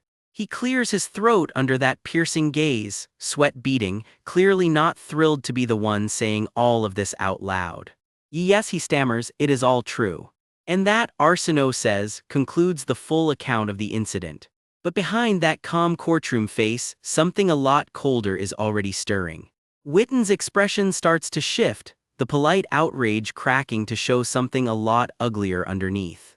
Coincidence? He laughs, low and mean. Don't make me laugh. The Grand General just happened to show up and sink my ship. And just happened to witness my meeting with the Crown Prince too. You actually expect me to believe all of this is coincidence? No, he screams, the mask fully gone now, grinning like a man with nothing left to lose. You set this whole trap to frame me from the very beginning, he snarls, and if all of it really is a coincidence, then I suppose the Crown Prince just happened to be cruising through those exact waters too, he shouts, bowing mockingly to the room. Do you have any actual evidence he meant to meet me? He demands, any undeniable proof at all that I'm some kind of spy. A noblewoman in the gallery flinches back at the outburst, jewelry rattling with the sheer force of his rage. It was suspicious from the start, Witten mutters to himself. Ever since she started toying with him over the Kill Duchy, is she planning to purge every lord who doesn't fall in line? After framing an innocent man like him, he thinks, eyes burning with fury. Who exactly is next on her list to be driven out? Elsewhere, doubt is already spreading. Circumstantially speaking, he isn't entirely wrong, one lord murmurs, especially given what happened to the Kill family. It's true Count Bubihole is close with the Heiberg family too. Another adds there's a real chance his testimony isn't as neutral as it looks. Maybe this case deserves a second look. It worked, Witten gloats to himself. Every lord who stayed neutral or sided with her has to be sweating right about now. Thinking they could be next, he grins. All he has to do now is keep screaming that he's been falsely accused. Von Witten, the name behind the accusation. Everyone in that hall is now quietly starting to second guess. Arsenault meets it head on. Are you suggesting, she asks coolly, that I am acting on bias and framing an innocent man? You moved exactly as I predicted, she thinks, watching him swallow bait she barely had to dangle. So thank you, Witten, she says silently, for walking straight into the trap on his own 2 feet. Very well, she announces to the room, then we'll summon someone who stands on neither side, someone strictly in the middle, to adjudicate this fairly.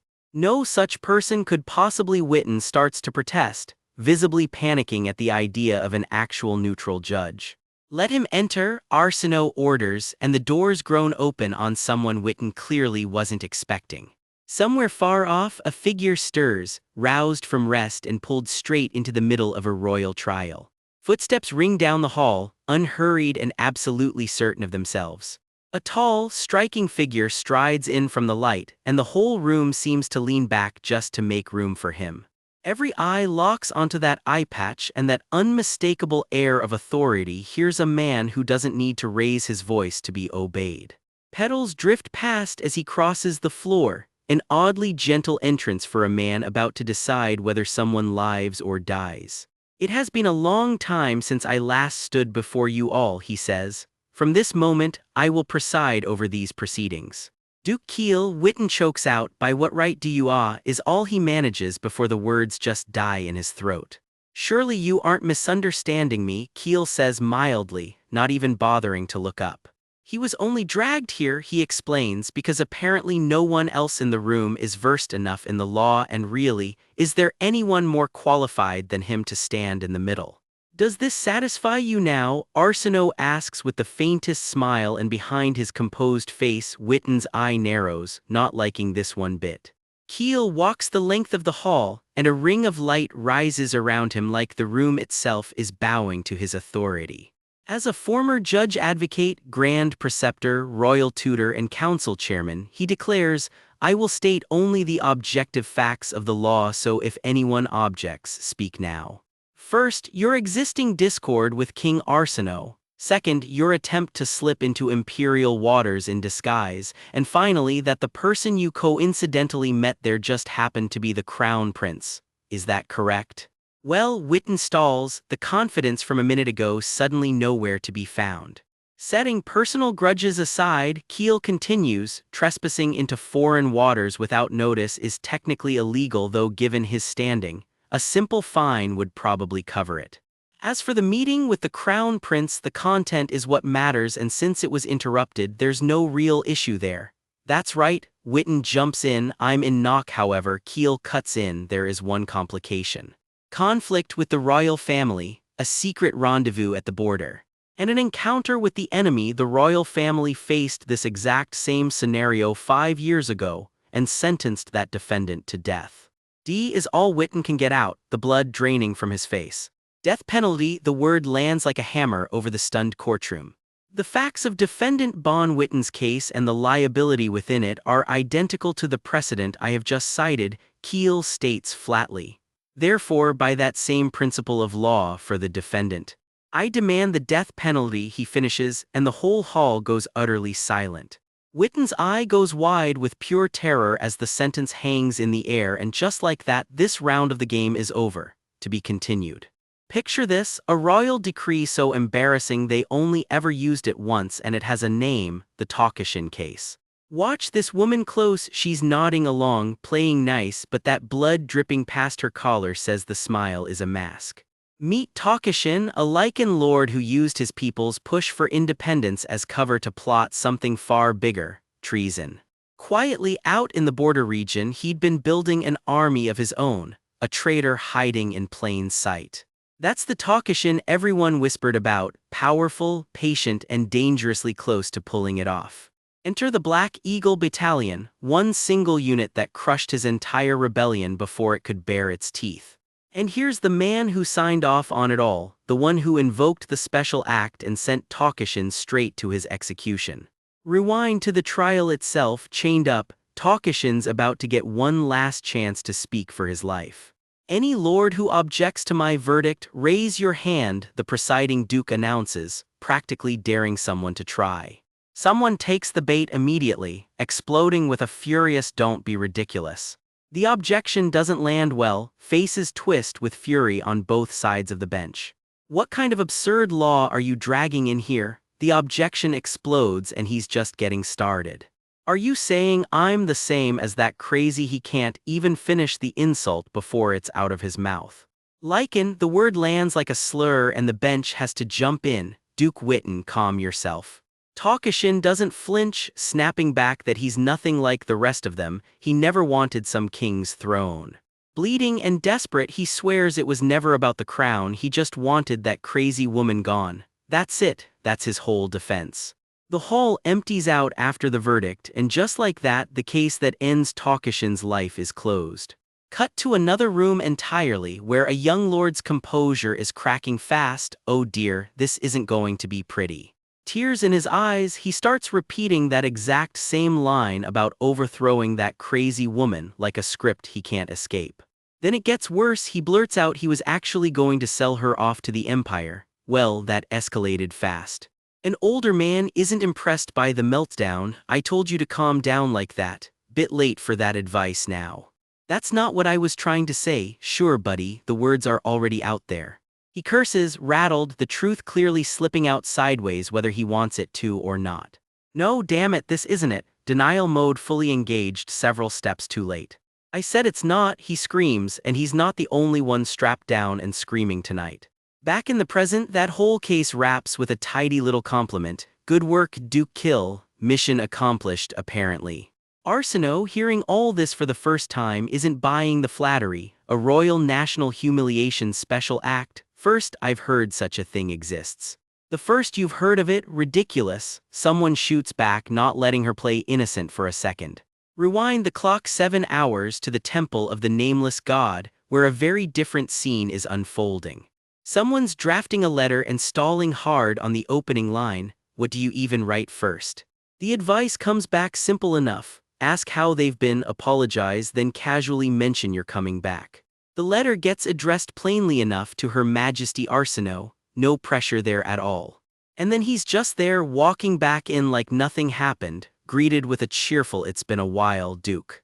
Cue a little chaos, a cozy table scene takes a hard left turn nobody at the table saw coming. Somebody yells kidnapping, and suddenly everyone's gasping like it is the scandal of the century. Cue the dramatic entrance. What on earth is the meaning of this? Someone is not having a good day. 3 hours later, back at headquarters, and the drama has apparently followed everyone home. The old Duke's fuming over a letter, waving it around like evidence in his own personal trial. I got a letter from Atland. Turns out the whole kidnapping was just someone going to bring a runaway lady home after she'd sorted out her feelings, awkward apology included. The old Duke isn't impressed, groaning that his ears feel like they're being yanked clean off his skull from secondhand stress. Let's be careful next time things turned urgent faster than expected, comes the warning, met with a very unconvinced urgent. And that apparently is just how it turned out. No further questions, Your Honor. Back to Arsinoe, laughing as she lays out her own little theory of power. If one person lies, it's fraud. She keeps going, but if many say the same thing, it becomes an opinion. Suddenly this feels a lot less like a joke. And when even someone with public authority goes along with it, it becomes the truth. The point lands hard. That's exactly how Tokishin ended up dead. One Duke mutters it plainly, truly shameless beyond words, no argument here. Then comes a confession nobody saw coming. This dark-robed figure is the one who actually read out Tokishin's death sentence. He lays it out plainly. In law, precedent works like a written judgment all its own. And if the same adjudicator presides both times, the outcome's already decided before the trial even starts. You set up this entire board, he says, and the accusation lands like a gavel. Somewhere, someone's still cracking jokes about a good kill, because apparently even betrayal needs a punchline. But the mood curdles fast. This isn't staying funny for long. Why go to the trouble of doing something so bothersome? Someone asks, genuinely puzzled why anyone would bother rigging a trial at all. The answer comes cool and unbothered. Let's just say it's because I don't want to be a frightening ruler. What I desire is only this, she says, letting the moment hang before she spells it out. Domestic stability and strengthening national power. Sounds noble enough, right? It sits there in the dark for a moment, the kind of answer that sounds perfect until you actually think about it. Domestic stability, strengthening national power, someone echoes back, clearly not convinced that's the whole story. Is that truly your wish? The question lands like a challenge because everyone in this room knows a good excuse when they hear one. The Duke's had enough tiptoeing. Then I will speak freely, he says, and you know exactly what that means. He marches forward, done playing along with anyone's version of the truth but his own. Your Majesty ignored the principle of presumption of innocence, he states flatly, right to her face. He keeps going and treated the defendant as a criminal from the very start. This is illegal, no hedging, no softening it. The room goes quiet, someone standing before an empty throne, visibly thrown by where this is heading. A true sage ruler knows the weight of the law and submits to it, the Duke reminds her, not asking permission to say it. From the position of Duke Gio del Kill, who upholds the laws of the kingdom, he announces, putting his full title behind every word. I hereby notify your Majesty of 3 months of, and that's exactly where it cuts off. The Duke who once signed Tokishin's death warrant is turning on the crown itself, and we do not get to hear the rest. Yet. We open on the Royal Command Center, a mansion standing dead quiet like something is about to go down. Footsteps echo down a dark staircase, someone is moving fast and it is not a social visit. Whoever it is does not slow down, cutting straight through the palace halls. Word spreads through the palace fast, Her Majesty has not gotten out of bed in 17 hours straight. Panic sets in immediately, someone is already convinced she is dying of some mystery illness. Cut to the bedroom itself and there she is, out cold under a mountain of blankets. The old advisor nearly loses it. This has never happened before, not once. He leans in for a closer look, and whatever he sees makes his stomach drop. Two men creep toward the foot of the bed, half expecting the worst.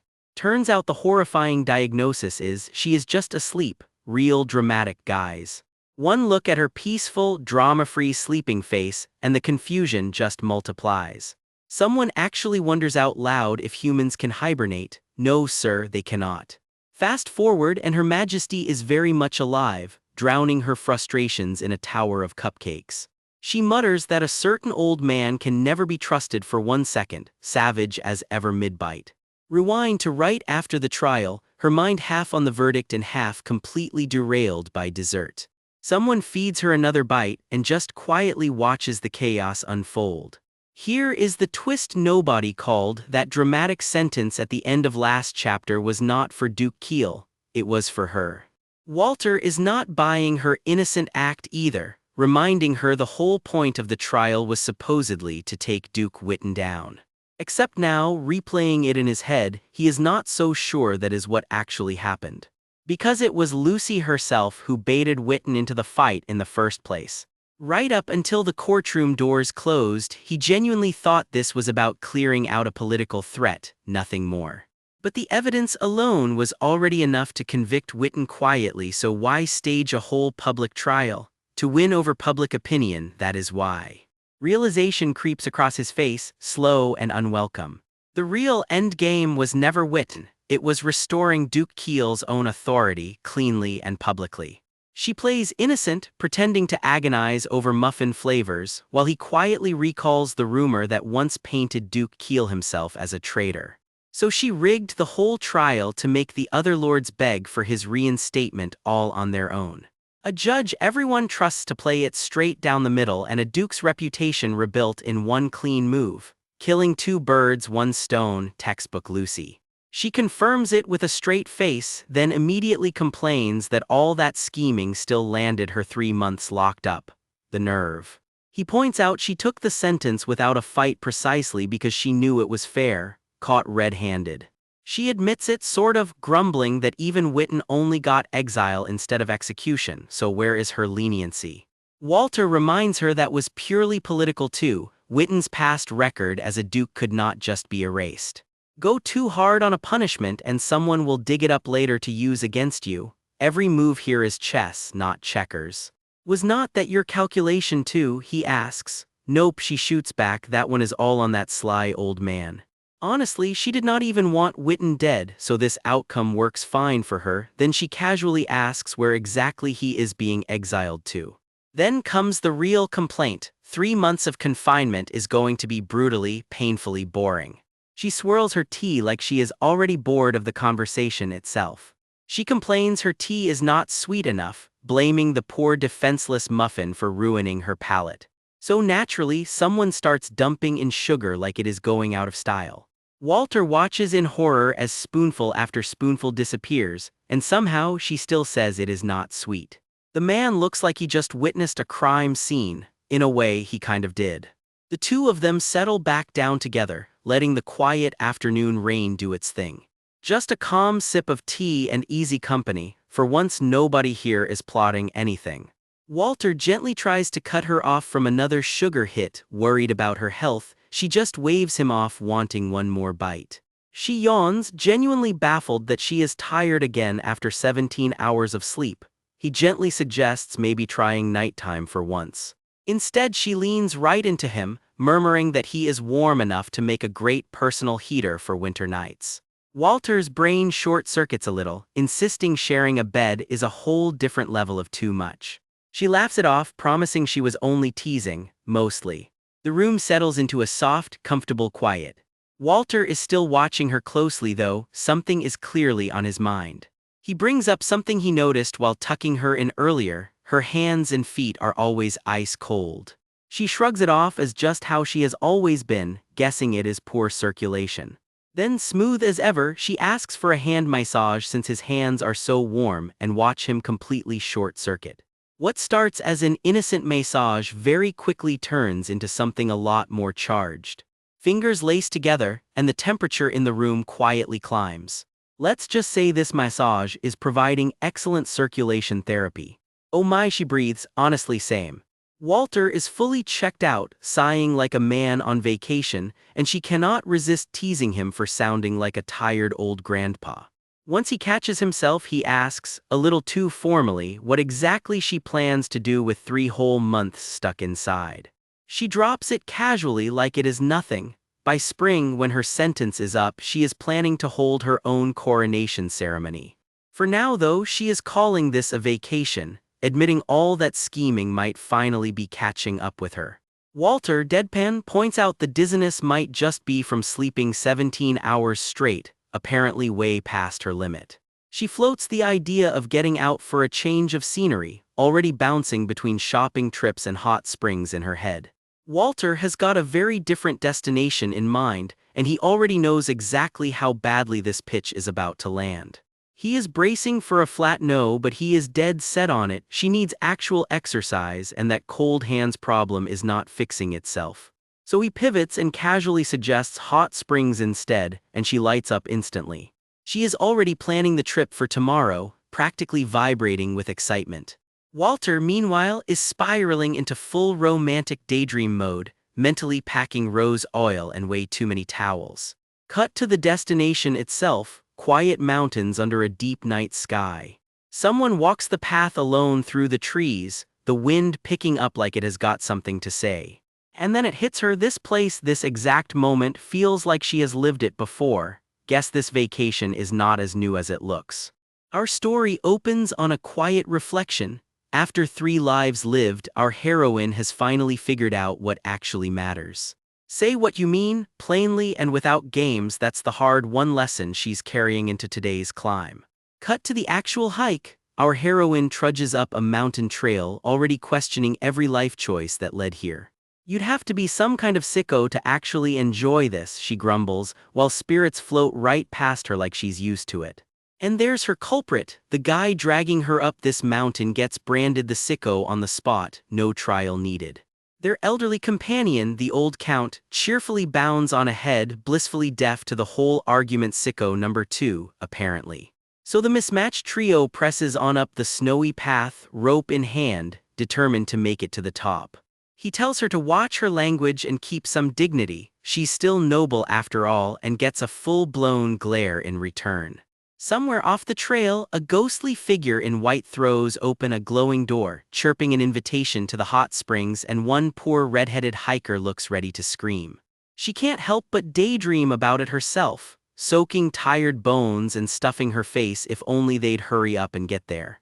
Somebody mutters that dragging a sweet old man up a mountain is basically elder abuse, guilt level 100%. Turns out the hot springs promise was a bit of a bait and switch, and now 2 of the group are trading liar accusations like it's a formal duel. The compromise: hit the midpoint, catch the sunrise, then head down to the springs after. Technically not a lie, he insists, and also you need the exercise first anyway. I'd rather catch a cold, comes the flat refusal, while someone else grumbles about what a stubborn, petty mule he's being. Fine, I'll go, happy, she huffs, squinting at a summit that honestly doesn't look that far off. Famous last words. Meanwhile, off to the side, tempers are clearly still simmering. She rounds on her winged companion Wise, ordering him to scoop her up and fly her straight to the hot springs, while he lies there daydreaming about a puppy, completely unbothered.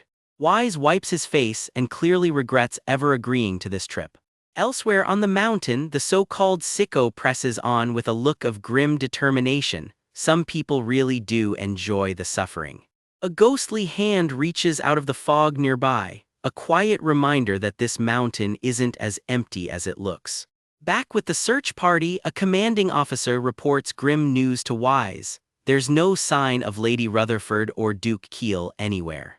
Fly ahead and verify their location, comes the sharp order, no room for argument. Wise flinches, ah no, but falls in line with a reluctant yes sir. Then the storm hits and the officer's composure cracks completely. No, Wise, not exactly the reassuring send-off anyone wanted. Back on the main trail, the hiking party finally stops to catch their breath for a moment. 10 minutes later, though, the peace is already wearing thin. I am absolutely dying here, that's it, I'm turning back, someone declares, while another figure grumbles they've held it in long enough. Use your imagination. It's officially logged as a vehement protest. The mountain remains unimpressed. Our reluctant sicko just goes quiet, letting the silence do the talking. But then the view opens up, mountains stretching out below them, and even the most stubborn complainer has to admit it's worth the climb. "I will carry you," he offers simply, and her eyes go wide with surprise, not the reaction she was expecting from the sicko himself. And just like that, he's hauling her up the mountain piggyback, no further complaints necessary. "Is it not uncomfortable?" she asks, genuinely checking in on the man carrying her entire body weight up a mountain. Old memories surface. Turns out hiking was a nightmare for him back then too, and yes, he admits he only pushed himself this hard for her sake. She settles in against his back as he strides confidently up the trail like her weight is nothing at all. The rest of the group presses on ahead, unaware of the quiet moment happening just behind them. She notices how effortlessly he's kept pace with her this whole trip and holds on just a little tighter. For a moment, neither of them says a word, just the mountain, the mist, and the two of them. "By the way, Walter," she murmurs, close enough to make him tense up, "I thought collecting rocks was your only pastime." But it seems, she teases, you have a fondness for hiking too. Something catches their attention up ahead, and the moment shifts. He explains, his late father and the old count both loved the mountains, so he grew up climbing right alongside them, which finally explains why he's always been so close to the family. That father, we're told, was a genuinely outstanding officer, the kind who never let injustice slide, right up until the day he died saving his people from a landslide. A true hero, plain and simple, walking alone into the storm to save everyone but himself. "A shame, really," she says softly, "that he left this world without ever seeing what a fine son he raised. He'd be so proud of the man you've become." Then, because she can't help herself, she piles on the compliments. Grand general at his age, practically perfect, more human and wonderful than she ever expected, and watches him squirm under the sheer weight of praise. He can only manage an awkward yes, and a whole lot of stunned silence. She hesitates, clearly working up to something bigger. "I'm really glad I met you, Walter," she finally says, "since we're bound to walk this path together until the end. Knowing you're such a genuinely decent person," she admits, "is honestly a huge relief to me." She makes him a quiet promise. After everything she's about to put him through, victory will be waiting at the end of it. He brushes it off with duty talk, insisting it's simply his job to turn the tide of unwinnable battles, but she's not buying the deflection. "I know that," but she starts, cutting straight through the modesty. "What I mean is," she presses, "I will never send you anywhere with even the slightest risk of losing you. Because right now," she tells him plainly, "you are the most precious person in my life." The silence that follows says everything words can't, two people quietly overwhelmed by what just got said out loud. Obviously, she deflects a beat later, suddenly all business, listing off his prestigious lineage and brilliant mind like she's reading a resume. He never complains, gives a great massage apparently, and is annoyingly handsome on top of it all. How, she wonders out loud, does a man like this even exist? Nothing says romance like roasting your own feelings into a joke. But she circles back to the truth underneath the joke. She can afford to lose everything else in this world, just not him. "You and I," she tells him, "are bound by the same fate." He kneels, visibly moved. "You've spoken the very words I should be saying to you," he tells her. "It's an honor." Ever the mood killer, she immediately asks how much longer until they actually get there, since the sun's about to rise and that was the whole point of this hike. Then she stops and squints at him. Walter, are you all right, your face?" He turns away, clearly flustered and not exactly eager to explain why. Whatever's going on with him, it's got him glowing red down to his fingertips. Romance is a battlefield too, apparently. Spoiler, it is not a fever. His hand drifts to his own collar, jaw tight, doing his best impression of a man who is totally fine. He clears his throat and looks anywhere but at her, one hand pressed to his own chest like he is holding something in. Arsenault leans in and presses a hand to his forehead. "I think you have a fever," she says, dead serious. His knees pick that exact moment to give out, the whole world tilting sideways under him. He grabs for a branch to catch himself and misses, hand closing on nothing but air. Somehow it ends with him carrying her through the trees instead, silent, stiff, and clearly regretting every choice that led here. Lucy, he breathes, practically begging her to stop touching his face. It is genuinely too much for him right now. Unexpectedly, their faces end up inches apart, and for once neither of them has a clever comeback ready. He finally just says it, this heat has nothing to do with being sick. His whole face floods red, and he can barely force the rest of the sentence out. I will only say this once, Lucy, he warns her, you should not go calling just anyone precious like that. Arsenault fires right back, unbothered. Does he really think she says that to just anyone? I only say things like that to you, Walter, she tells him plainly. To me alone, he asks, needing to hear it clearly. Yes, he says just that, one word, and it lands like a promise. Then it's fine, she decides, satisfied, like she just won an argument nobody else knew they were having. Even his ears have gone pink by the end of it. Elsewhere, a couple of soldiers just stand around looking baffled, wondering out loud why on earth they've been left waiting. The group presses on toward the Twin Mountains, chasing sunrise over the peaks. Someone finally lets out a long groan of relief. They made it, the hot spring is right there waiting.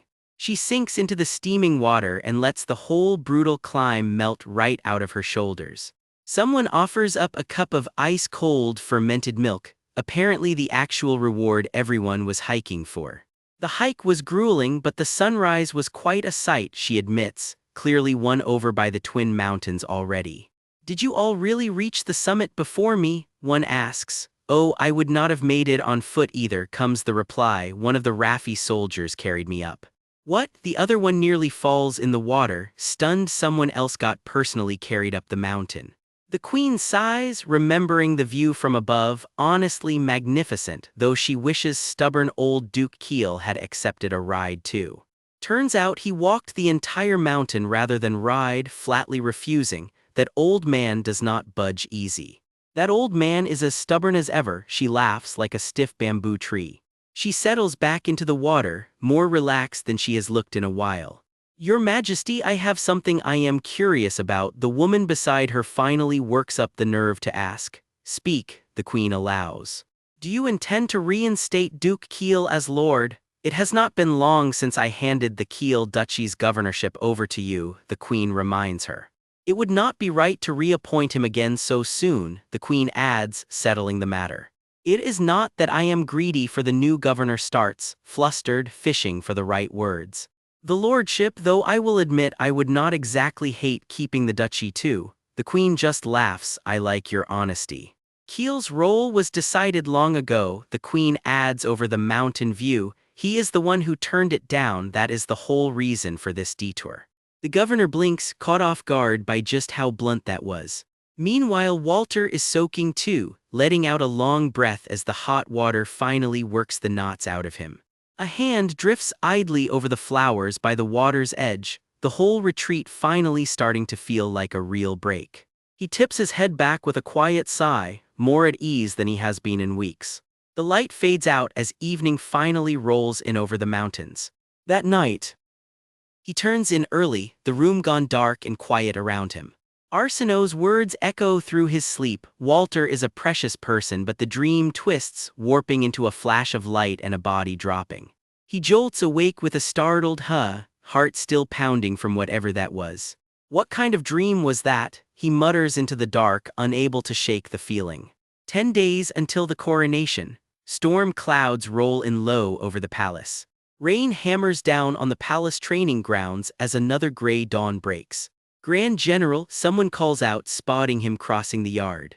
The soldiers beg him for a sparring match, half hoping he says yes, half hoping he goes easy on them if he does. He agrees without a word, eyes narrowing as the rain picks up around him. The first one goes down hard, and it is immediately clear this is not going to be a gentle spar. He tears through the rest of them one after another, the storm doing nothing to slow him down. Soldiers lie sprawled in the mud while he watches from the doorway, expression unreadable. Next, is there no one else? He asks, not even winded. He mutters that everyone's stamina is far too low, he will have to intensify outdoor tactical training. From above, the whole training ground looks like a battlefield, nobody left standing, nobody daring to volunteer next. Grand General, let's go together, someone finally calls out. Were you there? Another asks quieter. Yes, that was an interesting spar, but his friend starts, watching him a little too closely. Has something been bothering you lately? The question lands closer to the truth than Walter would like. Normally you would go easy on them, but today you flattened them, comes the observation. I have never seen anyone fly off a wooden sword like that. Jen is living proof. It's nothing special, Walter deflects, footsteps splashing off through the rain. You must be imagining things. Out of nowhere, Arsinoe's words drift back into his head. You're the most precious person in my life right now. The line just keeps replaying over and over, refusing to leave him alone. He wanders the hall in a total daze, and someone nearby shoots him a very confused look. Still lost in thought, he cannot shake the memory even as he walks away. Grand General, someone calls and he practically jumps, caught red-handed daydreaming. His blade meets another in a shower of sparks, instinct saving him a full beat before his focus catches up. Here is the palace troop deployment map and the coronation attendance list, someone tells him, and it is straight back to business. At the evidence table, a strange handprint has everyone stumped. Nobody has a clue what left it. Have you dealt with napery yet? Someone asks, and the joke spirals straight into bickering until a sharp enough shuts it down. Elsewhere, someone shrugs off the chaos. You cannot exactly stop a man from quitting to go get married. Turns out the guy's fiancée showed up and told him work might matter to him, but she is the most precious thing in his life, and that was apparently all it took. The room dissolves into chaos as napery gets manhandled into a mock proposal pose, feathers flying everywhere. Walter watches the whole commotion from the armory doorway, saying absolutely nothing. Alone with his thoughts in his formal coronation attire, his face settles back into something far more serious.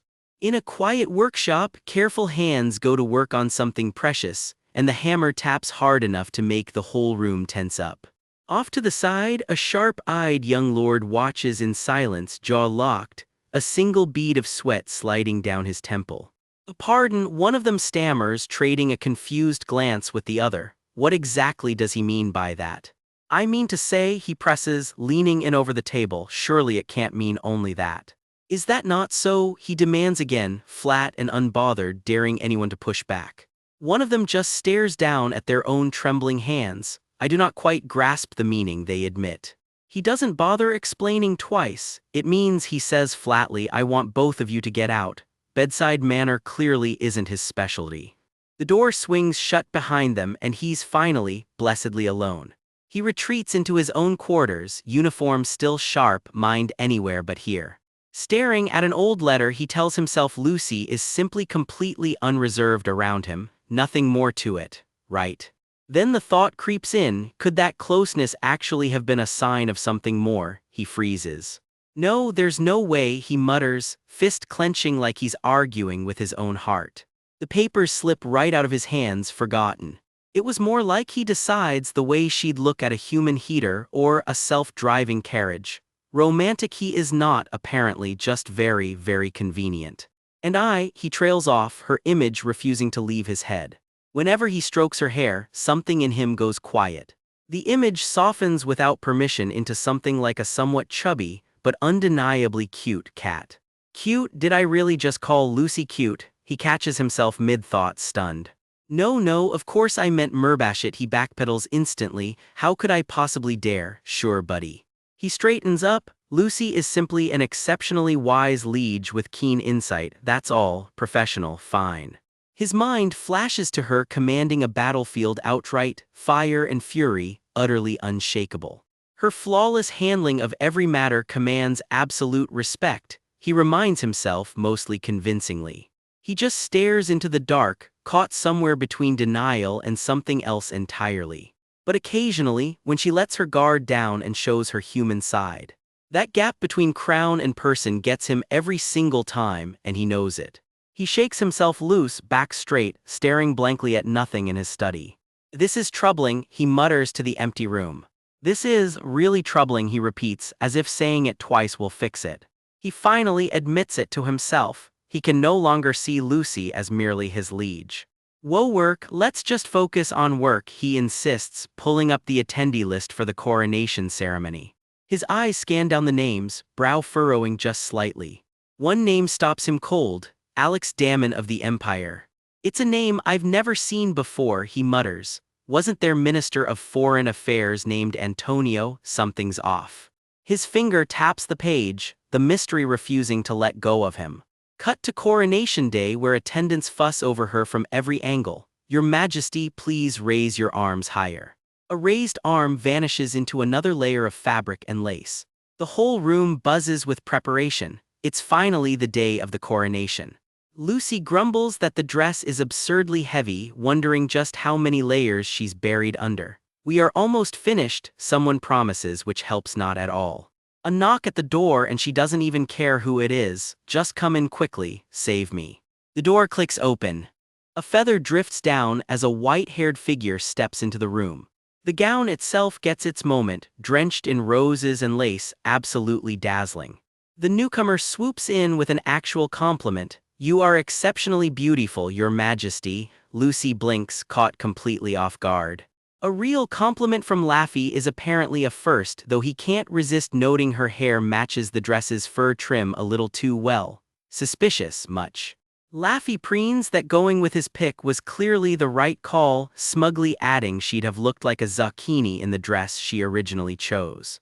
She deadpans that of course it was just self-praise in disguise. Apparently the royal protocol inspectors dubbed him the best Laffy. Laffy basks in his own reputation while Lucy just sighs. She couldn't care less about fashion to begin with. Her mind drifts back. There was a time as crown princess of the empire when she actually longed for moments exactly like this. But no amount of finery back then ever once caught the eye of that bastard crown prince. Ouch. Laffy announces a visitor. The chief of Pomnos, here to offer her congratulations in person given her history with Her Majesty. She offers her well wishes, and Lucy accepts the sentiment with quiet grace. Laffy takes his leave, tossing out a warning that rabid mutt will be escorting her from the outer palace from here. Very well, she agrees, bracing for whatever chaos that implies. A gloved hand extends toward her, ready to lead the way. Together they move through the grand halls, closing in on the ceremony. Her escort walks a step ahead, unreadable as ever. Flowers line the path as she's led toward the main event. The doors click and she steps forward into the moment she's been building toward this whole time. The space opens up before her, grand and glowing with light. Wise is the first to step forward, kissing her hand. It is an honor to be the first. To offer my congratulations. May your day be as radiant as your beauty, he says, and for once she doesn't have a comeback. She smiles, genuinely touched. Thank you, Wise. The cathedral opens up around her, light pouring through towering windows. Down below, the procession begins, nobles lining the aisle in waiting. The entire hall bows as one, Wise at her side, as she makes her way to the front. The crowd keeps bowing, her train sweeping the floor behind her. This is really happening. Then, out of nowhere, a stranger she's never seen steps forward, cane in hand, murmuring just for her, "You have arrived." In the hush before the ceremony begins, Duke Witten stands rigid in his formal coat, waiting on one simple question. Has she arrived? He mutters, straightening the flowers at his collar like a man trying very hard not to look nervous. And there she is, Arsinoe, crowned in white blossoms, her gaze steady as the biggest day of her life gets underway. Her footsteps echo down the grand staircase, every step carrying her closer to a throne she was never supposed to sit on. Somewhere above, the great bell tolls, announcing to the whole capital that a new sovereign is about to be made. A formal blessing is read aloud for the realm's new master. May a brilliant radiance light up the starless night. May clear wisdom cut through the darkness ahead of her, it continues, and may she reap an entire ocean from just a single seed. The assembled nobles drop into a deep bow as she passes, not one of them daring to meet her eyes.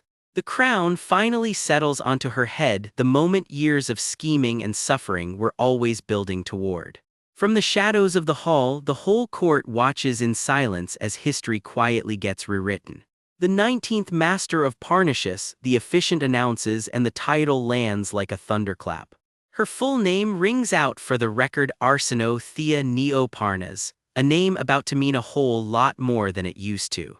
I hereby bestow upon you the title of Sovereign of Wisdom and Brilliance, he declares, and just like that, the princess nobody wanted becomes the queen everyone has to answer to.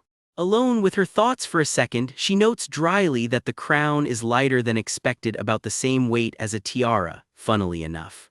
Next comes the scepter, pressed into her hands as autumn leaves drift past like the whole world is exhaling. Here's the real story under all that pageantry. Taking this throne was never about the crown, it was only ever meant to be a tool for her revenge. But now that the weight of it is actually resting in her hands, something in her grip tightens. Is it truly right, she wonders, to use this entire kingdom just for my own selfish ends? Months into her reign now, actually ruling has taught her something she wasn't expecting to learn. Down below, her officers watch the ceremony wrap up, with no idea what she's about to say next. Parnassus doesn't run on royal bloodlines alone, she realizes it runs on the sheer effort of countless ordinary people. An unimaginable number of them, actually, all quietly holding this whole structure together. Every one of them carrying the weight of one royal family, whether they ever notice it or not. Which means a single word out of her mouth right now has the power to change every one of their lives at once.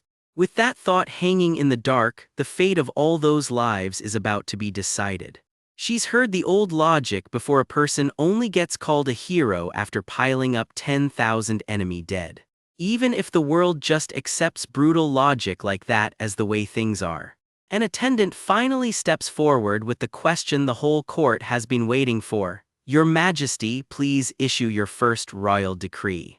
Whispers ripple through the crowd. Will she call for a toast like the last king, or order everyone into the gardens to drink all day like the 17th sovereign did? Privately, she just finds it mildly obnoxious that an entire nation's mood hinges on the whims of one single person. From this day forward she begins, and the whole hall leans in. Scepter in hand, crown blazing, she looks every bit the ruler about to drop a bombshell. Shall withdraw completely from all political affairs, she announces, and the entire court freezes in stunned silence. She's not done. She's reviving the long-abolished office of chancellor, handing that person total responsibility for every internal affair and for keeping her reign prosperous. Her royal target turns out to be one very specific man. Since you've always wanted to be king anyway, you might as well finally get your chance, she continues, letting the moment stretch out just to torture him. Try playing the part, you old geezer, she finishes, and just like that, Duke Witten has a brand new job. By evening, word of the appointment has already swept across the palace grounds. Not exactly taking it well, the newly minted chancellor is coping the old-fashioned way, one hard swallow at a time. He pours another round while someone nearby mutters what everyone's already thinking: she truly is a madwoman. Witten ends up slumped on the palace steps, staring at nothing, still trying to process how his afternoon went so sideways. Marchioness Vanessa Rutherford and Count Bubihole watch him from a distance, half pitying him, half wondering if they should just go join him for a drink. I really should tell you to watch your tongue, the old geezer sighs, but I can't exactly argue that was a baffling proclamation. Did she even warn you first? Witten grits his teeth, remembering her exact words. She'd told him to give it his all, since becoming king was supposedly what he'd always wanted. Worse, she'd bragged about it, how wonderful it is that he'll carry all the responsibility while she just sits back and rules. Vanessa blinks at him, startled. Was that supposed to be encouragement? Obviously she was mocking me, he snaps, while the old geezer just chuckles about how yesterday's enemies have a funny way of becoming tomorrow's allies. Then the real fear kicks in. He's never once heard of a traitor being handed this much power. What is she even planning if he decides to rebel again? Making him supreme administrator over the whole state, he realizes, is basically the same as just handing him the crown's own authority.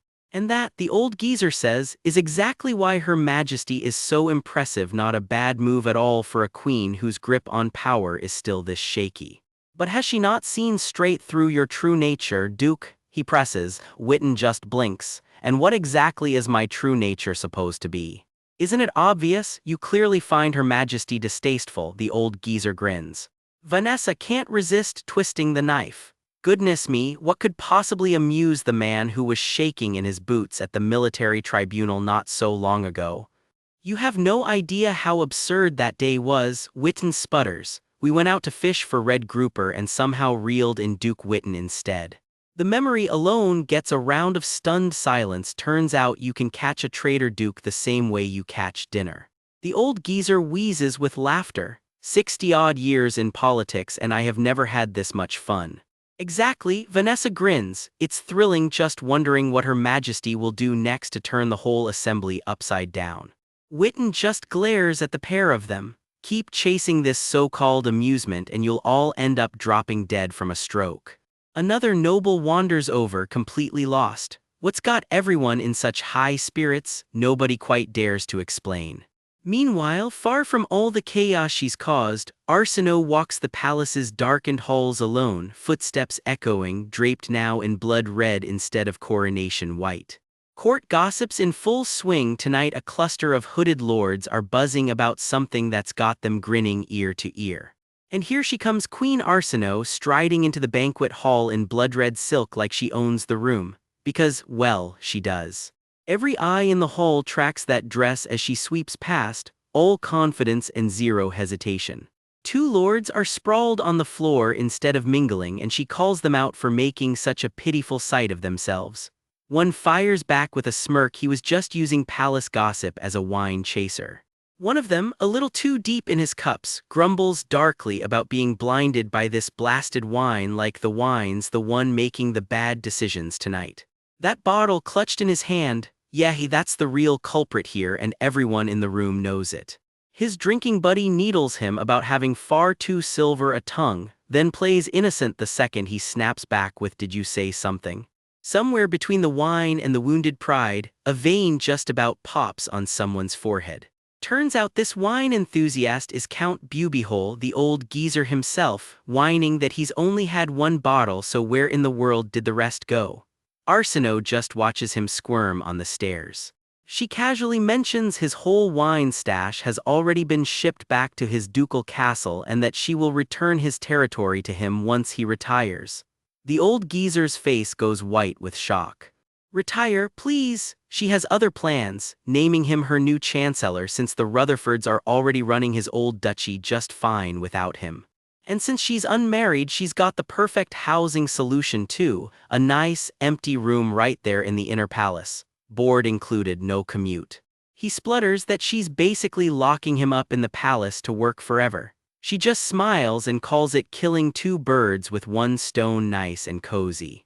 Oh, and the wine, consider it confiscated, an early retirement gift. The old geezer watches his beloved bottle sprout wings and float away, and honestly it's the saddest thing you'll see all week. He's not wrong that wine only gets better with age. Shame he won't be tasting any of it for a while, cue the waterworks. Underneath all the theatrics though, he's actually touched it, is her promise after all, and besides, the sovereign's the same age as his own granddaughter. Old softy. Elsewhere in the palace, night falls and someone jolts awake with a gasp, a quiet reminder that not everyone in this story sleeps easy.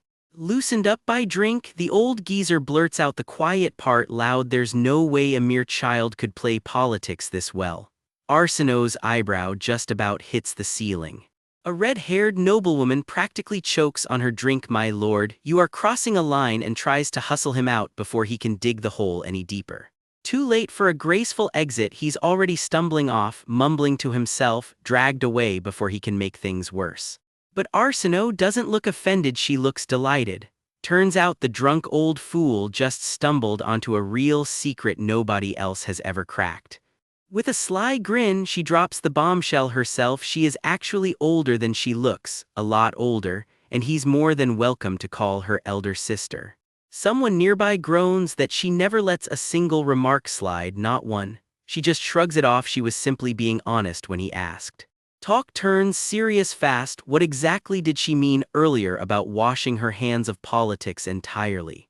Surely, someone presses, major decisions still need the crown's approval even with a new chancellor in place. Not exactly, she says. She's handing over all of the kingdom's internal affairs because she's about to pour everything she has into something much bigger, external matters.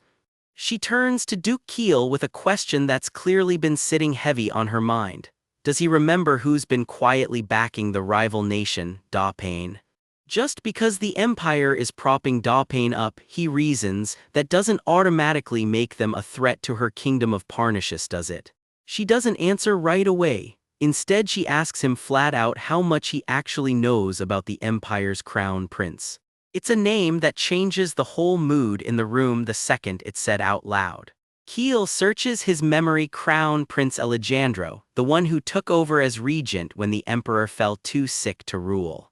Pure-blooded royal, born straight into the direct line on paper, an untouchable golden boy. Rational, powerful backers, brilliant, handsome, effortlessly charming. Keel rattles off the public image like he's reading a resume. She cuts him off. She isn't asking about the mask he wears in public, she wants to know who he really is. Keel goes quiet. Nobody actually knows. Her expression darkens into something unreadable, like she's carrying a memory nobody else in this room could possibly understand. It sounds, Keel says carefully, as though Your Majesty knows him quite well. Her answer comes back ice cold. Is there anyone alive who knows him better than she does? Then she says it plainly, and it lands like a curse. He is a monster who will engulf the entire continent in flames. If that man ever takes the throne, she warns, it isn't just her kingdom that falls first. The whole continent, she says, would belong to the Empire, every last piece of it. The imagery gets darker with every word. Blood-red visions of a war nobody in this kingdom is ready for. And every race besides humans, she warns, gets wiped out entirely, not conquered, erased. A haunting flash of the aftermath ripples through her mind. Someone dragging the wounded through the wreckage of what used to be a life. I speak the truth, she tells him, dead serious. Whether you choose to believe it is entirely up to you. Keel's face says he believes every word. Coming from a young queen who's already proven she's anything but naive, Keel decides he can't just brush this warning off. She snaps out of it fast though. Enough with the heavy stuff, she says, time to get back to the banquet. And just like that, she's all smiles and silk again, gliding back into the party like she didn't just drop an apocalypse warning 30 seconds ago. Meanwhile, elsewhere in the palace, guards move quietly through the halls on a very different kind of business. Boots echo down a torchlit corridor as the night shift gets to work. One officer checks in on procedure. Have the identities of the visiting ambassadors been properly verified? Yes, sir, comes the reply. The patrol presses deeper into the palace, torchlight flickering against old stone. Everyone's been vetted down to their guarantors. They are assured nothing to worry about. Then, is the queen still in the main hall? No, sir. She's already confirmed to be headed to the banquet with the other lords. Anything unusual to report? Oh, one more thing. Dawpain's sent an ambassador too. The word alone hangs heavy in the air. The Empire has sent someone as well. Their envoy's name doesn't ring a bell to anyone. Alex Damon, apparently, and word is he's surprisingly young for the job. He must come from serious money and pedigree. One soldier guesses the guy showed up with 50 guards in tow. 50 for a coronation visit. The guards can't stop gossiping about the mysterious new arrival as they make their rounds. Brown hair, sun-kissed skin, and apparently drop-dead handsome, the soldiers cannot stop talking about this Alex Damon. One officer's expression shifts though, like the name just clicked with something unpleasant buried in the back of her mind. Alex. Alex, she repeats to herself quietly, like the name alone is a warning bell. Down at the docks, a stranger casually calls out Duke Witten by name and points out one very particular ship anchored nearby. Judging by its design, Witten mutters, studying the vessel, that ship belongs to the Empire. Back at the harbor, the mystery envoy steps off his ship under the cover of near darkness. His own guards usher him along with a very telling honorific, Your Imperial Highness, please step inside. Turns out Alex Damon is a lot more than just an ambassador. He's escorted through the shadows like someone used to being protected and used to being obeyed. Attendants fuss over his coat and collar, prepping him like he's about to walk into a performance, not a party. Somewhere in those same dark halls, another figure is rushed along in a hurry, something urgent clearly going on behind the scenes. The caption spells it out plainly in case there was any doubt left. This is the crown prince of the empire, walking straight into her kingdom.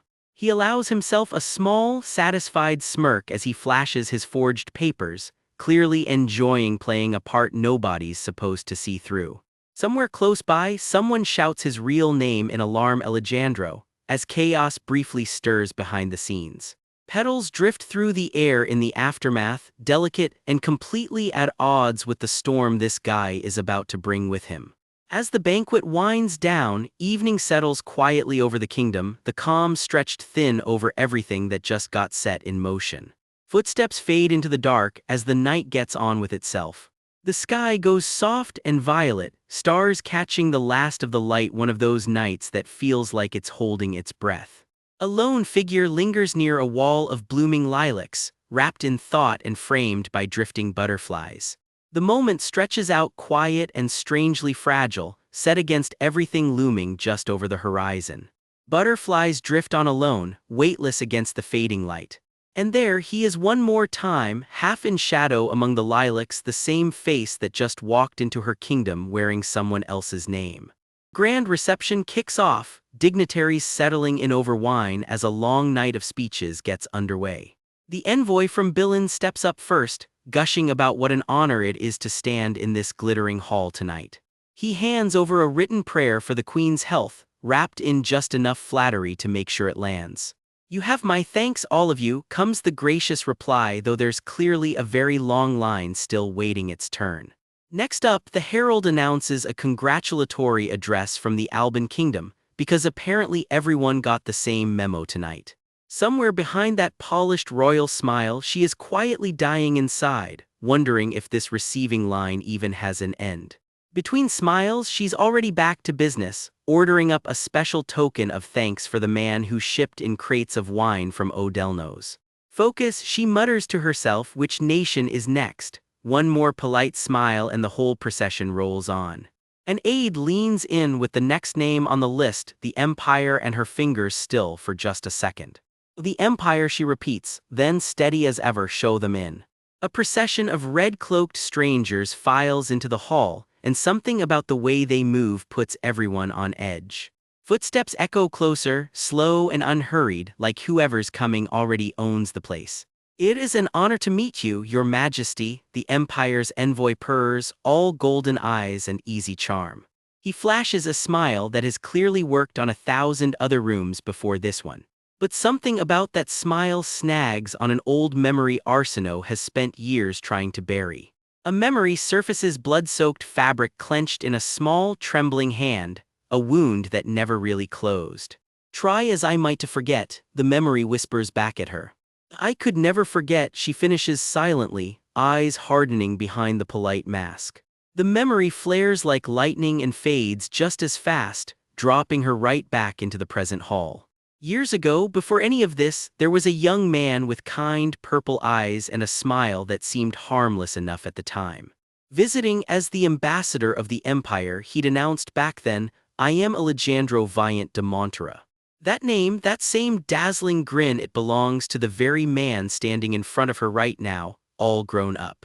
In the memory, a younger Arsino's eyes well up, that face burning itself into her mind for good.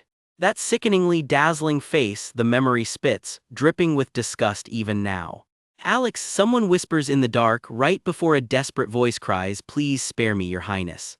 Someone begs for their life against a blade, "I'll do anything. Please don't," and the pleading cuts off in a scream. "Torturing me should have been enough," the voice sobs, why my mother?" A young Arsino screams for her mother, clutching a body that will never move again, and the memory finally shows its teeth. "Kill me, please, kill me," her mother's own voice, begging for a mercy that never came.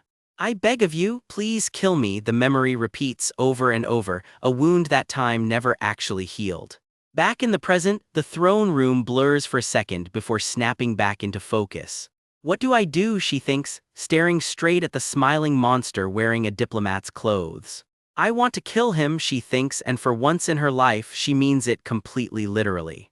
If only I could hack that face to pieces 100 times over and spit on what's left. Charming dinner thoughts, truly. She holds it together anyway because a queen does not get to fall apart just because her mother's killer walked into the room.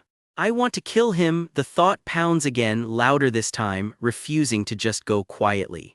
The rage burns red behind her eyes for one long second and then, just like that, the mask slides back on. To what do we owe the honor, she asks smoothly, of a visit from one of the empire's most esteemed bloodlines? Off to the side, a young nobleman's eyes stay fixed on her the whole time like he's already bracing for something. His flair for the dramatic is as obnoxious as ever, she thinks, thoroughly unimpressed by all that empire polish. Your Majesty's wisdom is renowned even in the empire, Alejandro coos. And to think, Grand General Heiberg chose you himself. I volunteered for this post just to meet you. I am honored, she replies, deadpan. So now that you have met me, what are your impressions? His answer comes back a little too smooth. Contrary to what I expected, it isn't exactly respect I'm feeling right now. You are far more graceful and captivating than I imagined, he purrs, and she fires right back, all sugar and venom. You came all this way just to see me? A snake like you belongs rotting in the imperial palace. His eyes narrow just a fraction at that, the charm flickering for one very telling second. I was under the impression the crown prince of the empire was far too busy with matters of state to go gallivanting abroad, she needles. Did you really come all this way just to offer your congratulations? To be precise, I came to propose a negotiation, he admits, though I've had something of a change of heart since arriving. His hand drifts out, unhurried, like he's already decided exactly how this evening ends. Behind him, an absurd pile of gifts gets wheeled in jewels, silks, hatboxes, the whole works. So much of that priceless violet fabric, she deadpans, unimpressed, must have taken tens of thousands of sea snails just to dye. Heemp. Then, without warning, he produces a small red box. I do hope you will accept it, he says, holding it out like it's nothing. The box clicks open and for once her composure actually slips. No way, she thinks, staring. A breathless laugh slips out despite herself. Are you proposing to me, she manages. Right now, she can hardly believe it. He just laughs, delighted. To see through my intentions from the gift alone, you really are as sharp as the rumors say. He settles back, chin propped on one hand, watching her like a cat that has already caught the mouse. Their hands drift closer together, the tension in the room turning thick enough to cut. That same dazzling, dangerous smile spreads across his face again, the one that has haunted her for years. Blood-red spider lilies bloom across the scene behind him, and the whole moment feels a lot less like romance and a lot more like a threat. Then everything happens at once, a sudden blur of motion, fabric flaring, the whole room tilting sideways. A gloved hand shoots out fast, someone reacting before anyone else even has time to think. Forgive my boldness, your majesty, a voice cuts in, already moving before permission is even granted. Arsinoe's eyes go wide as her footing gives out, the whole hall rushing past in a blur. Strong arms catch her before she hits the ground, pulling her in close and steady. Whoever it is squares up to Alejandro without a shred of hesitation, planting himself firmly between the prince and the queen. She finally gets a look at her rescuer's face and can hardly believe it. Walter. Forgive me, your majesty. Those words hang in the air right before everything goes sideways. Someone is watching this whole scene unfold with murder in his eyes. And there he is, out cold or just playing dead. Either way, not a good look for him. Somebody's arms are the only thing keeping her upright right now. Walter, she gasps like she is seeing a stranger wearing a familiar face. His eyes go cold and sharp. Whatever is coming, he is more than ready for it. Wise, cover us, he barks. No time for pleasantries when the knives are already out. Somewhere in the dark, a figure drops to one knee, and it is not out of respect. A flash of white feathers cuts through the shadows, not something you see every day. One eye locks onto its target, and there is nowhere left to run. There he is in full, wings spread and blade blazing. Turns out the Grand General has been holding out on everybody. Someone in crimson robes is about to have a very bad night. A whole line of blades comes rushing in at once. Outnumbered has never looked less like a problem for him. First blood, and it is definitely not his. He grips the hilt tighter. This fight is just getting started. Someone hits the ground hard, and the dust has not even settled yet. Step back comes the order. Honestly, you would too if you saw what was standing there. Rewind a bit, because before any of that chaos, this was supposed to be a quiet diplomatic afternoon. Meet the Grand General, sharp-dressed, sharper instincts. A visiting royal is not thrilled about being stopped at the door. Do you realize who I am to dare commit such insolence? I am aware, the general replies, not even a little bit intimidated. He names him properly, Crown Prince Alejandro Viant de Montera, then apologizes for the discourtesy, all while still gripping his sword. The queen has been getting threats to her safety lately, he explains, so yeah, security is a little jumpy. Rank does not buy you a pass today. Not even a crown prince gets to just walk in. I intercept anyone who approaches her without permission, he says flatly. This prince is clearly unused to hearing the word no.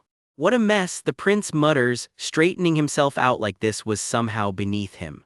The queen watches the whole standoff with a smirk. Part of her would not have minded if her general kept him waiting a little longer.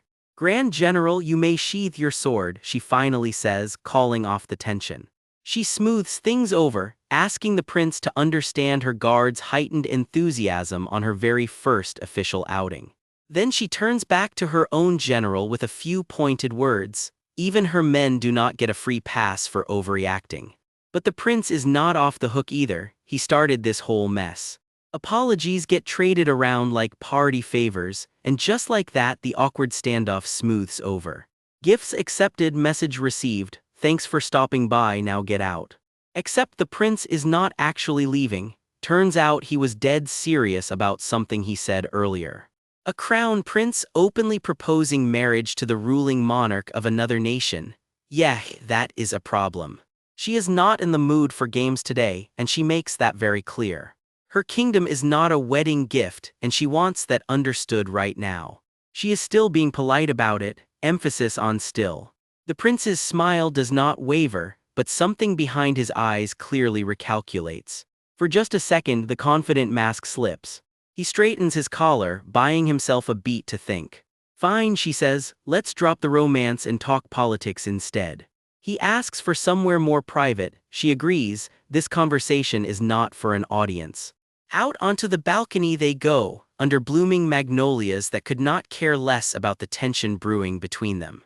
She waves off the staff before they even light the lamps. Whatever gets said next stays between the two of them. That wretched face, she thinks, staring him down. She is really not a fan of this guy. Internally, she is begging him to just get to the point already. Out loud, she is only slightly more diplomatic about it, spit it out. The two of them settle onto the balcony, alone at last. Well, alone enough. He plays the gentleman, gesturing for her to sit. She is not fooled for a second. She says nothing, just watches him, waiting for whatever game he is about to play. She calls out that he has not even sat down. This clearly is not a tea party. No more stalling, time to talk about the war everyone has been tiptoeing around. He finally sits, weighing exactly how much to reveal. The 30-day war between Dawpain and Antibazilla. Dawpain came out on top, and everyone knows it.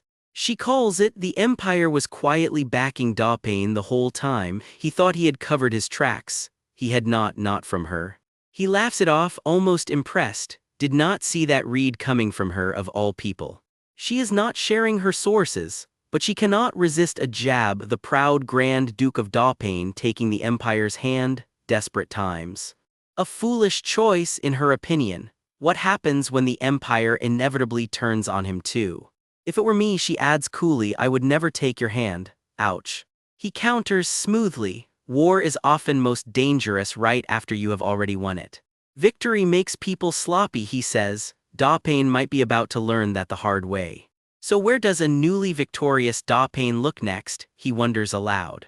She cuts straight to it. Is he trying to goad Dawpain into invading her country? Who can say? He shrugs, insisting it is merely a prediction. Sure it is. Then he drops it, the real headline of this whole conversation. The Empire is done backing Dawpain now that the war has served its purpose. She was not expecting that. "I see" is all she says, but you can practically hear the gears turning behind that stare. She names it outright. He means to swallow all three nations whole, and now he is dangling an alliance against Dapane in front of her. The silence afterward is heavy enough to feel. And once he has unified everyone that way, he plans to swallow the whole continent through marriage. To her, specifically. He does not even bother denying it. Bluntly put, sure, it sounds aggressive, but yeah, that is basically the plan. He seems almost relieved she figured it out without him having to spell it out. Everybody wins, he insists with a laugh. He would rather not drown the continent in blood. How generous of him. "And surely, your majesty," he begins. You already know nothing good follows that sentence. He leans in closer than strictly necessary, testing exactly how much space she is willing to give him. "Would it not be far better," he finally says, "to become the empress of the empire instead?" And there it is, the real proposal. Her expression does not exactly scream flattered. In a hazy memory, Arsinoe is pulled close on a moonlit balcony, the line between duty and desire already blurring. Rather than lose your country and get cast out as a ruined royal, the memory murmurs, wouldn't this be the smarter path? The memory shifts to a darker room, someone stepping out of the shadows toward her. Arsinoe sits rigid in her finery, every honeyed word landing like a blade wrapped in velvet. The empress of the empire, the phrase echoes in her head, equal parts temptation and trap. Such a familiar proposition, she thinks bitterly. She's heard this exact pitch before. Back then, he'd demanded she hand over the palace's secret passageways, no questions allowed. And worse, he'd ordered her to use her own body to seduce and win over Walter, like she was just a piece on his board. "I will make you the empress of the empire," he'd vowed back then, and for one weak moment she'd almost believed him. The memory dissolves like petals scattering in the wind, snapping her back to the present. Because right now it's Crown Prince Alejandro doing the talking, needling her about fleeing north to shield her mother from her own family's persecution. Given that history, he says smoothly, "I doubt you're all that attached to Parnassus anyway." Her jaw tightens, but he barrels right on, dressing his threat up as a history lesson. A female monarch with weak legitimacy is always a prime target for rebellion, he lectures, like he's doing her a favor. "And even if you keep the peace at home, if Dapane decides to march," he continues, laying the threat on thicker. His hand drifts across the table like he's already redrawing her borders in his head. "It would only be a matter of time before your country collapsed," he warns. "Do you really think I can't stop them?" she fires back, unshaken. She stands apart from the glittering party beyond, utterly unimpressed by the scenery or the company.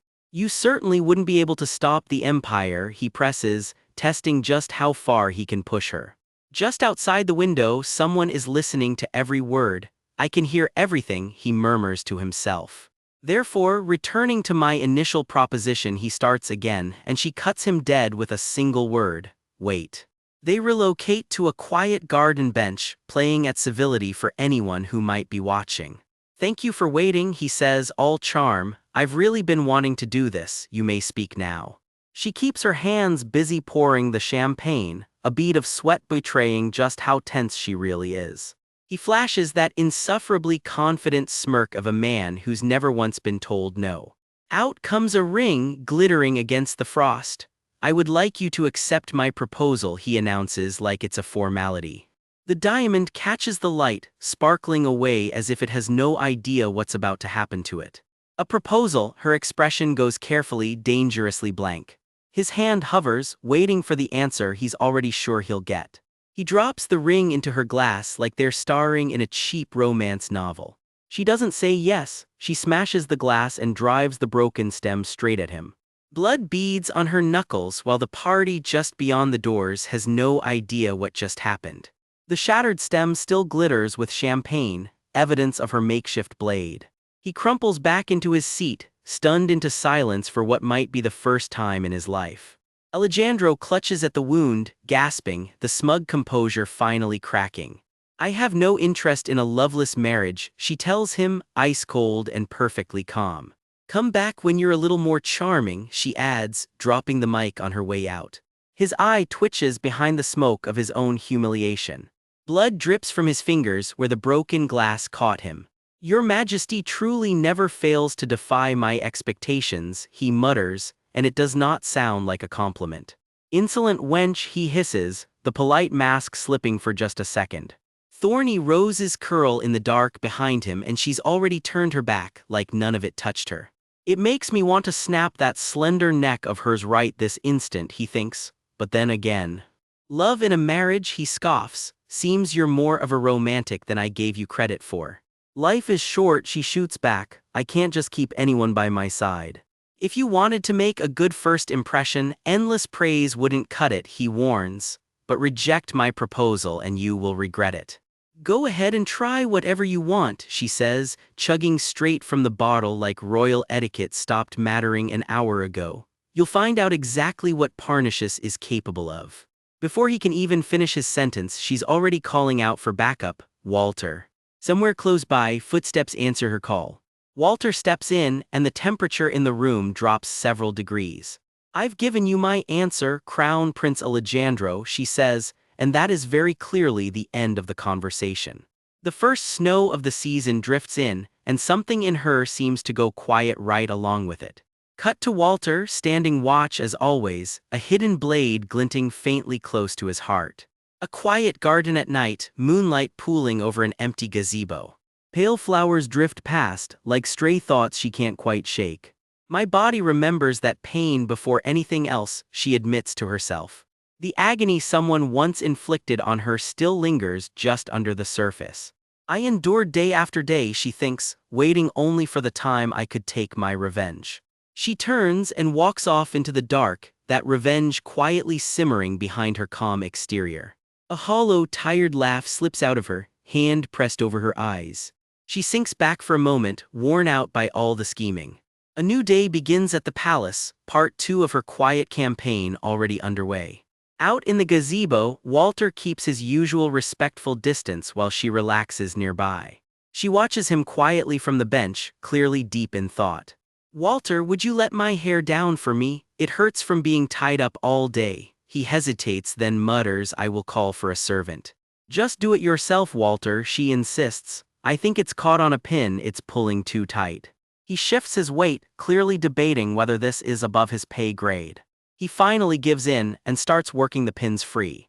His fingers move carefully through her hair, gentler than he'd probably ever admit to.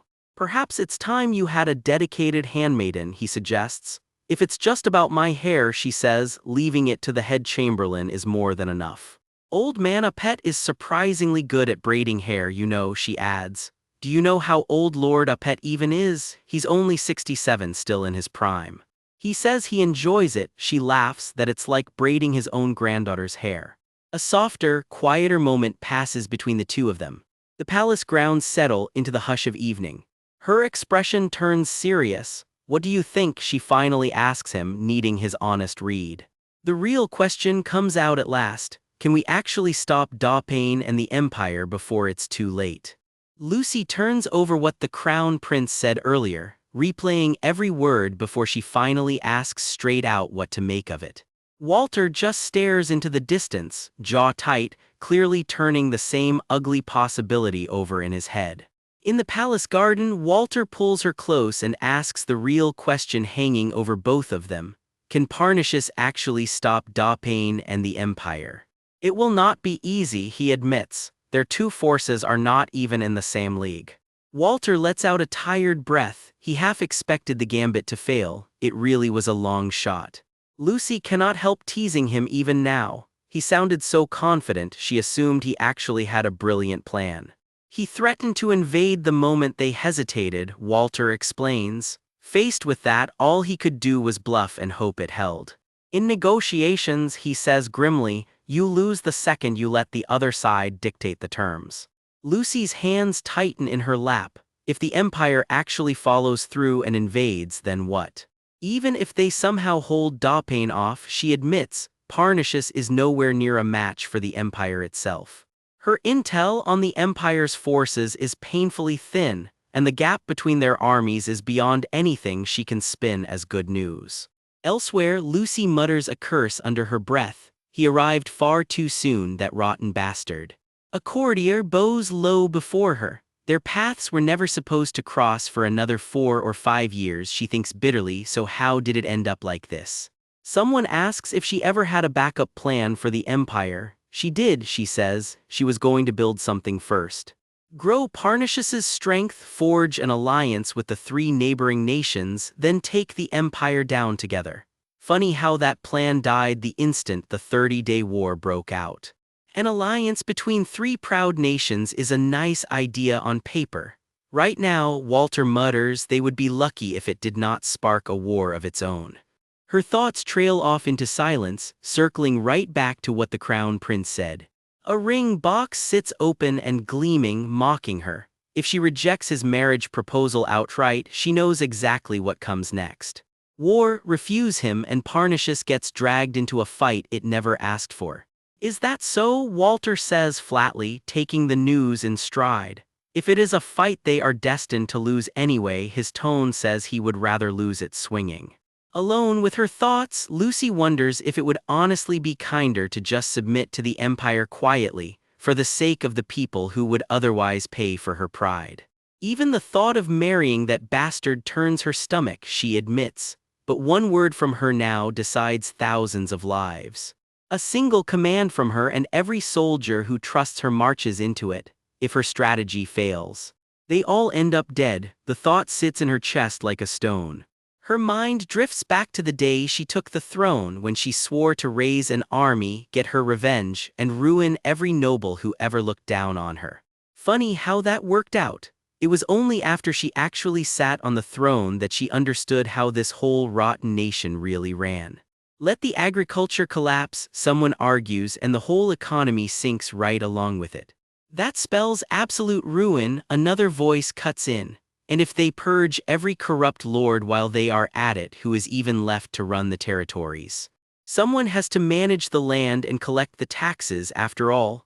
Idealism does not run a kingdom. Even the most corrupt lords know their own domains better than anyone. Like it or not, they are the educated elite running her administration. That is exactly why she had to swallow her pride and coax stubborn old Duke Keel back into service. On the balcony, alone for a moment, she lets out a sigh. A severe shortage of capable people, and somehow it is always her problem. Ah, her life. If she had only been looking out for her own interests, none of this would weigh on her the way it does. She never should have taken the crown, she grumbles. What a mess. If she had known it would be like this, she would have thought twice. A friend pulls her into a hug anyway. More than anything, Lucy just wants to protect what is left of her people. She would not sacrifice the people who trust her to get there, though. Honestly, she thinks she should have just learned some assassination techniques and slit Alex's throat instead. Her reflection stares back at her in the glass, unreadable. Later, Walter sits alone on the terrace, quiet, the weight of the coming fight settling over him too. Lucy, he asks her gently, do you know what actually happens to a people who lose their country? They would suffer, she answers. That is right, he says. Most conquered nations get reduced to a colony, crushed under taxes and forced labor. A subjugated people can never be happy, he says. She hesitates, then argues back that surely that beats losing their lives outright. There is an even bigger problem than that, he warns: cultural invasion. The empire would systematically erase everything that makes Parnassus itself, and force her people to become someone else entirely. Until they are nothing but slaves wearing the empire's culture like a mask.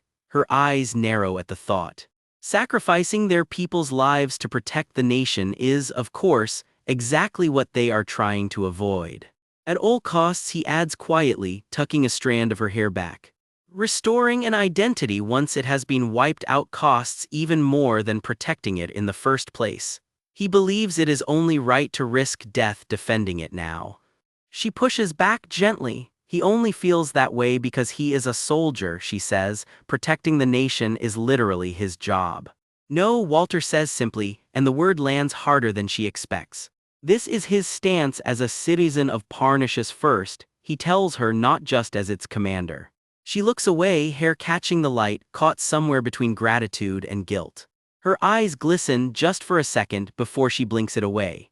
Night settles over the garden gazebo, quiet and still, like the calm before everything changes. Fight, she finally says, the word simple and absolute. A battle to protect what is yours, Walter tells her, does not need some grand justification. He pulls her close on the ledge. No one will blame you, your majesty, he murmurs. She lets herself lean into it just for a moment, the fight in her eyes finally softening. Walter, she says, he reminds her he has told her before, it is a commander's job to find a winning strategy, even when the odds say there is none to find. And I, he adds, gaze fixed somewhere past the horizon, have never once been defeated, not by anyone. No matter who they send against him, he will meet them with everything he has. He flashes her a confident grin, the kind that makes impossible odds feel a little less impossible.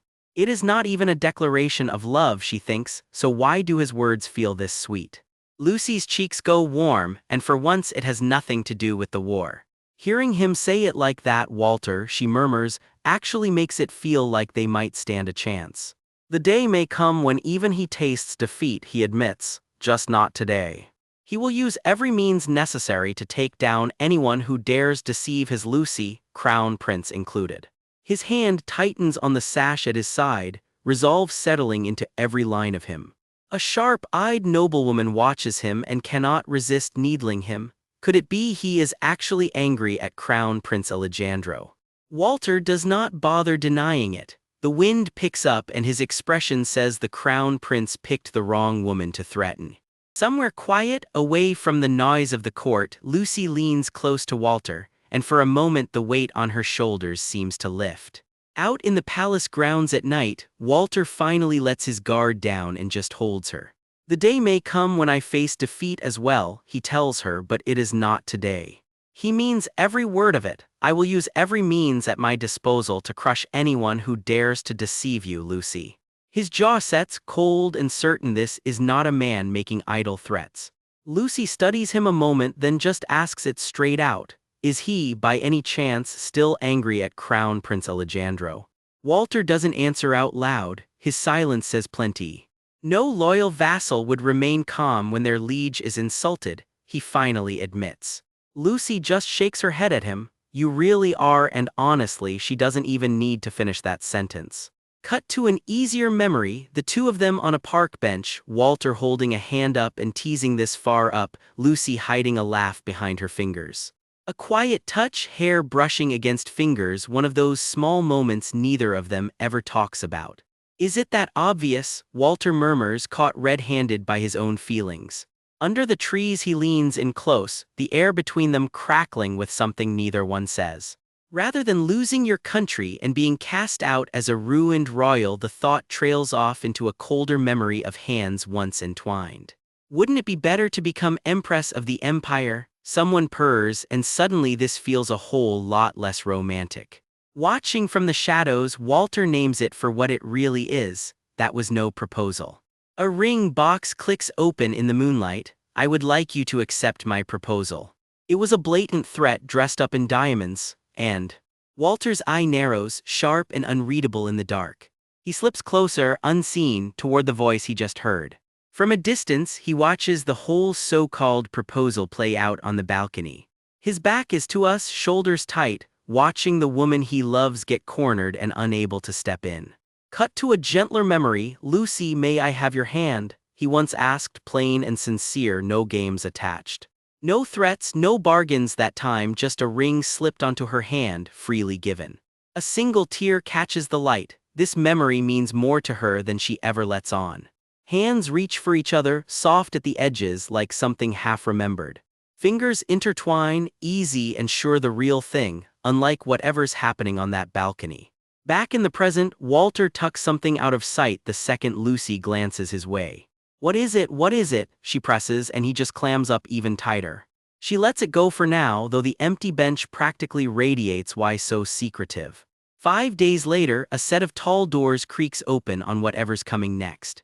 The palace doors swing wide, and light spills into the hall beyond. The coronation has concluded, and everything is about to change. Inside the hall, a departing guest offers a formal "We shall meet again, Your Majesty." 2 more well-wishers head out, trading polite blessings on their way.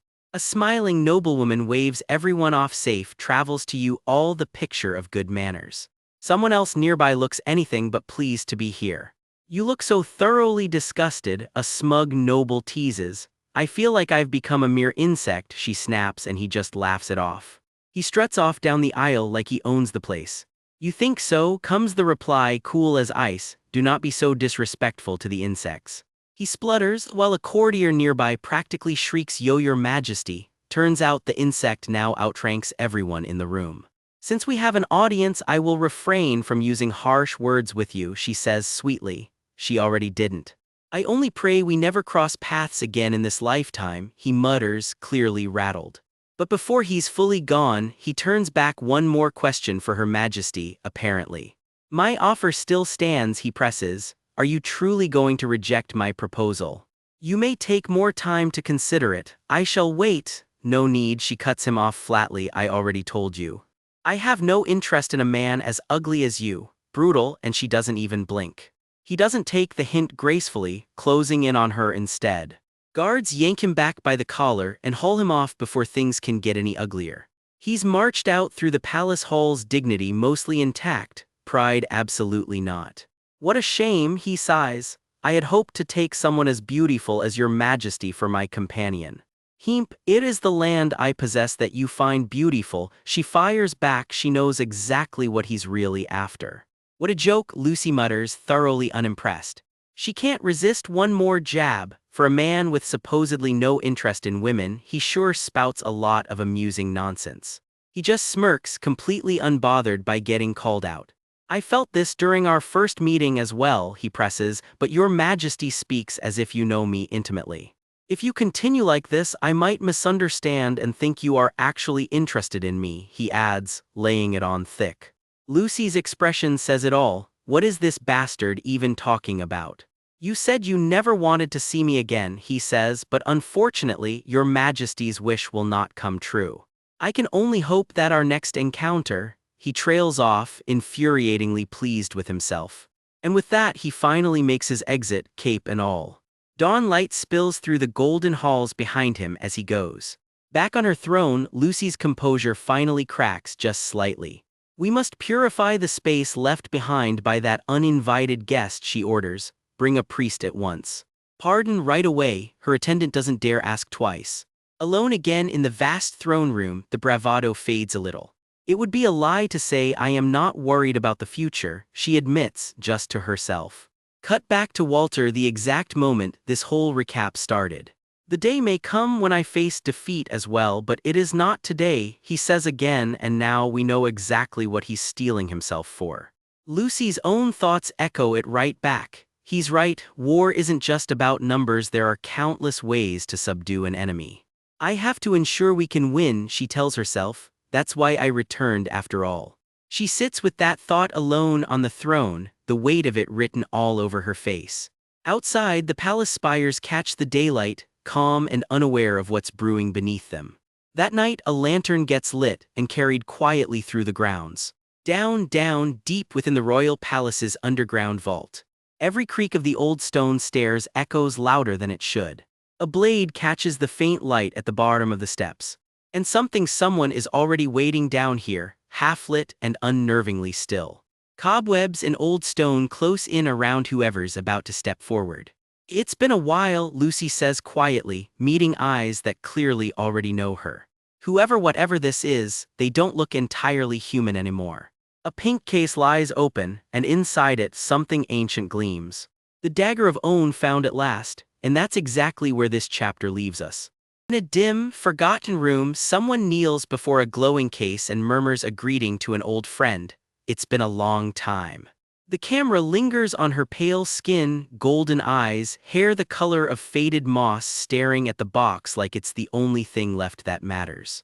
Smoke curls around her silhouette. Whatever memory this dagger drags up, it is not a happy one.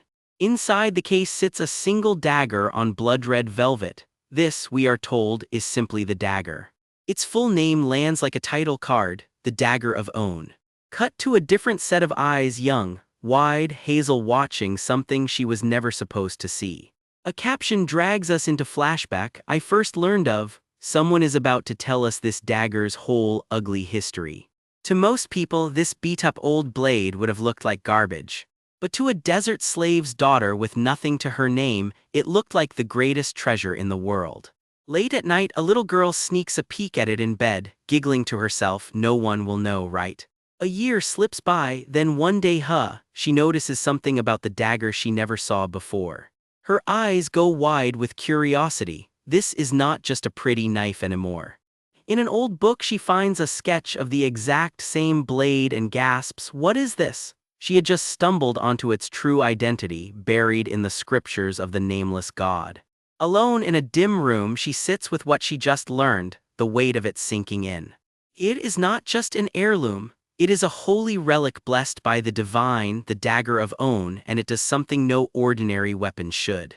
She reads the inscription out loud, and it is a doozy: "Pierce the heart and you shall return to the moment you desire most." This dagger does not just kill, it rewinds time. Years later, all grown up, she kneels alone in the dark with that same dagger in hand. She is not admiring it this time, she is gripping it like a decision she has already made.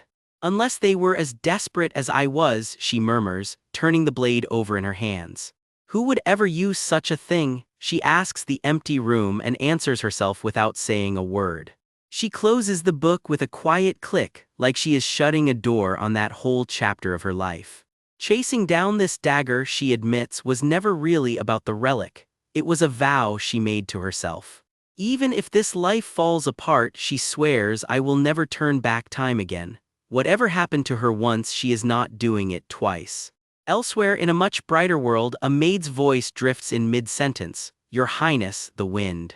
A platinum falcon cuts across the rooftops, and in this world that bird means something. It dives straight for the palace, wings folded, message in tow. The estate sprawls out below, golden and peaceful, about to get a lot more complicated. Sunlight cuts through the courtyard gate as the falcon's target waits inside. A young man catches sight of it and smirks, "A falcon flying at this hour, how unusual." The wind is quite cold, the maid finally finishes, catching up to him mid-thought. She is clearly used to chasing him down with warnings he never quite listens to. Leaning on a friend's shoulder, he muses that a platinum falcon is supposed to mean good fortune, which is funny, because lately his mind has been anything but lucky. "Her Majesty the Queen is far more formidable than I expected," he mutters, walking off with an older advisor in tow. Turns out he proposed marriage, a generous offer in his mind, and got a face full of champagne and the word ugly for his trouble. "Excuse me." The advisor is scandalized, calling it utterly impudent, but our guy just shrugs it off. Even the lowliest creature thrashes when you step on it. Another attendant tries to intervene, insisting such behavior crosses the line, clearly more offended on his behalf than he is. Because honestly he is smirking, he actually found it rather charming, of course he did. Alone with his thoughts, he wonders if he was even a little angry the moment that champagne hit him. He can still picture the glass in her jeweled hand mid-throw. She looks, he thinks, like the type to burst into tears at the sight of a rolling leaf, not someone who would casually humiliate a man in public. And yet, that woman, he trails off, walking the halls beside his advisor, clearly still stuck on her. He cannot shake the thought of her, brow furrowed like he is solving a puzzle with no answer. Why was she so furious with me? He wonders, which, considering what we just saw, is a pretty rich question. A maid passes by carrying folded linens, completely oblivious to the prince's spiraling. His memory rewinds to the proposal ceremony itself, him done up in formal robes while attendants fuss over every fold. Across the room she watches with a small wary, petals scatter through the air like this was supposed to be romantic. Flowers get pinned to his chest, ceremony in full swing, everyone playing along except, apparently, the bride-to-be. "Why on earth does she hate me?" he asks again, chin in hand, genuinely stumped. His advisor changes the subject. It seems the rumors of the king of Parnassus's beauty are true. Turns out this guy is the king of Parnassus. The rumors were about him. He pauses at that, caught somewhere between flattered and distracted. She was not bad to look at, he admits quietly to himself, still thinking about her, obviously. But who else was saying such things besides me? The advisor presses, word of her beauty is spreading straight from an envoy's conversation with General Tulda. Tulda said that, the king asks, suddenly a lot more interested.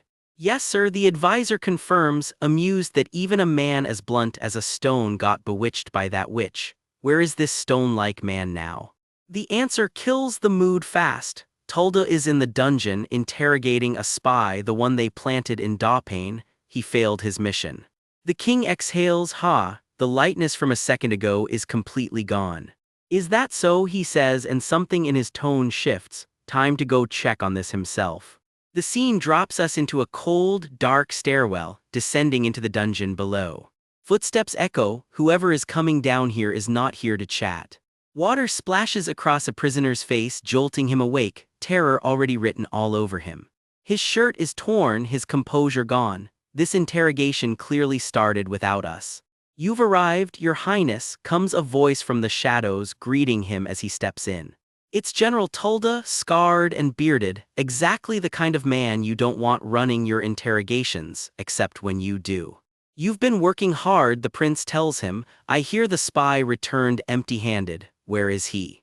The prisoner scrambles to answer before anyone can even ask, why, Your Highness, please spare me.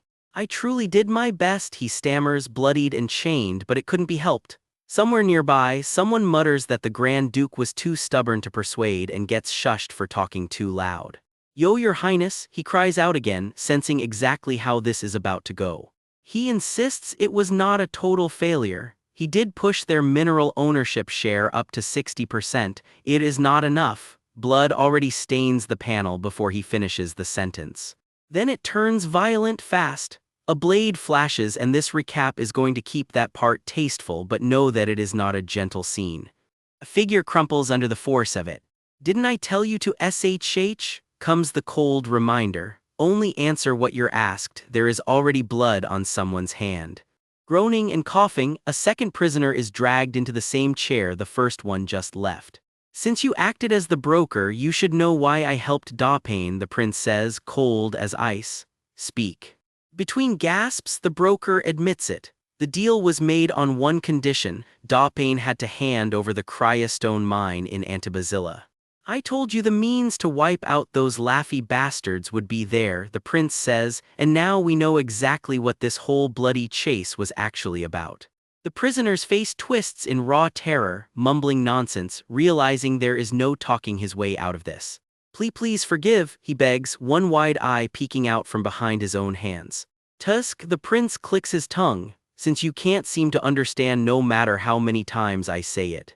A tool clatters onto the table, and it is not there for a friendly chat. I'll just have to clear out those blocked ears for you, he says, raising the blade. This recap will spare you the details, the manga does not. The prisoner is yanked back by the hair, completely at his mercy. A scream tears through the panel, blood pooling across the floor. Message received, loud and clear. Above it all, that same platinum falcon soars back out over the palace at sunset, carrying word of exactly how far this prince is willing to go. Somewhere in the shadows, a man raises a dagger through a haze of blood-red mist. Looks like I will have to open up those deaf ears of yours, he growls, and yes, it is exactly as ominous as it sounds. His target crumples, shirt torn and soaked red, barely conscious under that raised blade. Chained to the wall, the poor guy screams into the dark. Whatever answers this man wants, he is clearly not asking nicely. Outside, a lone white bird settles on a branch as that scream echoes off the palace stones. Just another day, apparently. Back inside, our mystery torturer sighs to himself. Absolutely nothing is going my way. Tough being the bad guy, huh? His informant, or victim, hard to say which at this point, lies bleeding among the potted plants, barely holding on. Cut to a hooded man on a windswept hillside, choosing his words carefully. Your Highness, forgive me for being presumptuous, but if you know it is presumptuous, comes the icy reply, keep it to yourself. Because I am really not in the mood right now, His Highness says flatly, turning over a blood-stained scrap of cloth in his hand.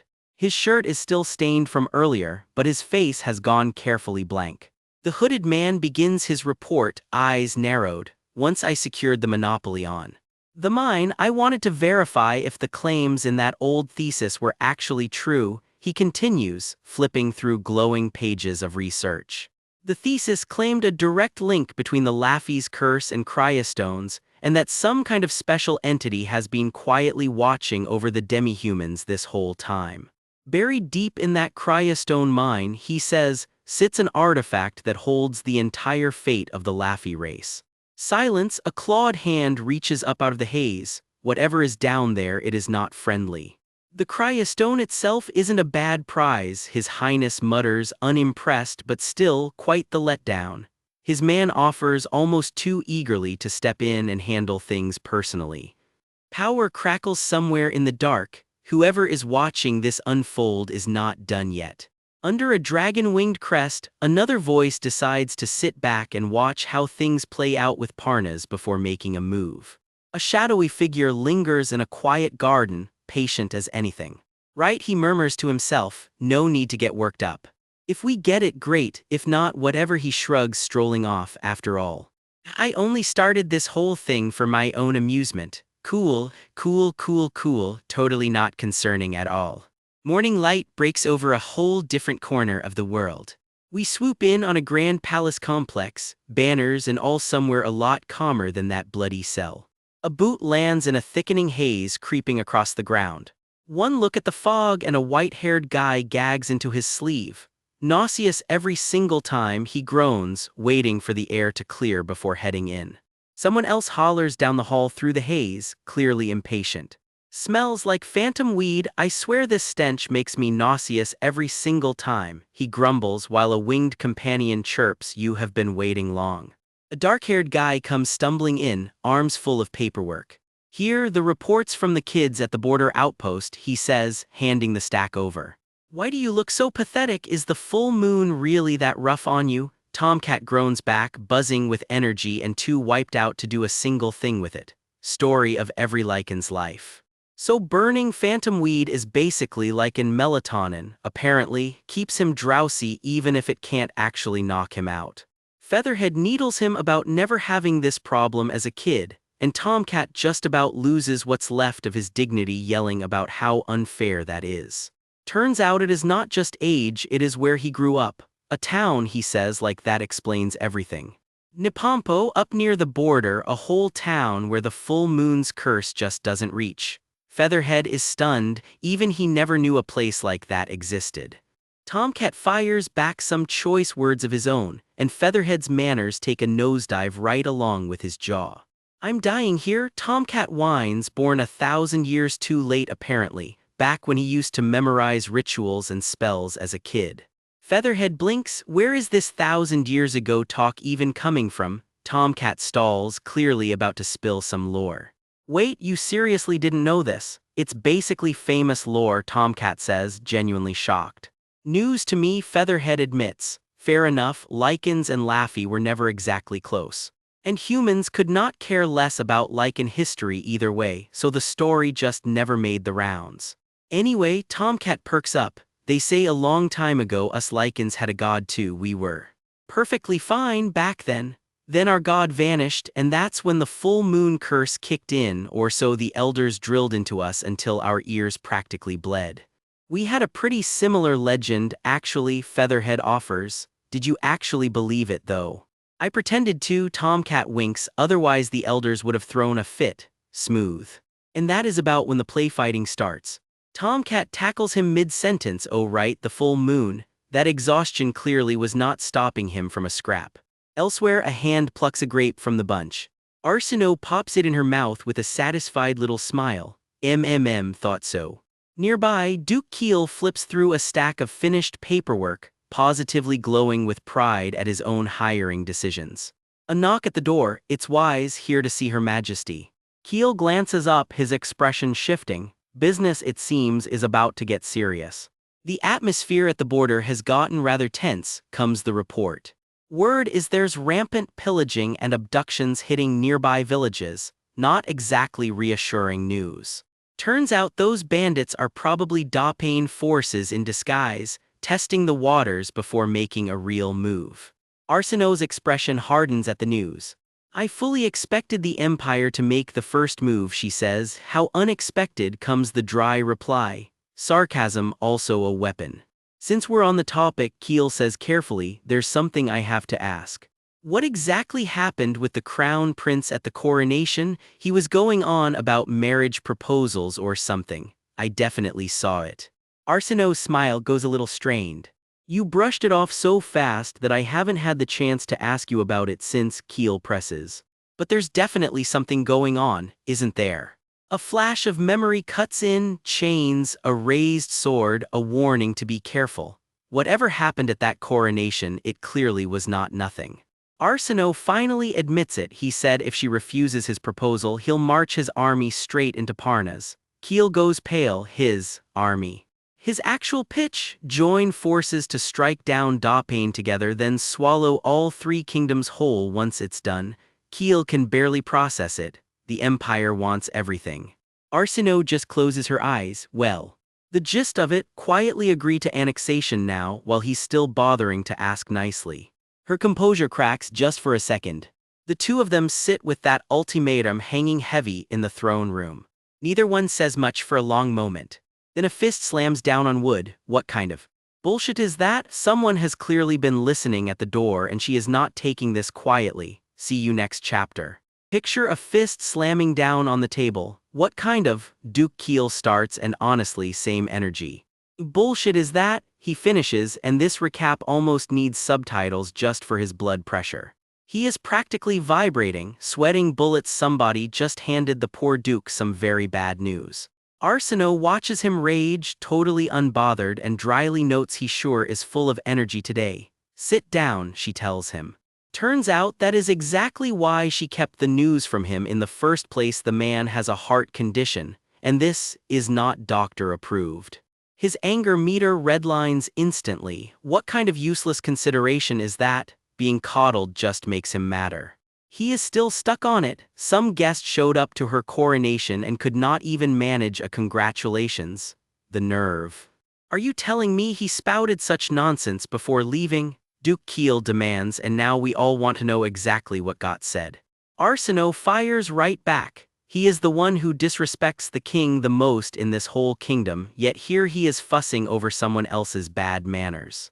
She smirks, clearly enjoying every second of this. Even a troublesome child is still my own, he grumbles. I'm the only one allowed to criticize my own, is that it? I'm a little touched. Cut to the flashback. Everyone is dying for courtiers, gasping at how rude the guest was, while Arsinoe just leans back, looking extremely proud of herself. Right, I was so pissed off I almost hit him, she says. I'm still suffering from the aftereffects of that shock. Sure she is. I almost hit, she trails off, remembering. Ah, right. Back in the present, Duke Keel's mood flips. She was incredibly out of line at that coronation, he says. She has whiplash from the sudden change. Hey, how was I out of line? I didn't spit on him or smack him with the throne, so wasn't that pretty mature of me? If I'd lifted the throne, that would have been a spectacle on its own. The man she just humiliated is the freshly crowned 19th king of Parnassus. Instead of a throne to the skull, she threw champagne in his face. Refreshing by her account. Duke Keel hopes she only imagined throwing it. No such luck. She mimes the splash right in his face. Like this, shwa tilde. What did you say? He loses it all over again. Business aside, Arsinoe gets to the real problem. She has been thinking over Crown Prince Alejandro's marriage proposal, and he is far more belligerent than his pretty face lets on. Turning him down basically guarantees a war, so she took the problem straight to her top military mind, the Grand General. Duke Keel, all business now, wants to know exactly what advice she got. Right on cue, in walks the man himself. A servant barely gets a word out about a handmaiden volunteer before Duke Keel spots Heiberg and cuts in perfect timing. He says, ready to grill him. Duke Keel does not waste a second. He rounds on Heiberg right there. He drops the real question everyone has been dancing around. Is it true Crown Prince Alejandro's proposal is really a play to take over all three kingdoms? Heiberg's face gives away nothing. If anything, he looks thoroughly unimpressed by the whole mess. It is, Arsinoe confirms flatly. Duke Keel turns on Heiberg next, wanting to know exactly what advice he gave the queen. Cool as ever, Heiberg admits it straight. If Alejandro picks a fight, his honest advice was to fight back. Duke Keel's whole worldview shatters on the spot. He cannot believe it. This is the same Heiberg who used to be so composed, so reasonable. Has been tainted by the queen and turned into a corrupted warmonger, he wails while Arsinoe just blinks, utterly baffled by the accusation. Heiberg's expression turns serious as he lays out the actual military reality. He starts reciting Article 1 of the Imperial Army's creed like it is scripture. Rows of soldiers stand at attention, swords planted in the ground. Under the glory of the great emperor, the army answers to one man and one man only. The imperial army exists to serve the emperor, full stop. And Alejandro, for all his posturing, is just the regent, not the real thing. Unless the emperor actually dies, he cannot mobilize the army for real. Duke Keel connects the dots. That is exactly why Alejandro tried to scare them into bowing their heads first at the coronation. Cheaper than an actual war. He sits with that, the gears visibly turning. Even so, we can't let our guard down, Arsinoe warns, and the mood in the room drops several degrees. Duke Keel can hardly believe a son would scheme against his own father like that. Arsinoe does not share his optimism. Alex, she says, is more than capable of it. Then she drops the real bombshell. He is a bastard who even killed his own mother.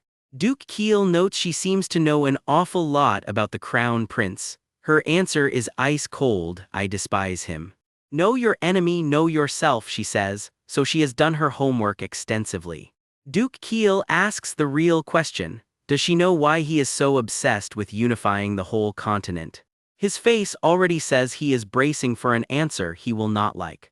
Silence hangs for a beat while Arsinoe gathers her thoughts, about to lay it all out.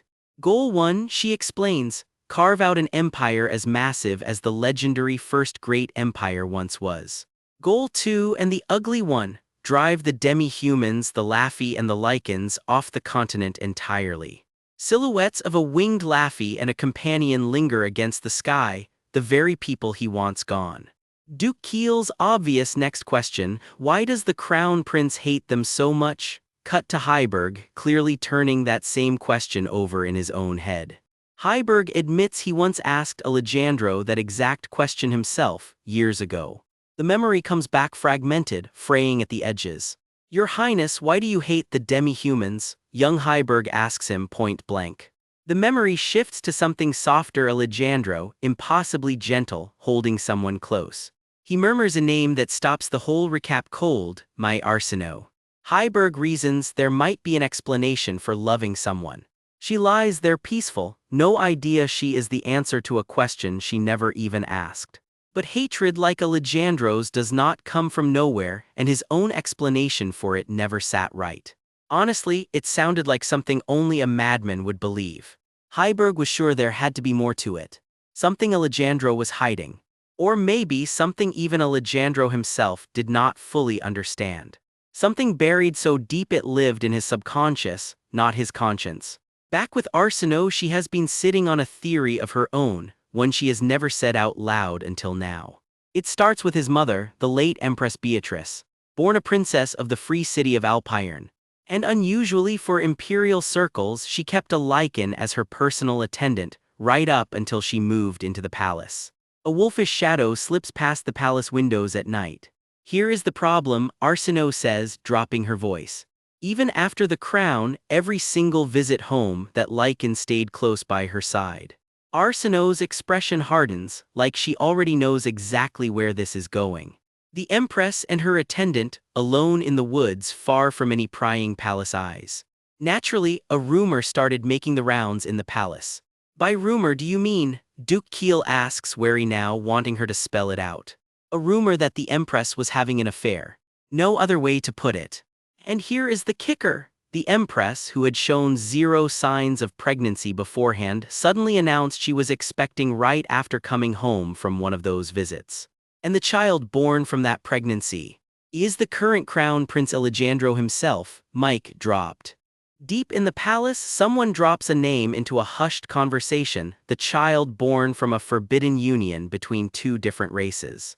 That child, they claim, is none other than the reigning crown prince, Alejandro himself. The reaction is instant denial. That's impossible, someone insists, voice cracking. Alejandro's silhouette cuts through the dark, completely unaware his own bloodline is being picked apart behind closed doors. The old argument gets trotted out: a child simply cannot be conceived between different races, or so the saying goes. Lucy just repeats it back, unconvinced. Even if intimacy were possible, a half-blood shouldn't exist, so they say. But no one's ever actually proven that, have they? Her golden eyes narrow with suspicion. Though that may be true, she admits quietly, and the doubt lingers in the air. Here's the real danger: the Empire despises lichens outright, and if this rumor ever got loose, it would torch the imperial family's reputation. Worse, Alex himself would never survive the fallout, the pride of the whole empire, brought down by his own blood. This is a man whose pride has no equal, and that's exactly what makes the secret so dangerous. The truth that the crown prince is the illegitimate son of a lichen, a race the empire treats as lower than slaves, would utterly destroy him. Word has it that after the old empress died, the lichen in question vanished without a trace too, and that's likely why Alejandro grew up hating non-humans in the first place. Good grief indeed. Lucy just wants to know one thing: how exactly did this all come to light? That, her advisor says, is a secret. He's leaving the rest to her imagination. She's obviously got about 100 more questions. The old man just loves dropping bombs and walking away. Before she can grill him further, in walks the Grand General himself, and suddenly her attention is somewhere else entirely. Out in the garden, Walter starts to slip and use her name, then catches himself. "Your Majesty," he corrects, stiff as ever. Lucy sighs. She's still not used to being casual with him, and it feels a little lonely being the only one dropping formalities. "Ah, I understand," Walter offers, reaching for a hydrangea like flowers can fix an awkward silence. "Business first, though. The border's been giving off a bad vibe lately, and it can't just be ignored. Time to go take a look in person." "You're heading south?" Lucy asks point blank. "Why?" "Pardon," Walter blinks, a little caught off guard by the sudden interrogation. "Touring every command each quarter is just part of the job when you're high commander," he explains. "It keeps the command running tight, and honestly, a visit from the marshal himself does wonders for morale." "Ah, right." Lucy recalls 3 months back he vanished for a fortnight to check on the Western Command too, didn't he? This time, with the Borderlands inspection tacked on, he'll be gone a full month. A month? Lucy's jaw hits the floor. He promises to file his report fast, and if things look ugly he'll handle it and come straight home, so try not to worry too much. "Ah, I see," is all she manages, though her face is clearly saying something else. Cut to Lucy alone, replaying their last separation in her head. She realized something big during that fortnight apart. Turns out there's genuinely no one else who can handle Duke Keel's cheeky antics the way Walter can. And nobody else hands her exactly the information she needs, right when she needs it either. Above all, once official duties wrap up for the day, the palace just feels emptier without him. "Walter," she blurts the second he's back, "did he catch the booger hanging out of Count Bubbyhole's nose during today's meeting?" "Right in his nostril, ahem," Walter deadpans, just as an official announces the next report has arrived. "You have no idea how hard I tried not to laugh," she adds. "Glad you held it together," Walter tells her. The old geezer's deeply self-conscious, so choose your teasing wisely. Still, she admits, there's no one left to dump her bottled-up nonsense on after a full day of holding court. "Was that about the tomato soup?" Walter asks. He'd worried, since she usually can't stand vegetable broth, but she powered through it like a champ. It's the earnest replies that get her every time, coming back even for her most pointless little stories. Because without him around, there's simply no one to share these trivial little moments with. And just this morning, she sighs. It really has been an incredibly lonely stretch. Cut to Alejandro, cracking himself up retelling the story. "So that's why I said that, isn't it hilarious?" Lucy just stares at him, unimpressed, wondering how he's even more insufferable than the actual court gossip. 10 days into missing him, she's down by the birdcage, ranting about that hypocrite of an old man who tells her to hold back her laughter while his own pinky sticks straight out over tea. In the end, she's reduced to venting to an actual bird and gets caught red-handed by Wise. That's it, screw it, Lucy decides if it's a border inspection, then she is. Coming with you, full stop. She's made up her mind and she is not asking permission. Pardon, Walter's face says he absolutely did not see this coming. Besides, she reasons, they need to hash out a plan for what comes next anyway, might as well do it on the road. Walter pushes back, leaving the palace vacant would be a real problem, especially with the grand assembly of lords coming up. Soon is all she manages, worry flickering across her face. Their hands find each other without either of them quite deciding to duty, pulling one way, wanting to stay close, pulling the other. Alejandro steps in with an offer he'll handle the critical matters ahead of time, no problem. And the Chancellor can cover the rest, Lucy adds, with the borderlands this unstable, she wants to see it with her own eyes. Just let me have this one, she pleads, hiding behind a bouquet like that will help her case. Walter goes quiet, turning it all over, torn between duty and just wanting her close. Their hands brush again, softer this time. The decision is basically already made. If you insist, understood. He finally relents. Even if the road gets rough, he trusts she can handle it. Out in the garden, they trade something small and quiet between them, a promise dressed up as a flower. Yes, Walter says simply, and that settles it. We'll need more escorts, Walter notes. Very well then, Alejandro agrees, the three of them now locked into the same plan. Morning breaks over the palace as preparations for the road quietly get underway. Back in the palace halls, Lucy muses out loud about her newest attendant. She wonders if this one will actually last, since they always seem to quit before the weeks even out. It is genuinely disheartening, watching them come and go so fast. She gets it, honestly, an ambiguous lowborn with no real claim to royalty or nobility who became ruler overnight would be overwhelming for anyone to serve. Walter lingers nearby in the shadows as the scene shifts toward a door about to open. A hand turns the knob. This time someone promises herself it is going to be different. Walter steps in close behind Lucy as they approach whoever is waiting on the other side. Your Majesty, someone shrieks, way too loud for a palace hallway. A brand new face comes into view, red hair, wide eyes, clearly not used to any of this yet. She jumps like she has been caught red-handed, yelping in surprise. Yeah, this one might not make it the week either. Hand steady on the door handle, she braces herself. It will be different this time. Walter stays close at her side, dressed for the occasion, ready to walk in with her. Before they are even through the door, someone spots her and shouts a little too loudly, Your Majesty. It's Kakach, practically glowing at the sight of her. Heads turn, someone nearby blurts out, startled, Lady Kakach, not exactly the quiet entrance anyone planned. Kakach goes red in an instant, mortified at her own outburst. But the embarrassment melts fast. You remember me. It is an honor, Your Majesty, she gushes. She clasps her hands to her chest, positively giddy that the Empress hasn't forgotten her. The two pull into a real hug, old friends, reunited, no titles needed for this part. Allow me to offer my belated congratulations, Kakach says.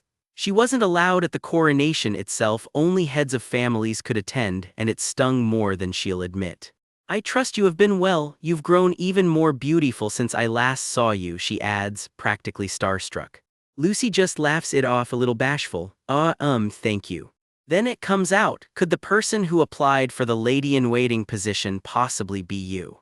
Yes, I gathered my courage and applied. Kakach beams, but wait, isn't she the heir to House Rutherford? There is no need for you to go through such trouble, Lucy tells her. Heirs are supposed to be busy running their estates. Normally it is only those cut out of succession who take a post like this, so why would she?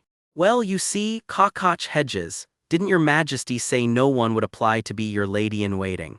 Walter is the one who remembers exactly how this started. That was the moment Lady Kakach came to mind.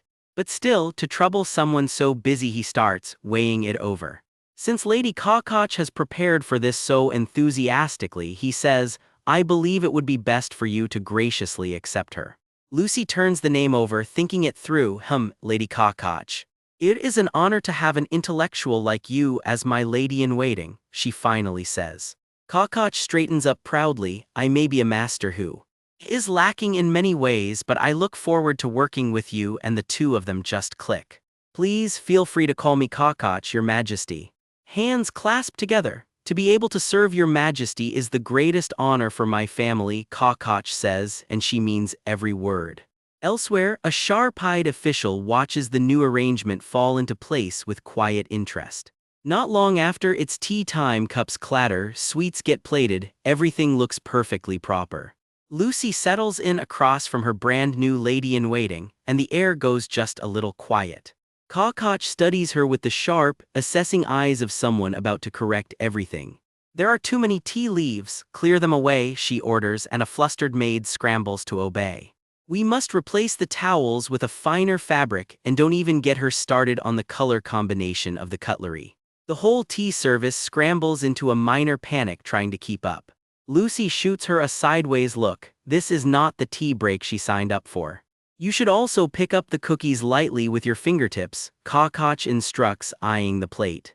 If you stab them with a fork, they will crumble, she warns. Lucy just shrugs. All right, I can just eat it like this, right? And bites straight in. No, you mustn't, Kakach gasps. You must not bring it to your mouth so hastily. You should eat with an elegant posture. When eating, lower your head slightly so the inside of your mouth cannot be seen. The lesson just keeps going. No, just a little, just enough so my wrist stays in your line of sight. Yes, like that. That is a lot of rules for one cookie. Lucy's patience is fraying fast, and it shows. We lived so informally in this life, she thinks. I did not realize eating a single cookie could be so complicated. Even Walter's nagging does not hold a candle to this, and Kakach is only just getting started, having sworn to handle everything about Her Majesty personally. Later, over a quieter cup of tea, Lucy turns something over in her mind. Kakach comes marching in with an entire stack of books. Kakach, what is all that? These are the schedules and matters related to upcoming events. Since your majesty is unversed in court etiquette, I was strictly requested to inform you in advance. Lucy raises an eyebrow over her cup. Etiquette, who said that? It was Chancellor Kiel, Kakach announces, so this whole ordeal has a name behind it after all. It's a bit embarrassing to admit, but Kakach trails off, her cup clattering slightly. I have prior experience teaching etiquette lessons. With thorough explanations, I will ensure I am of help to your majesty and serve you with all my soul. Somewhere else in the palace at night, one name lingers on someone's mind, Chancellor Kiel. 2 weeks later, the road stretches out under open sky. The journey south is already underway. A walled town comes into view, and beyond it, the fortress they are headed for. Southern command the front line of everything that is about to matter. From a rise overlooking the walls, the advance party finally gets its first real look at the place. Kakach cannot help herself, craning around wide-eyed at the unfamiliar southern countryside. We have finally arrived in the south. The moment confirms new territory, new problems waiting. Waiting for them is Wise, perched under a tree with a book, feathered wings tucked in like it is the most normal thing in the world. Those wings catch the light for a second, a reminder that this scout is built for more than walking. Please have a seat, he offers. Lucy blinks, caught a little off guard by the invitation. Thank you, Wise, she says, settling in. They say pickled plums are served with every meal in the South. Is that true? She asks. So I have heard, Wise admits, but I have mostly only seen this place from the air, so I cannot say for certain. They settle into an easy, unhurried moment together, fireflies drifting past the little southern cottage. He said the rice soaked in broth tastes exquisite, she muses. Then we can find out together. Zen mentioned their steamed rice with rabbit meat is an absolute delicacy. Speak of him and he appears. A startled voice cuts in, rabbit, you say. A week since the advance party set out, the fortress finally sits within reach. Flashback 1 week earlier during the briefing, Walter lays out the plan in front of Lucy.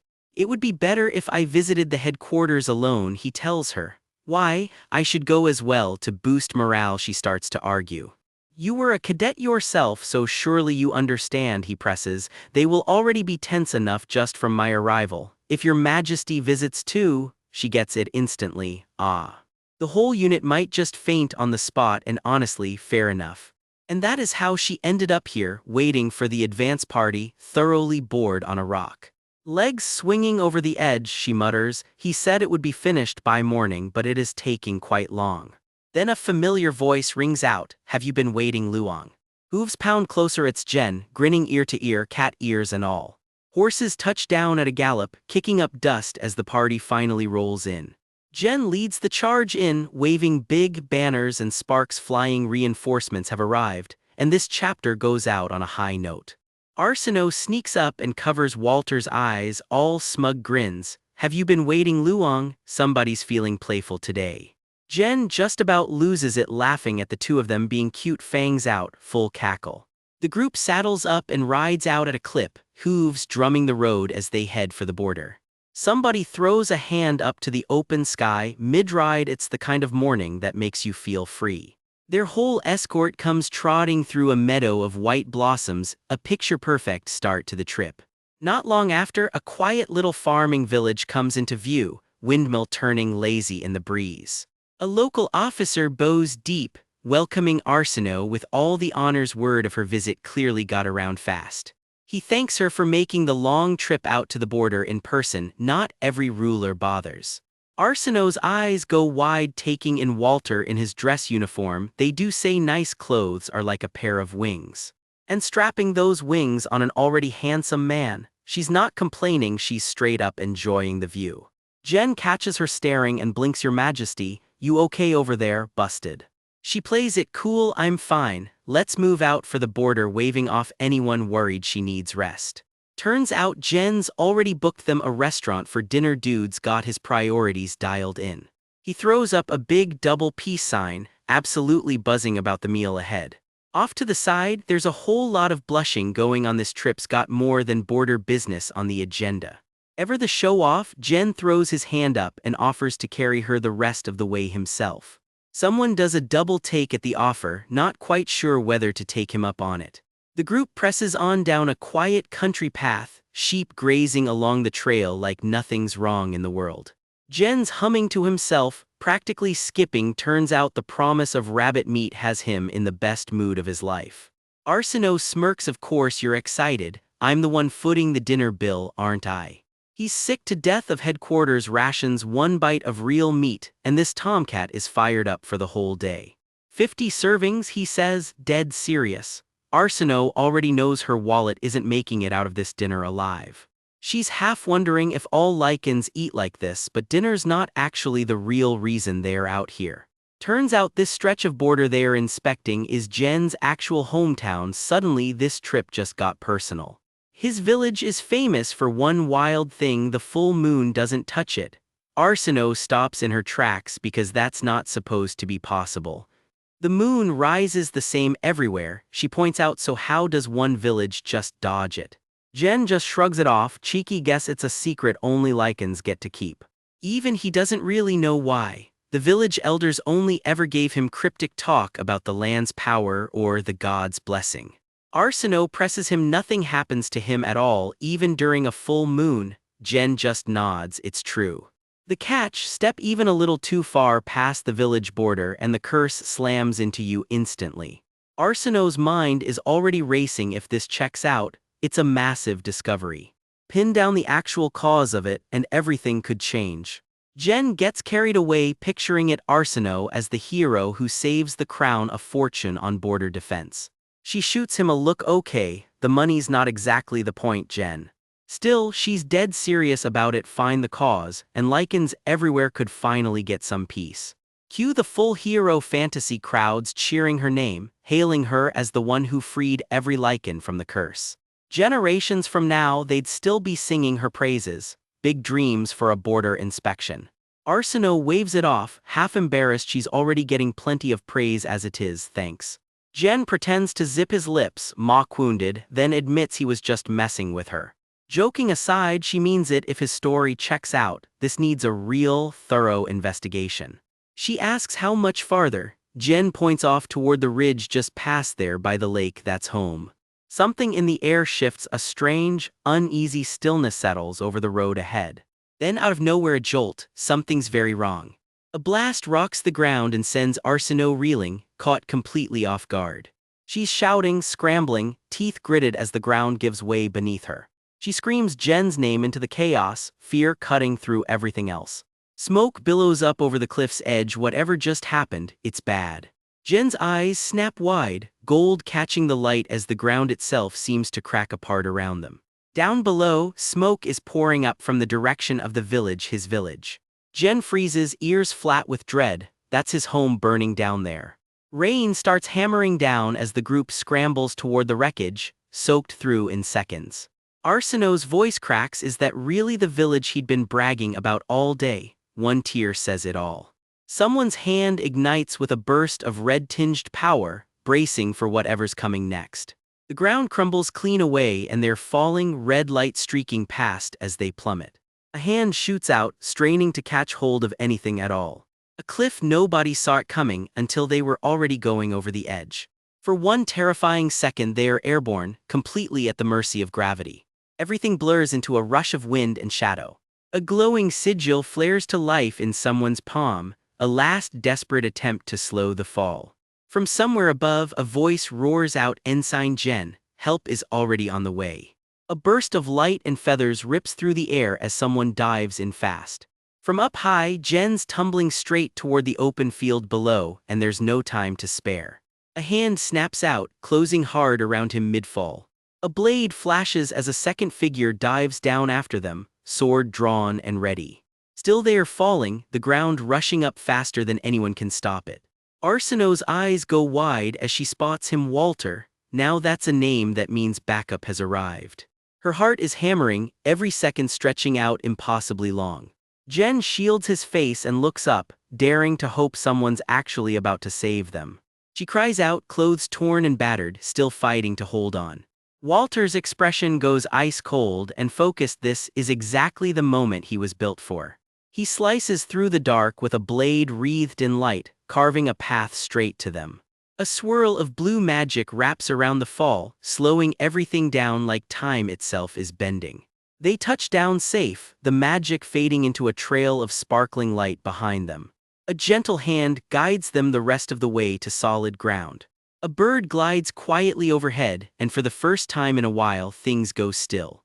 Arsinoe lies there catching her breath, dazed but alive and very much aware of who just saved her. Once everyone's caught their breath, she can't help but ask Walter, does he have any other tricks up his sleeve? He reaches out and frost spiders across the wood under his fingers, quick and eerie. Ice threads climb up the structure in seconds flat. This isn't some parlor trick. A glowing blue circle hums to life around his blades, ready to be unleashed. For a quiet minute the two of them just sit together, the chaos of the day finally behind them. Then Arsinoe asks the question that's clearly been nagging at her: can he freeze people too, not just objects? Walter's answer isn't words, it's a demonstration, ice magic flaring to life around him, dead serious. He erupts into motion, ice and steel screaming through the air in one merciless strike. He's not holding back either, carving clean across the frozen ground like the ice itself is bowing to him. Another attacker goes down hard, a gloved hand left limp against the frost. Somewhere above all the chaos, a bird just carries on with its day. Nature really doesn't care whose fight this is. Down below, Arsinoe's frozen in place, eyes wide, still trying to process what she just watched happen. What? She breathes out, the real question eating at her: could that ice trick actually freeze a person solid? Walter just lets his hand fall into the glow of his own power, calm as anything, like this is a Tuesday for him. Cut back to right before all this, his mind flickers to an old memory of holding her close. His grip tightens on the hilt, the blade humming with that same cold light. Somewhere close, a startled yelp cuts straight through the downpour. "Your Majesty, are you all right?" someone cries out, panic written all over her face. Arsinoe tries to answer, but her voice just won't cooperate. Shock does that to a person. A hand reaches for her gently, checking her over. "Are you injured anywhere?" Walter's the one who actually looks worse for wear here, blood on his cheek, but he's not stopping to check himself. "I was just a bit startled, that's all," she insists, classic denial. It calls back an older memory to him, catching her after her horse bolted, asking the exact same question then. Some things never change. Rewind further back. This whole nightmare starts with the group making their way through the woods, her safely carried along. Tension is already creeping in. Somebody's dreading what they're about to find. Zen, someone calls sharply through the smoke, and that name alone spells trouble. Someone drops to their knees, absolutely gutted. Your Majesty, I am so sorry. The words won't even come out right, just broken stammering. Arsenault looks on, stunned, while Walter's jaw is tight, bracing for whatever comes next. Tell me what happened, he orders, voice flat and dangerously calm. Grand General, look over there, someone shouts and Jen's whole world cracks in half. My home. The village, Jen's actual hometown, burned to absolute nothing. Jen just stares at the wreckage, wrecked himself. How could this happen? Pull yourself together, Zen, comes the order, not gentle but exactly what he needs right now. Someone reasons it out loud. Even through the flames, lichens move fast. Whoever did this is probably long gone. Arsenault steps up and takes charge herself. Search the perimeter while the fire dies down. Because whoever torched this place might still be lurking close by. That thought alone puts everyone on edge instantly. Weapons come out quiet and ready. Your Majesty is right, I can sense hostility coming from the village entrance, someone confirms grimly. Wise lays out the plan. Soldiers are already on the way, so Zen's job is simple. Get Her Majesty deeper into the forest and keep her safe. For a second everything blurs, the weight of it all pressing down on everyone. Walter turns to her with one last order. Until I get back, do not leave the soldiers' side. The forest goes quiet around them, almost too peaceful for what's coming. And with that he heads off alone, disappearing into the trees. Arsenault can't shake the bad feeling. Is it really all right to send the Grand General alone? What if someone's lying in ambush? Zen shrugs it off. He said there aren't many, so there won't be many. She's not buying it for a second. Do you really believe him just like that? We don't even have intel, we didn't scout ahead. Fair point, honestly. Somebody mutters that Dawn must have already sensed the killing intent, which raises a question of its own. The Grand Marshal swoops in to check on her personally. Are you all right, Your Majesty? I'm fine, she starts to say. Turns out Dawn isn't just a sword. Legend says whoever wields it can sense exactly how many attackers are coming and from which direction. There's such a ridiculous function? Zen blurts out. Fair reaction, honestly. Didn't you already know that? Comes the reply. I figured that's exactly why you sent the Grand General to the Kiel Duchy alone before. Back at court, someone else gets asked the same thing and just sighs. Oh, that back then. Walter himself argued it would be smarter to go solo than throw together some half-baked unit, and since it was his call to make, they just went along with it. Back in the forest, Arsenault's still visibly on edge, waiting. She's not the only one chewing her nails over this. Finally, Arsenault makes the call herself. Zen, you should go and help him. Zen's torn up about it. I wish to obey your order, but he said he'd handle it alone, so it's better if we wait. Nobody says anything for a second. Even the forest just rustles around them, waiting too. Somewhere past the tree line, the real fight is already underway. Walter presses forward with his men, closing in on whoever's left out there. Back with Arsenault, she gets an eyeful of the enemy count and loses it a little. He calls that many not many? There's at least 30 of them. Someone's math is way off. Zen's expression hardens. Whatever he was waiting for, it's not going to be a quiet night. Somewhere in the fog, a voice pleads for just one more moment, and that one moment is about to become everything. Zen draws his blade, blood already hitting the air. Arsenault watches it all unfold, wide-eyed, red streaking across her view. It's brutal and it's fast. This is not a clean fight by anyone's definition. Walter moves through the chaos like he's done this 100 times before. Enemies come at him from every direction, and he cuts through every single one without slowing down. Blood sprays with every strike. This is the ugly side of being called a hero. One more body hits the ground, and Walter doesn't even flinch. He's taking hits too, down on one knee for a second, sword still glowing with that cold light. His uniform's soaked through with blood by now. His or theirs, hard to even tell anymore.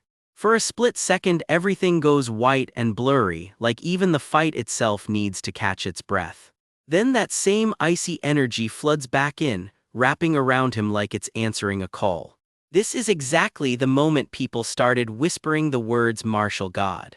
Even Walter admits it to himself. I understand the reason behind those childish titles now. Guess the nickname earns itself. He keeps pushing forward, footsteps splattering through blood and mud alike. One more enemy goes down hard under his blade.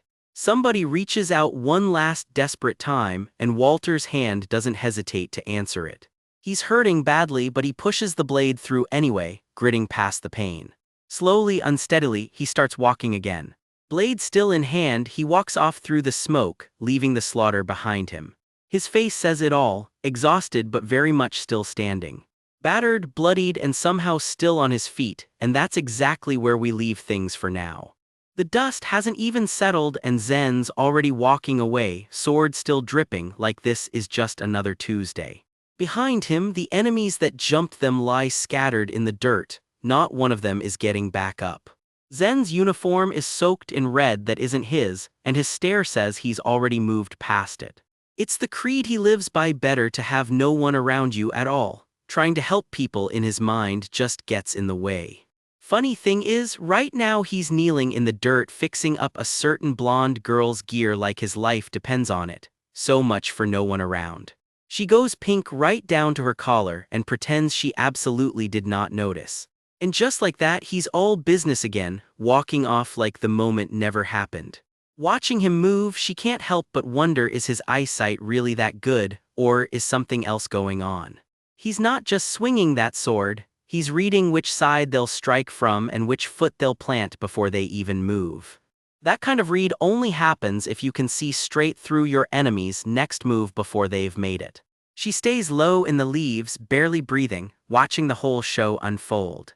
Two left, someone counts under their breath. Zen's already closing the distance. He crosses the gap in a blink, blade already singing before the enemy can so much as flinch. One clean strike, it's over before it really starts. He cuts through the last of them without breaking stride. This tomcat doesn't fight so much as he just ends things. Wow is all she manages to whisper, honestly fair. They push on through the brush, the fight already fading behind them. Zen falls into step beside her, checking her over without making it obvious he's checking her over. He notices the mess on his own collar first, dark red against darker cloth. Blood that isn't hers has splattered clean across her side too. Some blood got on you, he says carefully, if it's too much for you. No, it's fine, she blurts, waving him off before he can even finish the sentence. Then, eyes glassy, she tells him straight up he did well out there.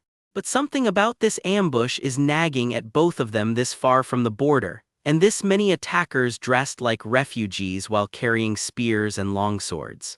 There's talk of a bloodline tied to all this, and it's got her on edge. The war only just ended, so why are enemies already testing the border before autumn's even out?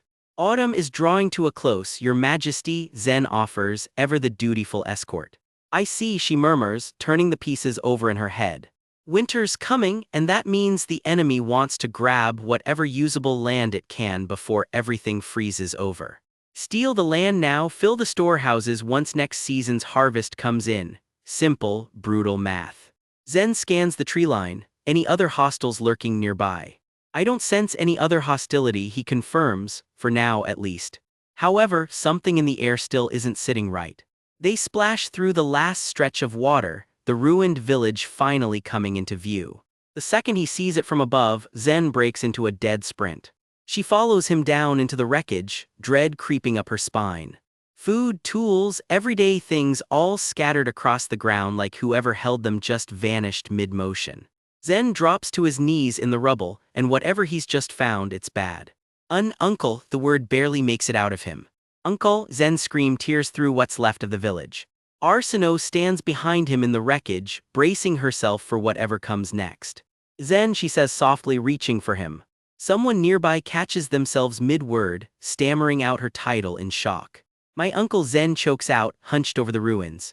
He was fine, I saw him just last year, and yet calm down, Zen, Arsenault pleads, trying to hold him together. My grandmother, the villagers, all of them.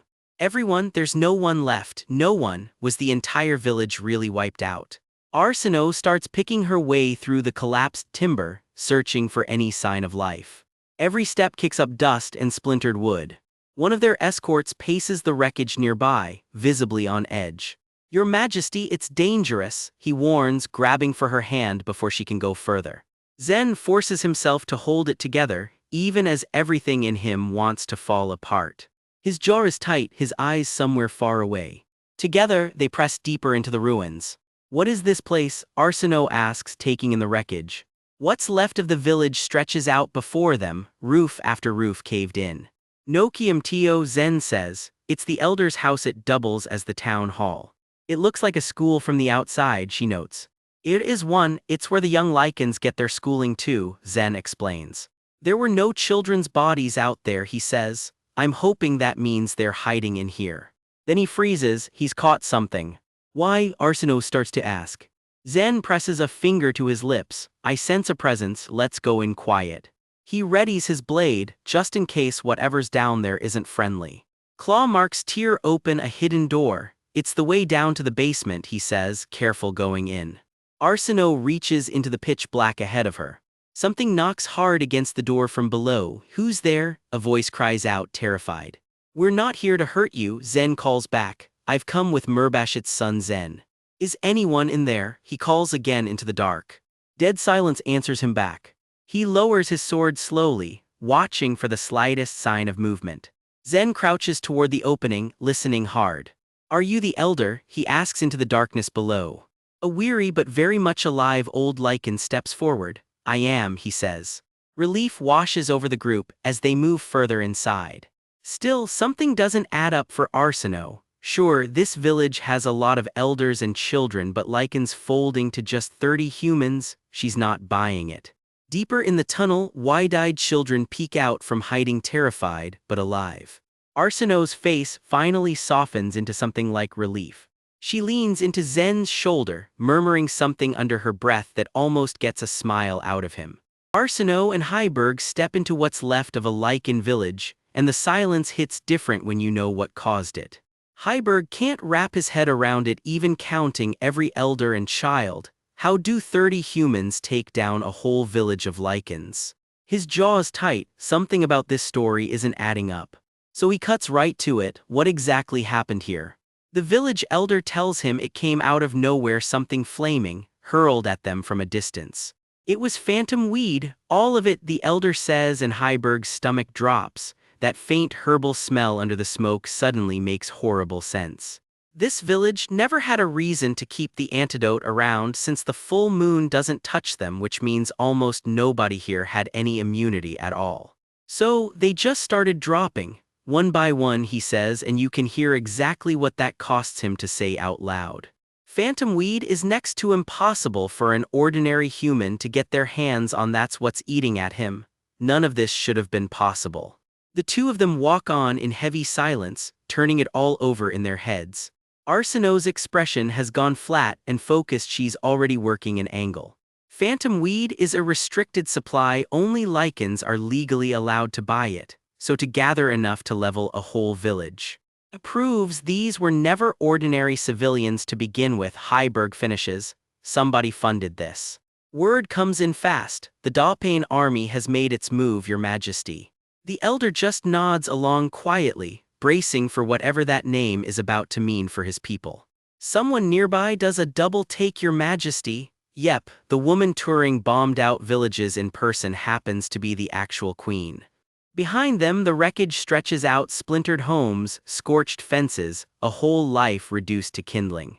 The elder's knees buckle and Zen lunges to catch him. Easy there, elder.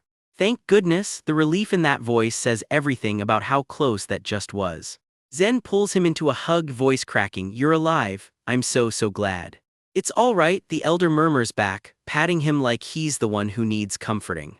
Zen's full-on crying into his shoulder now, and the old man just keeps telling him it's okay, it's okay. Arsenault watches the whole thing from a distance, quiet. All around them, villagers are checking each other over, tearful and relieved, but Arsenault can't shake the thought that what should be a joyful reunion has turned unbearably tragic, because so many others never got one. Heiberg takes her hand quietly. I should have tightened security, he admits, considering the recent war. He finishes, he's carrying this one on himself too. The elder can barely look at them. I have failed you both, he says. Heiberg's face falls, that one lands hard.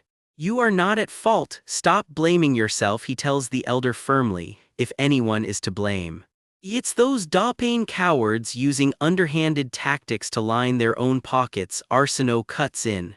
No argument there. She turns to the real problem staring them in the face, a huddle of orphaned lichen kids. Tell me, what is to become of the children? If they were human, we could place them in an orphanage, Heiberg says, but as lichens, the full moon makes that impossible. Arsenault's not about to just accept impossible. Is there not a place that offers sanctuary to all, regardless of their kind? Are you, referring to the temple? They never stop preaching about saving the destitute. They wouldn't dare turn these kids away now. Only catch the kids might have to shave their fur to get in. Priorities, am I right? I am truly grateful for your aid, Your Majesty, the elder says, some of the weight finally lifting off him. He walks her out, still a little shaky on his feet but steadier than before.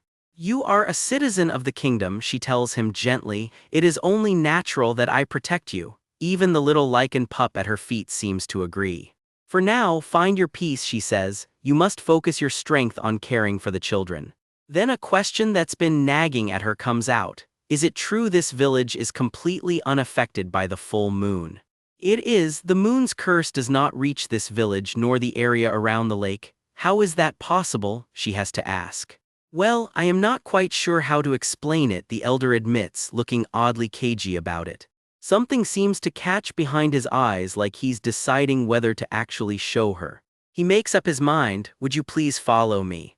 They head off the path together, deeper into the trees as the light starts to fade. The woods thicken around them, sunlight cutting through the canopy in stripes. The elder leads her up to a hidden cave mouth tucked into the rock, and Arsenault's curiosity is fully piqued. Just what is he trying to show me? She wonders, watching him light a lantern. It opens up just ahead, he tells her. It may be a bit cramped for now, but I ask for your patience. Heiberg trails close behind, ducking into the narrow passage after her. Light starts spilling in from somewhere ahead, and Arsenault's eyes go wide. We must go a little deeper, the elder says, pressing on. The group threads single file through the narrow rock passage. We have arrived, he finally says. Arsenault freezes mid-step, completely floored by what she's looking at. Golden light pours down over an ancient stone altar buried deep underground. Rows of weathered gravestones sit bathed in that same otherworldly glow. And coiled around it all the unmistakable skeletal shape of a dragon. From above, the whole hidden sanctuary comes into view, forgotten, but far from empty. A dragon? Arsenault breathes. We stumbled upon this place by chance some 30 years ago, the elder tells her. This is the very center of the power that repels the full moon, he explains. Legend says the god of the Black Wolf once resided here, blessing this ground long ago. Black Wolf, she asks. Yes, it is an ancient name for our people, he says. Heiberg puts it together out loud. If that is true, then does that mean this place is a temple of the lichens? Arsenault just stares, taking in the full weight of the place. Carved into the stone, a race abandoned even by their god. Rough words for anyone to read about their own people. It is an insult always thrown around to demean the lichens, the elder says, but to a largely atheistic people it is a meaningless brand. He walks on, choosing his next words carefully. Those constantly persecuted, deprived of even a moment's peace to pray. Religion is nothing more than a burdensome luxury, he says. Arsenault takes that in without a word. You must find it hard to believe, I know, he says, but that is exactly what is written on these walls. Are you saying you can actually read the language on that wall? Yes. It is an ancient tongue from the eastern continent, from the era of the Great Empire. I am far from fluent, having only learned a fraction of it. From the elders before me, the passage of time has also eroded much of the wall, he adds. He traces what's left of the carvings with his eyes, clearly wishing there was more to read. It is simply a pity that this history will be buried here and forgotten, he sighs. Arsenault reaches out and runs her fingers over the carvings herself. If what he says is true, there may be a clue to breaking the full moon's curse hidden within these walls, she realizes. Elder. Her eyes are lit up now. This just went from history lesson to mission.